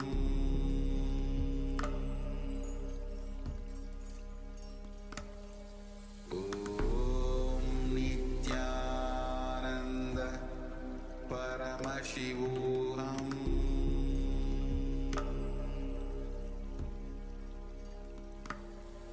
Om Nithyananda Paramashivoham.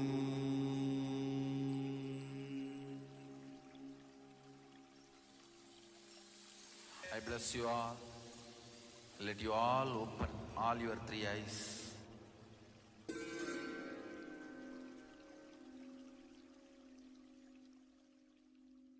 Yes, so now requesting all the participants to quickly post the answer. And we'll be moving ahead with the next round. So requesting all the participants to quickly post the answer. Whatever is revealed by the third eye, please share.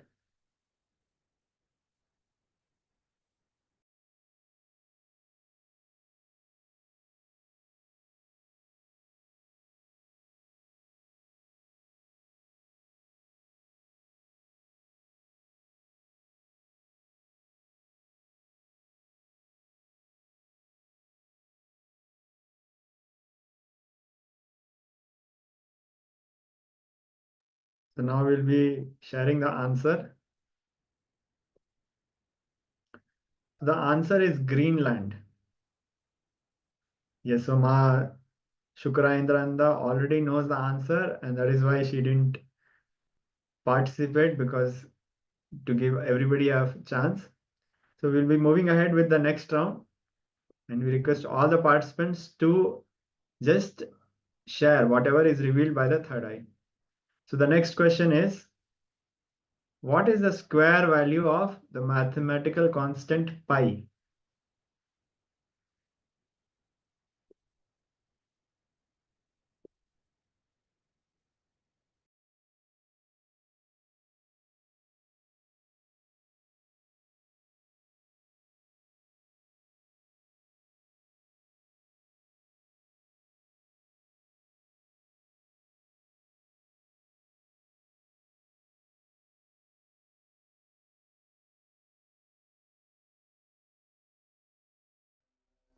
Paramashivoham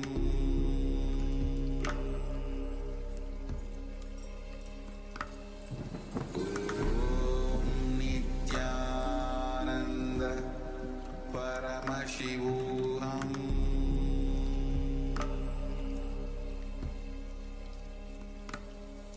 Om Nithyananda Paramashivoham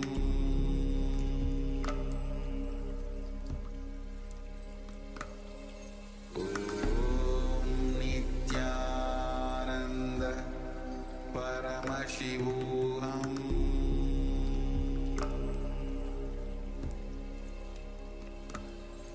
Om Nithyananda Paramashivoham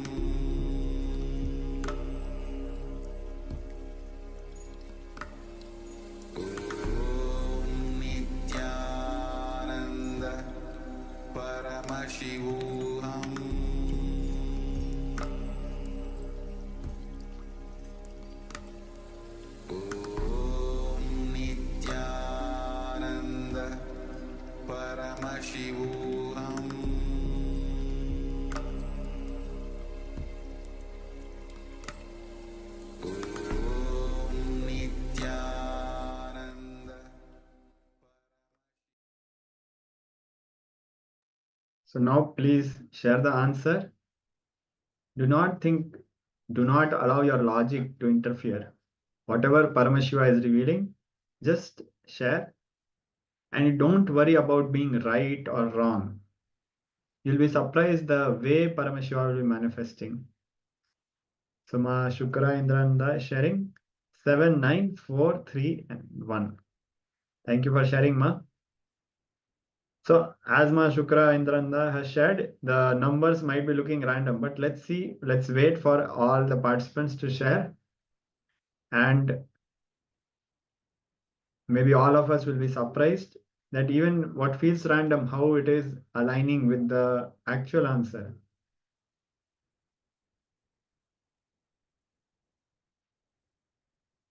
So now we'll be verifying this answer. So the correct answer is 9 point.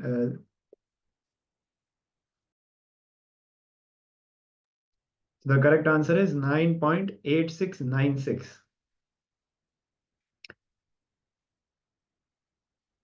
We have some numbers matching, and let's go for another round. But this time, let us all participate without judging, without thinking what is the correct answer, will I get the right answer, I do not see anything. Let us drop everything at Paramashiva's feet and just play with this power. So now we are going to project the next question.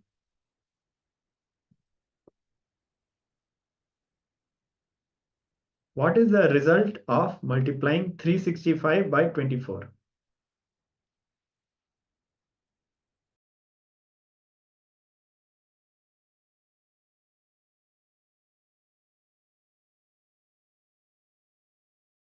Nithyananda Paramashivoham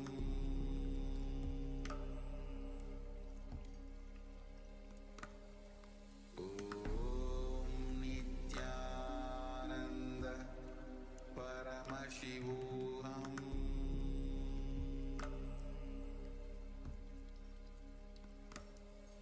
Om Nithyananda Paramashivoham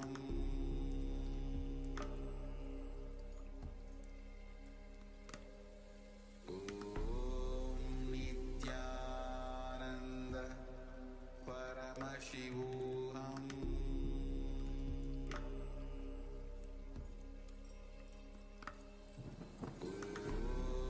Nithyananda Paramashivoham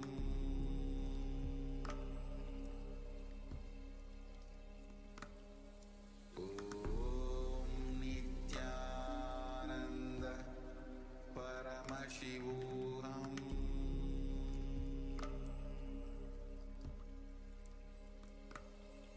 Om Nithyananda Paramashivoham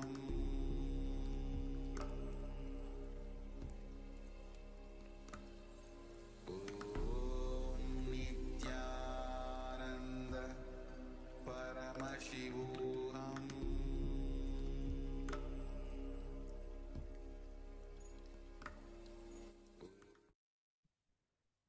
So now let us verify the answer. So requesting all participants to quickly share what was revealed by the third eye.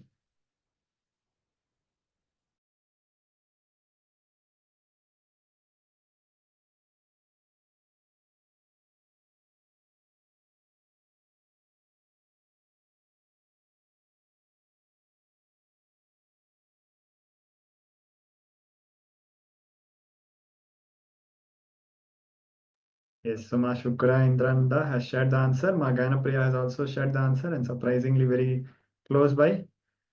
All right, so let us now check the answer. Yes. So the answer is 8,760. So literally, if we see Ma Gyanapriya's answer is just a few numbers, like it's a position if you see a little bit here and there, but almost the answer is very close. Just literally like the 760 is spot on, and the 9 had to be 8 and in a different position. So a round of applause for all the participants.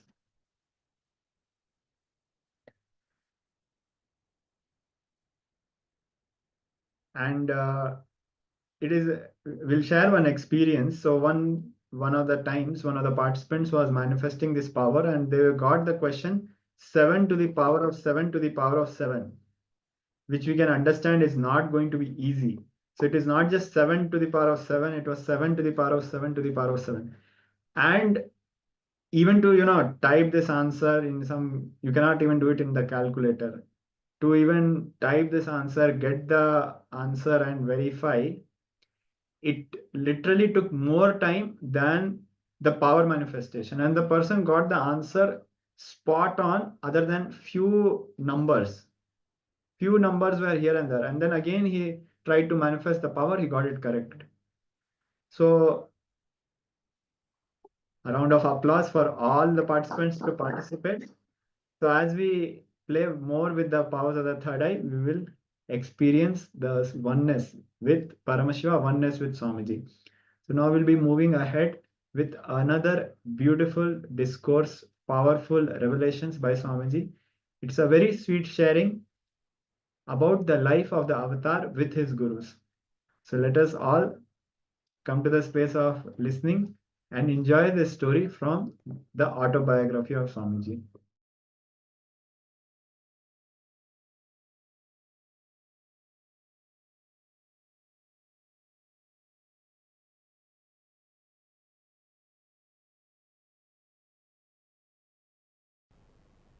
There's a beautiful example in Upanishad. Upanishad is the source book of Hinduism, just like Bible for Christianity, Quran for Islam. Vedas are the source book of Vedic Hindu tradition. And Upanishads are the main chapters of the Vedas based on which our life is running. Upanishads are more like instructions and truths about life. So in one Upanishad there is a beautiful story. In a tree, huge tree, there was a small bird which used to jump from branch to branch. Sometime it will eat sweet fruit in the tree and jump. Some other branches will have a bitter fruit. When it eats the bitter fruit, understand it's a very beautiful simile or a example with an amazing truth.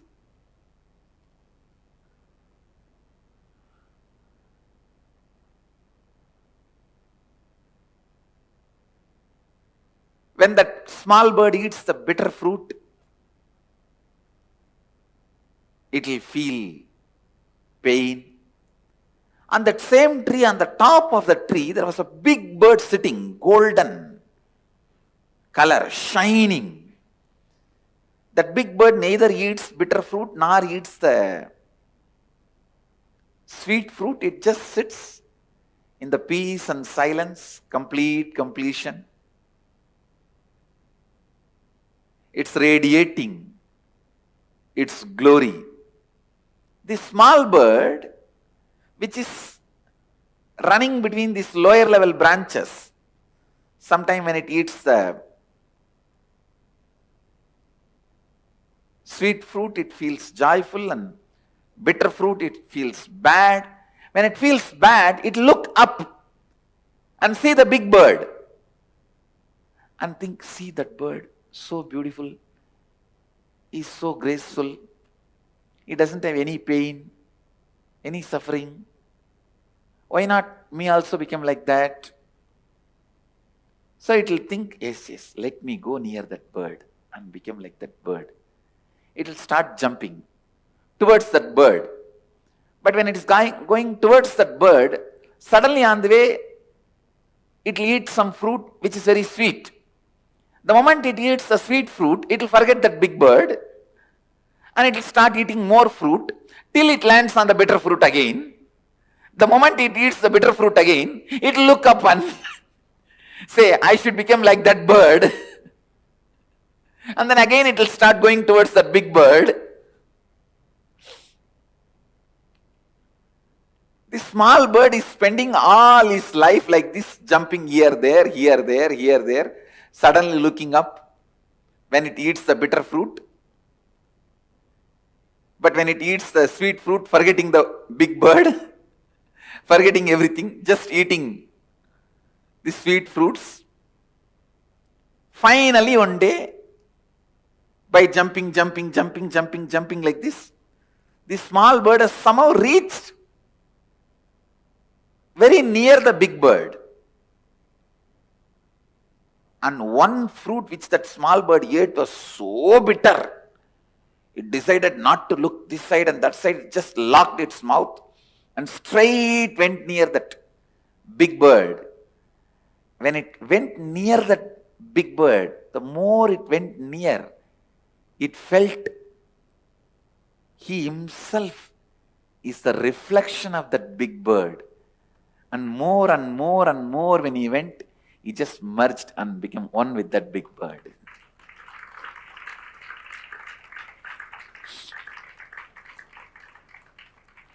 I don't even need to explain the concept behind the story, I think now. I've explained the example so clearly. The concept I don't even need to explain, all of you understood, I think. But I'll try to give a few more words for you to understand the concept. Big bird is the cosmic enlightened being. Paramatma, small bird is you, the individual soul. The bitter fruit is the incompletions and pains and sufferings. Sweet fruit is the once in a while small joys, completions you experience. When you experience little sweet things in the life, kind of a fulfillment, you forget about Paramatma. But when you get into the bitter fruit, you immediately remember and look up.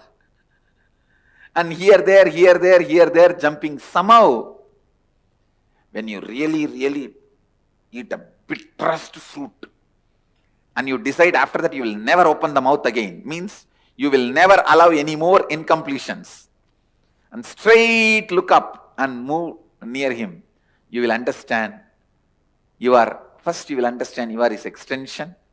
Next you will understand you are just his shadow. Third you will understand you are just his presence. Fourth you will understand you are he. Exactly. This is the exact relationship I had with him. I can say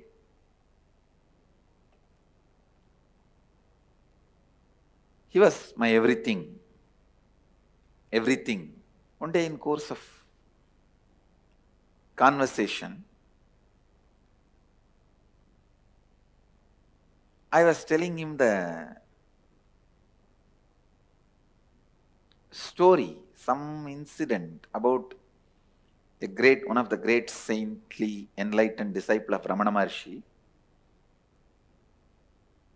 That disciple used to write the teachings of Ramana Maharshi, and every day he will bring it and show it again to Ramana Maharshi. And if there is some mistake, spelling mistake or grammar mistake, Bhagavan will edit in his own hand, with his own handwriting.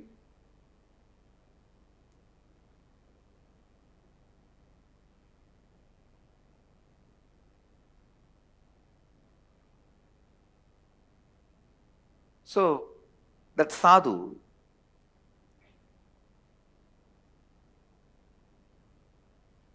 by the time actually I know his name, I asked his name, he said, Arunagiri Yogeshwara. I know his name by then.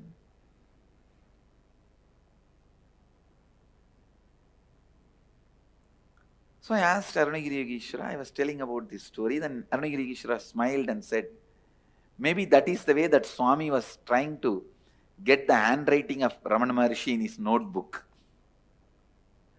And he also made a comment, just to get the Ramana Maharshi's handwriting, this Swami will make more and more mistakes. The moment I heard, immediately I thought I got a very brilliant idea. I thought I will also start writing and bring the notebook to you. You will pen down, you will write, I will keep your handwriting with me. And I did it. At least I had 3-4 notebooks. It's very unfortunate that we are not able to get those notebooks now. Let's see, Kal Bhairava will get it for us.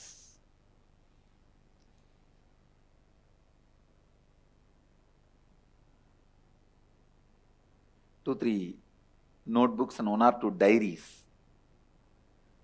where I'll try to pen down in the night whatever I could remember we spoke, and then purposely make mistakes in writing and bring it to him next day. He will also read and smile, and purposely he knows I have done mistake purposely and he will write. And he will write few lines, few words on it, and he will do editing, means like a crossing or adding. And I very clearly remember, he has signed even once, Arunagiri Yogi Ishwara.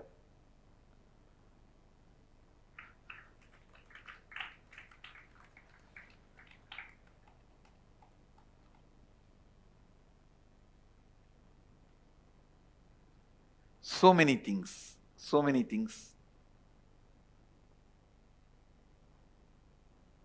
We used to speak. Once I remember he told me that don't go around and tell everyone that you are every day meeting me and talking to me.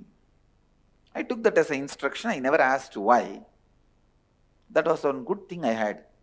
If I accept somebody as my guru, that's all. I will simply surrender. No question of why, what and all that. Before accepting, I will ask all the questions. The moment I accept, after that, no questions asked. That was my lifestyle.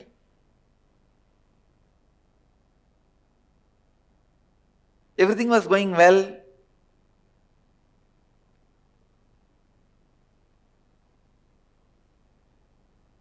I remember him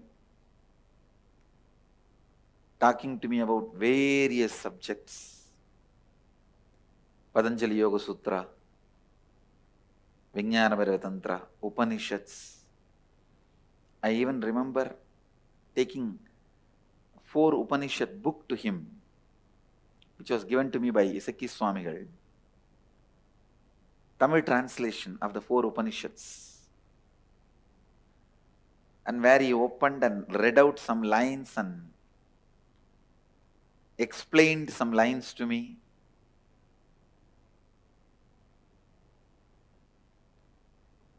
And I had the fortune of directly singing the Devarams of Jnana Sambandar to me. I have heard some of the great songs, Devarams, from his own mouth. I even asked him once, how do you know all this? He said in Tamil, இங்கே தானே இருக்கேன், இங்கே தானே பாடிட்டு இருக்காங்க, அதனால கேட்கறேன், அதனால தெரியுது. He said, I am here only all the time, na, and they are singing all the time here, na. So I am listening, so I know. These are all that mystical, mischievous answers.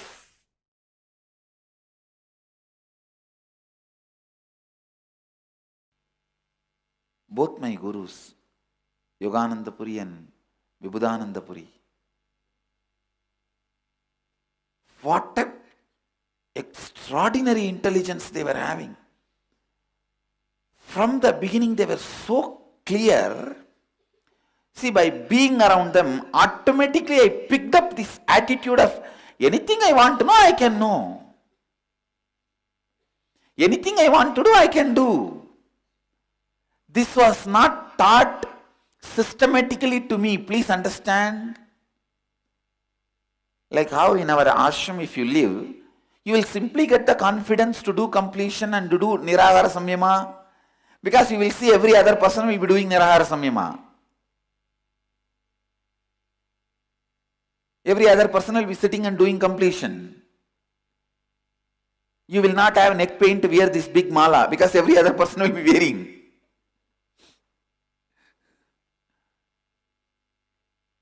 Just things are in the air. You see, there are some things which are not taught. You pick it up from the air.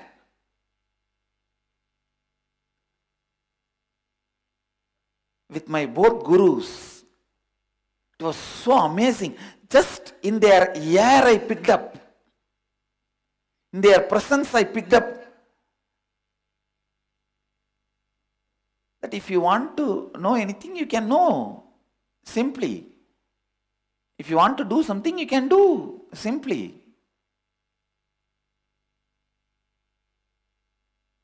I never know whether it is a swimming or climbing the hill or anything, human beings need to be taught. I always thought, you want, just jump and do it. Not just the swimming and trekking, everything.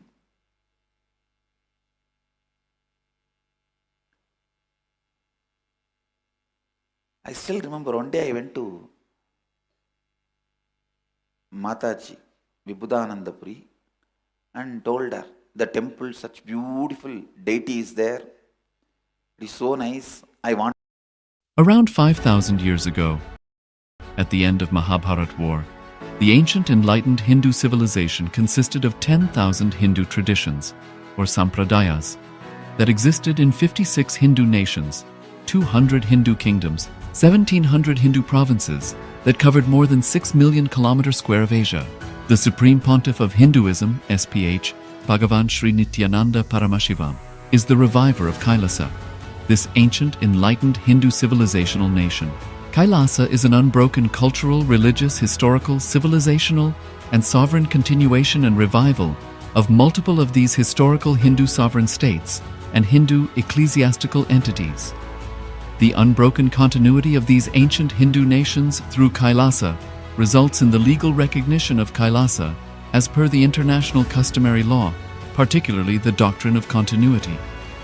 The international law, the doctrine of continuity, implies that upheavals and revolutions within a country, changes in government, territorial adjustments, measures taken during military occupation, or other internal transformations do not negate the existence of the country, do not affect the legal personality and international obligations of the country or state.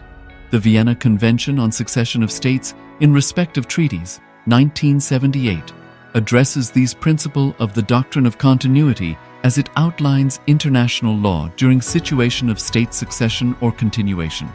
International law recognizes a state's legal personality by recognizing its identity. This perspective extends even during the period when the given state or country is annexed or occupied by a foreign power. Even in such cases, the legal personality of the state is considered to persist, enabling its subsequent re-establishment. Historical examples dating back to the 18th century include cases like Portugal and Genoa that were re-established after the Vienna Congress of 1815. More recent examples include countries such as Poland, Ethiopia, Czechoslovakia, Albania, and Austria that were re-established after World War II. Even when a nation is deprived of its territory, the nation continues to exist. Its sovereignty and international legal personality continues to persist. The Dalai Lama, as the spiritual and temporal leader of Tibet, exemplifies this principle. In 1959, the Dalai Lama was exiled and forced to flee. Despite the challenges faced, the Dalai Lama continues to advocate for the preservation of Tibetan culture and garners worldwide support for Tibetan autonomy on the global stage. Similarly, from 1309 to 1376, the Pope of Catholicism had been in exile in Avignon. Despite this, he was recognized as the head of state as well as head of the church and given full privileges of the position after their return to Rome. Even in 1861, much of the papal territories had been lost, leaving the Pope with no sovereign territory other than the papal residence and related buildings. yet his temporal powers were still acknowledged. He was recognized as a head of state, and later, the Lateran Treaty of 1929 formally re-established papal sovereignty over the Vatican City. The Sovereign Order of Malta further exemplifies this principle, retaining international recognition as a sovereign entity despite the permanent loss of their territory upon Napoleon's invasion in June 1798. Despite such permanent loss of territory, the sovereignty and the international legal personality of the Sovereign Order of Malta continued to persist. Much later in 1894, the order settled in Rome and acquired two properties, the Magistral Palace and the Magistral Villa that received extraterritorial status. Today, the order maintains diplomatic relations with 112 countries, issues its own diplomatic passports, currency, stamps, and vehicle registration plates, and has been granted observer status in the United Nations. All these examples of state re-establishment illustrate the principle of continuity of states, as per international law, that a state's legal personality persists over time. A nation continues to exist even after a complete loss of territory. A far more striking example is of the oceanic countries, which are under the threat of their entire nation being drowned and submerged due to rising sea levels owing to global warming. In response to such existential threat of climate change, Pacific Island nations, including Tuvalu, have enacted constitutional amendments and made international declarations affirming that their nation and their sovereign rights will continue to persist, despite their entire territory being lost to the sea.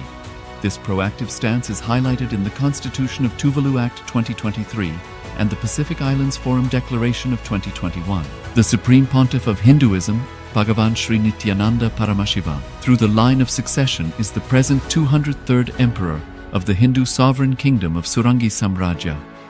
He was crowned on the 31st of December 2004 at the age of 26. Thus, by very same principles of the doctrine of continuity, through which the international legal personality of Portugal, Genoa, Poland, Ethiopia, Czechoslovakia, Albania, Austria, Vatican, Tibet, Sovereign Order of Malta, and several other nations has been recognized despite having undergone a period of exile, annexation, occupation by a foreign power, or despite loss of territory.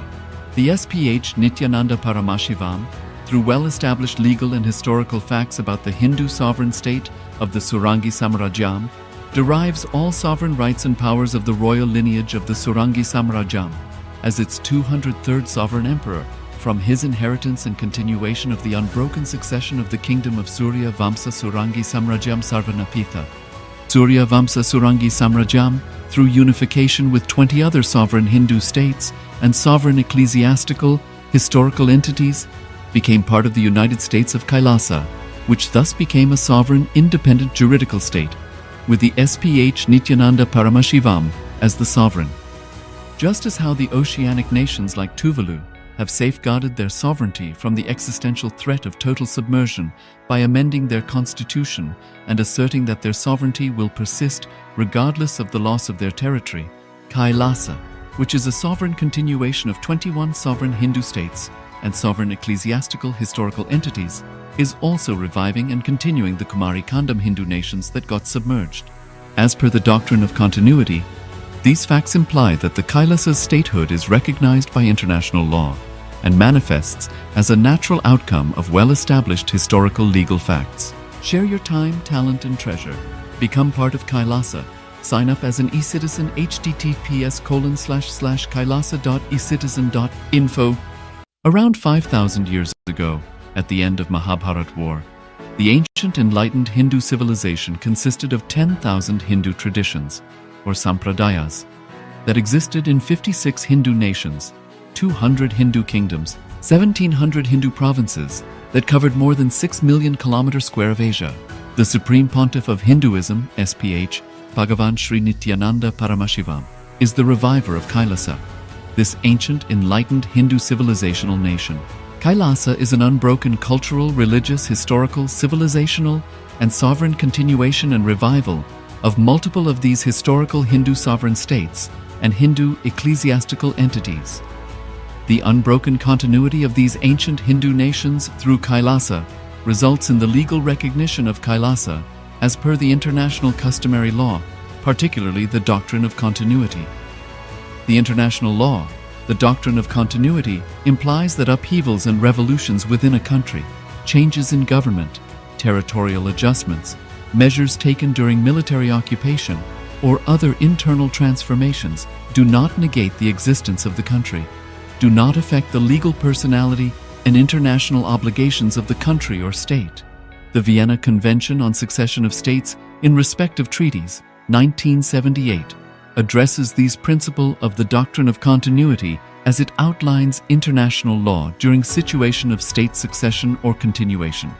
International law recognizes a state's legal personality by recognizing its identity. This perspective extends even during the period when the given state or country is annexed or occupied by a foreign power. Even in such cases, the legal personality of the state is considered to persist, enabling its subsequent re-establishment. Historical examples dating back to the 18th century include cases like Portugal and Genoa that were re-established after the Vienna Congress of 1815. More recent examples include countries such as Poland, Ethiopia, Czechoslovakia, Albania, and Austria that were re-established after World War II. Even when a nation is deprived of its territory, the nation continues to exist. Its sovereignty and international legal personality continues to persist.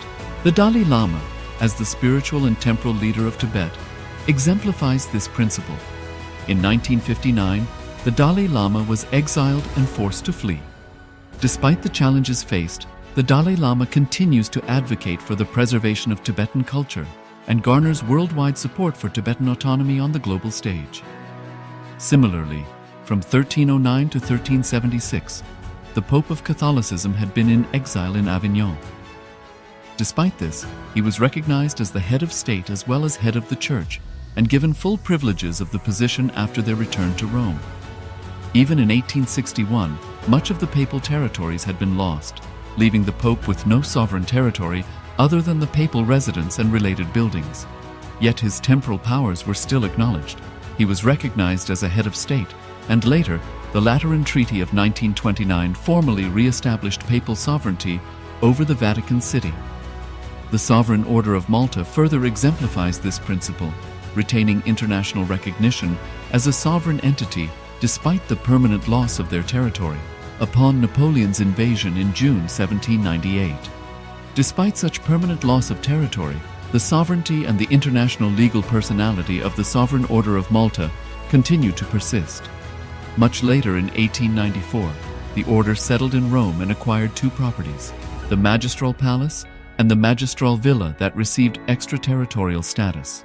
Today, the order maintains diplomatic relations with 112 countries, issues its own diplomatic passports, currency, stamps, and vehicle registration plates, and has been granted observer status in the United Nations. All these examples of state re-establishment illustrate the principle of continuity of states, as per international law, that a state's legal personality persists over time. A nation continues to exist even after a complete loss of territory. A far more striking example is of the oceanic countries, which are under the threat of their entire nation being drowned and submerged due to rising sea levels owing to global warming. In response to such existential threat of climate change, Pacific Island nations, including Tuvalu, have enacted constitutional amendments and made international declarations affirming that their nation and their sovereign rights will continue to persist, despite their entire territory being lost to the sea.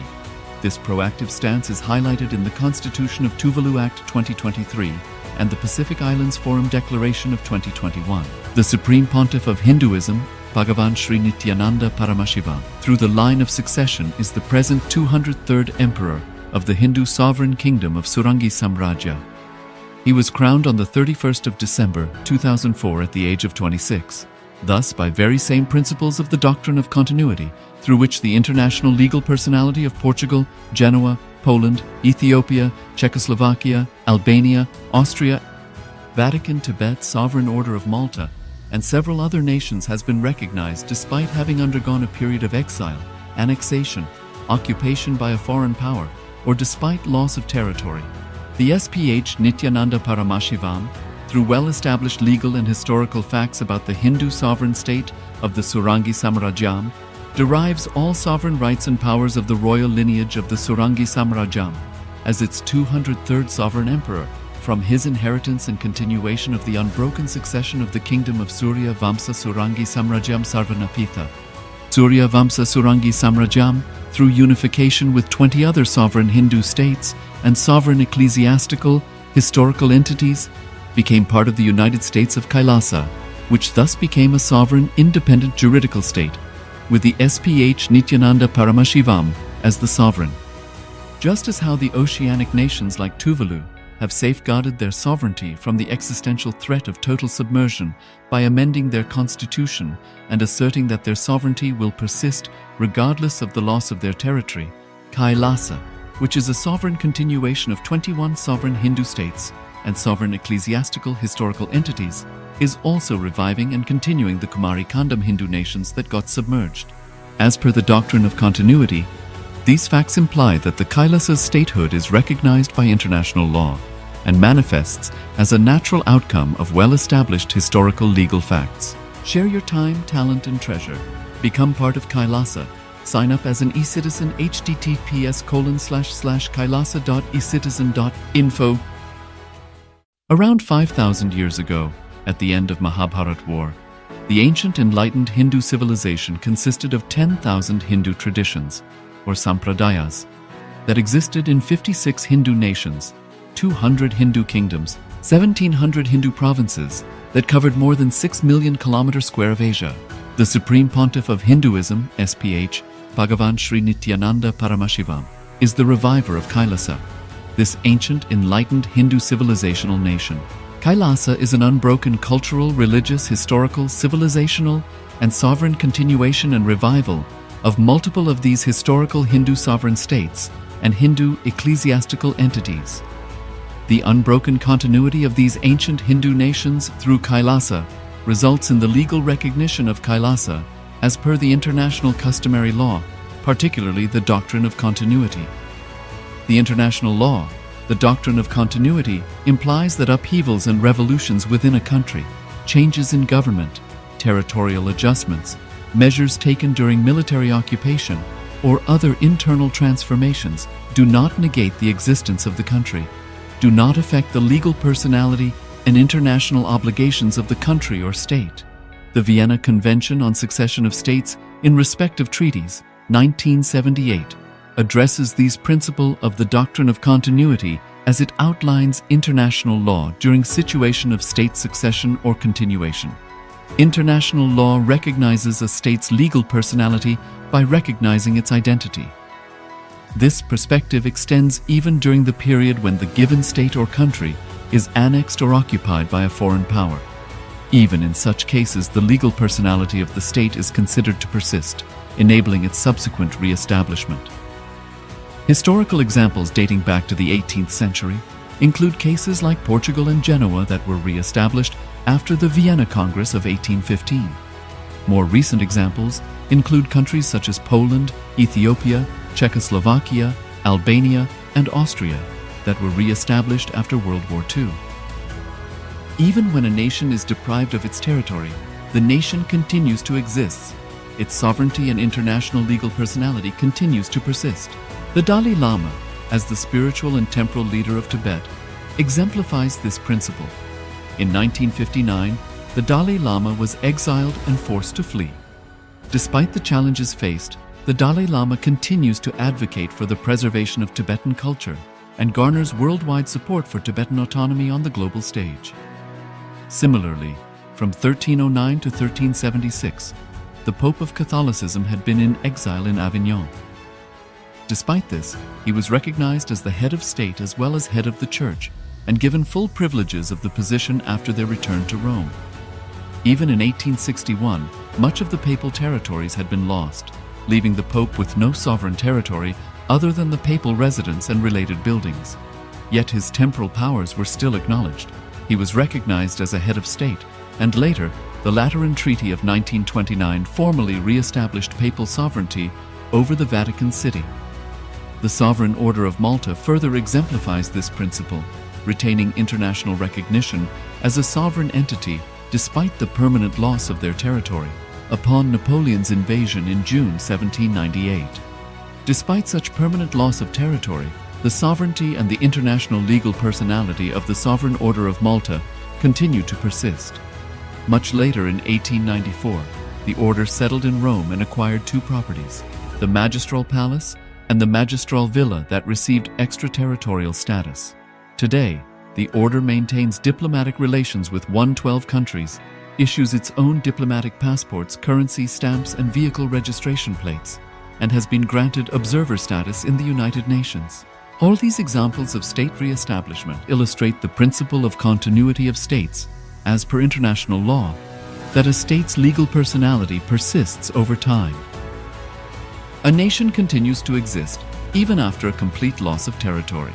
A far more striking example is of the oceanic countries, which are under the threat of their entire nation being drowned and submerged due to rising sea levels owing to global warming.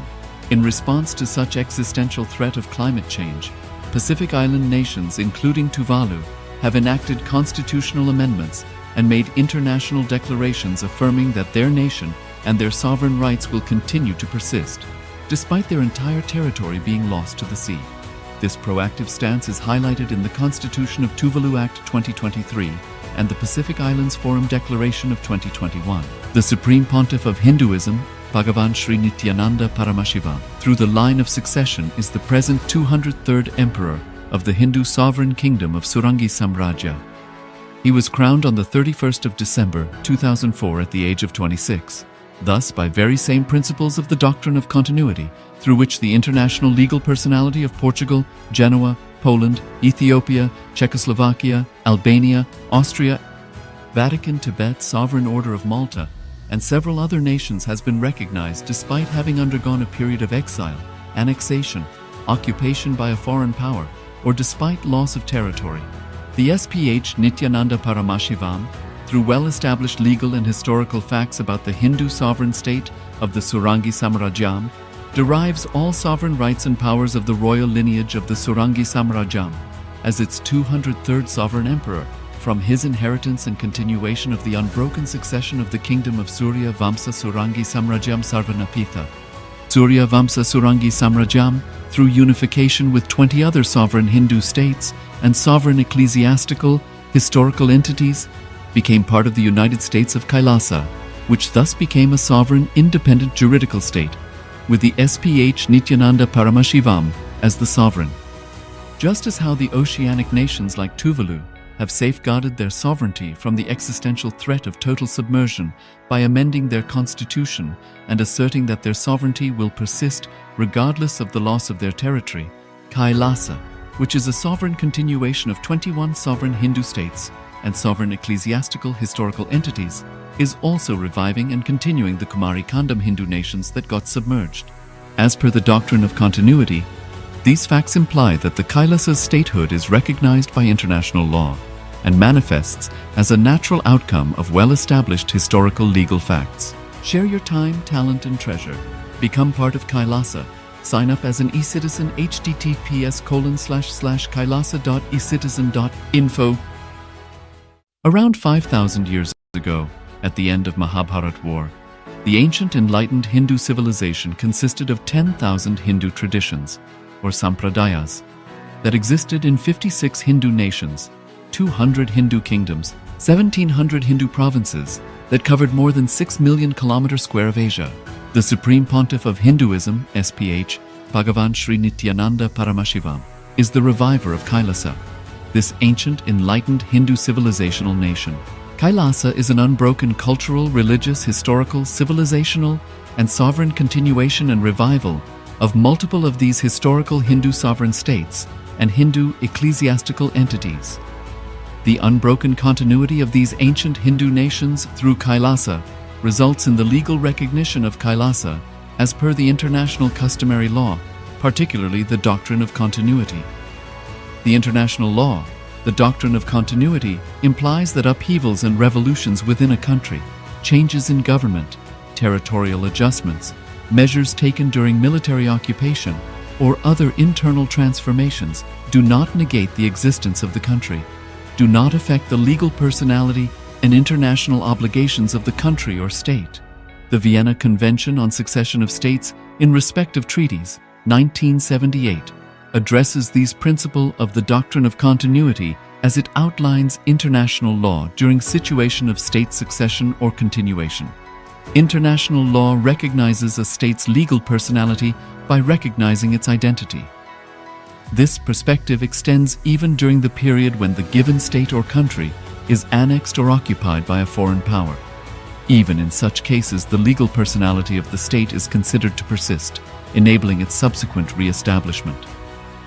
Historical examples dating back to the 18th century include cases like Portugal and Genoa that were re-established after the Vienna Congress of 1815. More recent examples include countries such as Poland, Ethiopia, Czechoslovakia, Albania, and Austria that were re-established after World War II. Even when a nation is deprived of its territory, the nation continues to exist. Its sovereignty and international legal personality continues to persist. The Dalai Lama, as the spiritual and temporal leader of Tibet, exemplifies this principle. In 1959, the Dalai Lama was exiled and forced to flee. Despite the challenges faced, the Dalai Lama continues to advocate for the preservation of Tibetan culture and garners worldwide support for Tibetan autonomy on the global stage. Similarly, from 1309 to 1376, the Pope of Catholicism had been in exile in Avignon. Despite this, he was recognized as the head of state as well as head of the church and given full privileges of the position after their return to Rome. Even in 1861, much of the papal territories had been lost, leaving the Pope with no sovereign territory other than the papal residence and related buildings. Yet his temporal powers were still acknowledged. He was recognized as a head of state, and later, the Lateran Treaty of 1929 formally re-established papal sovereignty over the Vatican City. The Sovereign Order of Malta further exemplifies this principle, retaining international recognition as a sovereign entity despite the permanent loss of their territory upon Napoleon's invasion in June 1798. Despite such permanent loss of territory, the sovereignty and the international legal personality of the Sovereign Order of Malta continue to persist. Much later in 1894, the order settled in Rome and acquired two properties, the Magistral Palace and the Magistral Villa that received extraterritorial status. Today, the order maintains diplomatic relations with 112 countries, issues its own diplomatic passports, currency stamps, and vehicle registration plates, and has been granted observer status in the United Nations. All these examples of state re-establishment illustrate the principle of continuity of states, as per international law, that a state's legal personality persists over time.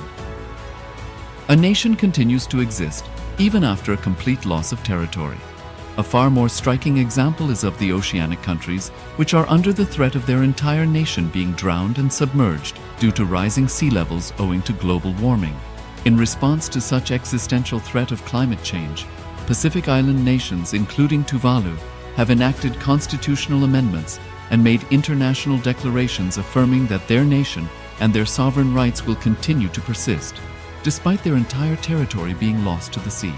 This proactive stance is highlighted in the Constitution of Tuvalu Act 2023 and the Pacific Islands Forum Declaration of 2021. The Supreme Pontiff of Hinduism, Bhagavan Sri Nithyananda Paramashivoham, through the line of succession is the present 203rd Emperor of the Hindu Sovereign Kingdom of Surangi Samrajya. He was crowned on the 31st of December 2004 at the age of 26.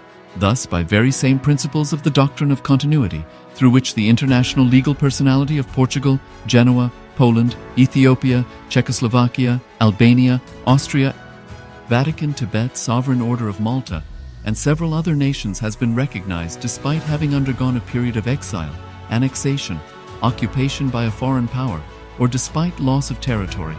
The SPH Nithyananda Paramashivoham, through well-established legal and historical facts about the Hindu sovereign state of the Surangi Samrajyam, derives all sovereign rights and powers of the royal lineage of the Surangi Samrajyam as its 203rd sovereign emperor, from his inheritance and continuation of the unbroken succession of the kingdom of Surya Vamsa Surangi Samrajyam Sarvanapitha. Surya Vamsa Surangi Samrajyam, through unification with 20 other sovereign Hindu states and sovereign ecclesiastical, historical entities, became part of the United States of KAILASA, which thus became a sovereign, independent juridical state, with the SPH Nithyananda Paramashivoham as the sovereign. Just as how the oceanic nations like Tuvalu have safeguarded their sovereignty from the existential threat of total submersion by amending their constitution and asserting that their sovereignty will persist regardless of the loss of their territory, KAILASA, which is a sovereign continuation of 21 sovereign Hindu states and sovereign ecclesiastical historical entities, is also reviving and continuing the Kumari Kandam Hindu nations that got submerged. As per the doctrine of continuity, these facts imply that the Kailasa's statehood is recognized by international law and manifests as a natural outcome of well-established historical legal facts. Share your time, talent, and treasure. Become part of Kailasa. Sign up as an eCitizen https://kailasa.ecitizen.info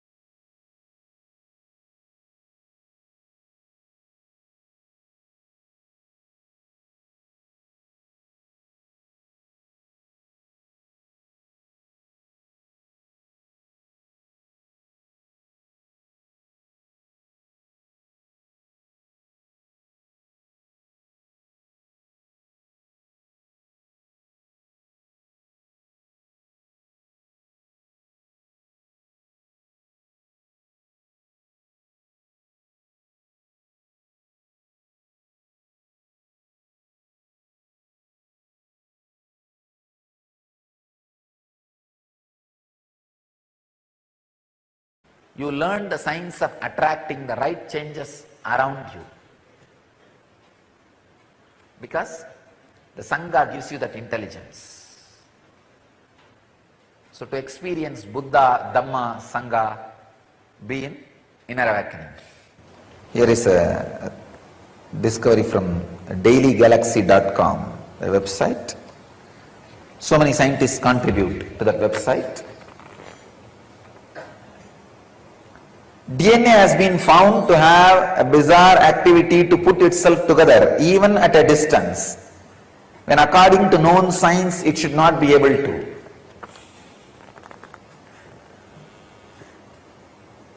I'll explain how the teleporting, telepathy, all these things are possible. It is just because of this truth.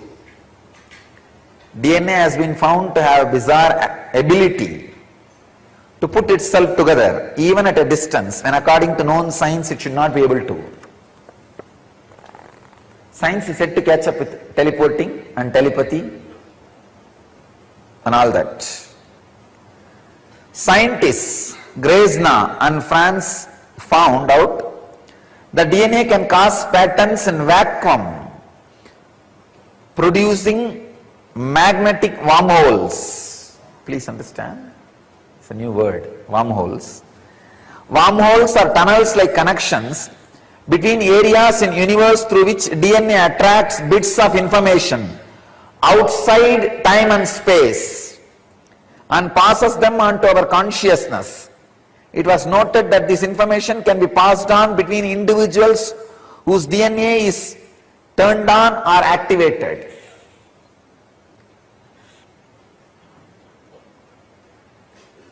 Let me add my own experience for this. They say, the scientists are saying that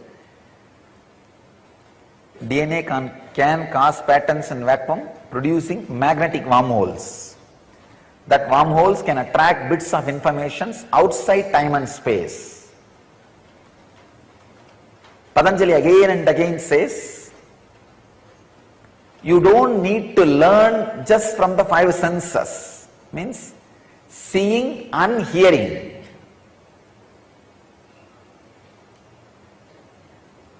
I have an example of Vivekananda. Whatever he expressed in 9 years of his public life,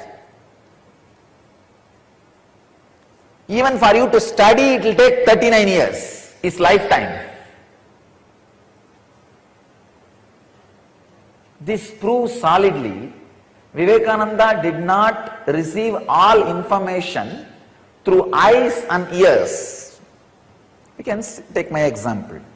Whatever I expressed in last 8 years, even for you to study and understand, it will take at least 33 years. Forget about experiencing and expressing, just to study. Very clearly you can see, logically you can see very clearly, objectively you can see, this much of information cannot get into the system through ears and seeing or any other education method within last 33 years, even if I was studying all 33 years, 24 hours.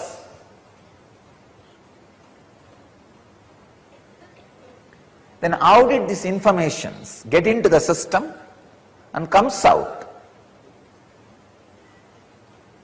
This is the secret. DNA can create magnetic wormholes which receives bits of information outside time and space. That's what we call consciousness. So till the wormholes are created in your DNA, you need an outside master. Once the wormholes are created in your DNA, you don't need outside master there. Outside guru sits inside you as Antar Guru and teaches you. He sits inside you and goes on supplying the knowledge. And another one important information, the last punchline. It was noted that this information can be passed on between individuals whose DNA is turned on or activated. Whatever I downloaded through my wormholes in DNA can be transmitted to you without using my words, without you seeing or listening. Just if your DNA is activated or turned on. That is what I call initiation, Upanishad. Only in the beginning you need to listen to my words. If the DNA gets activated or turned on,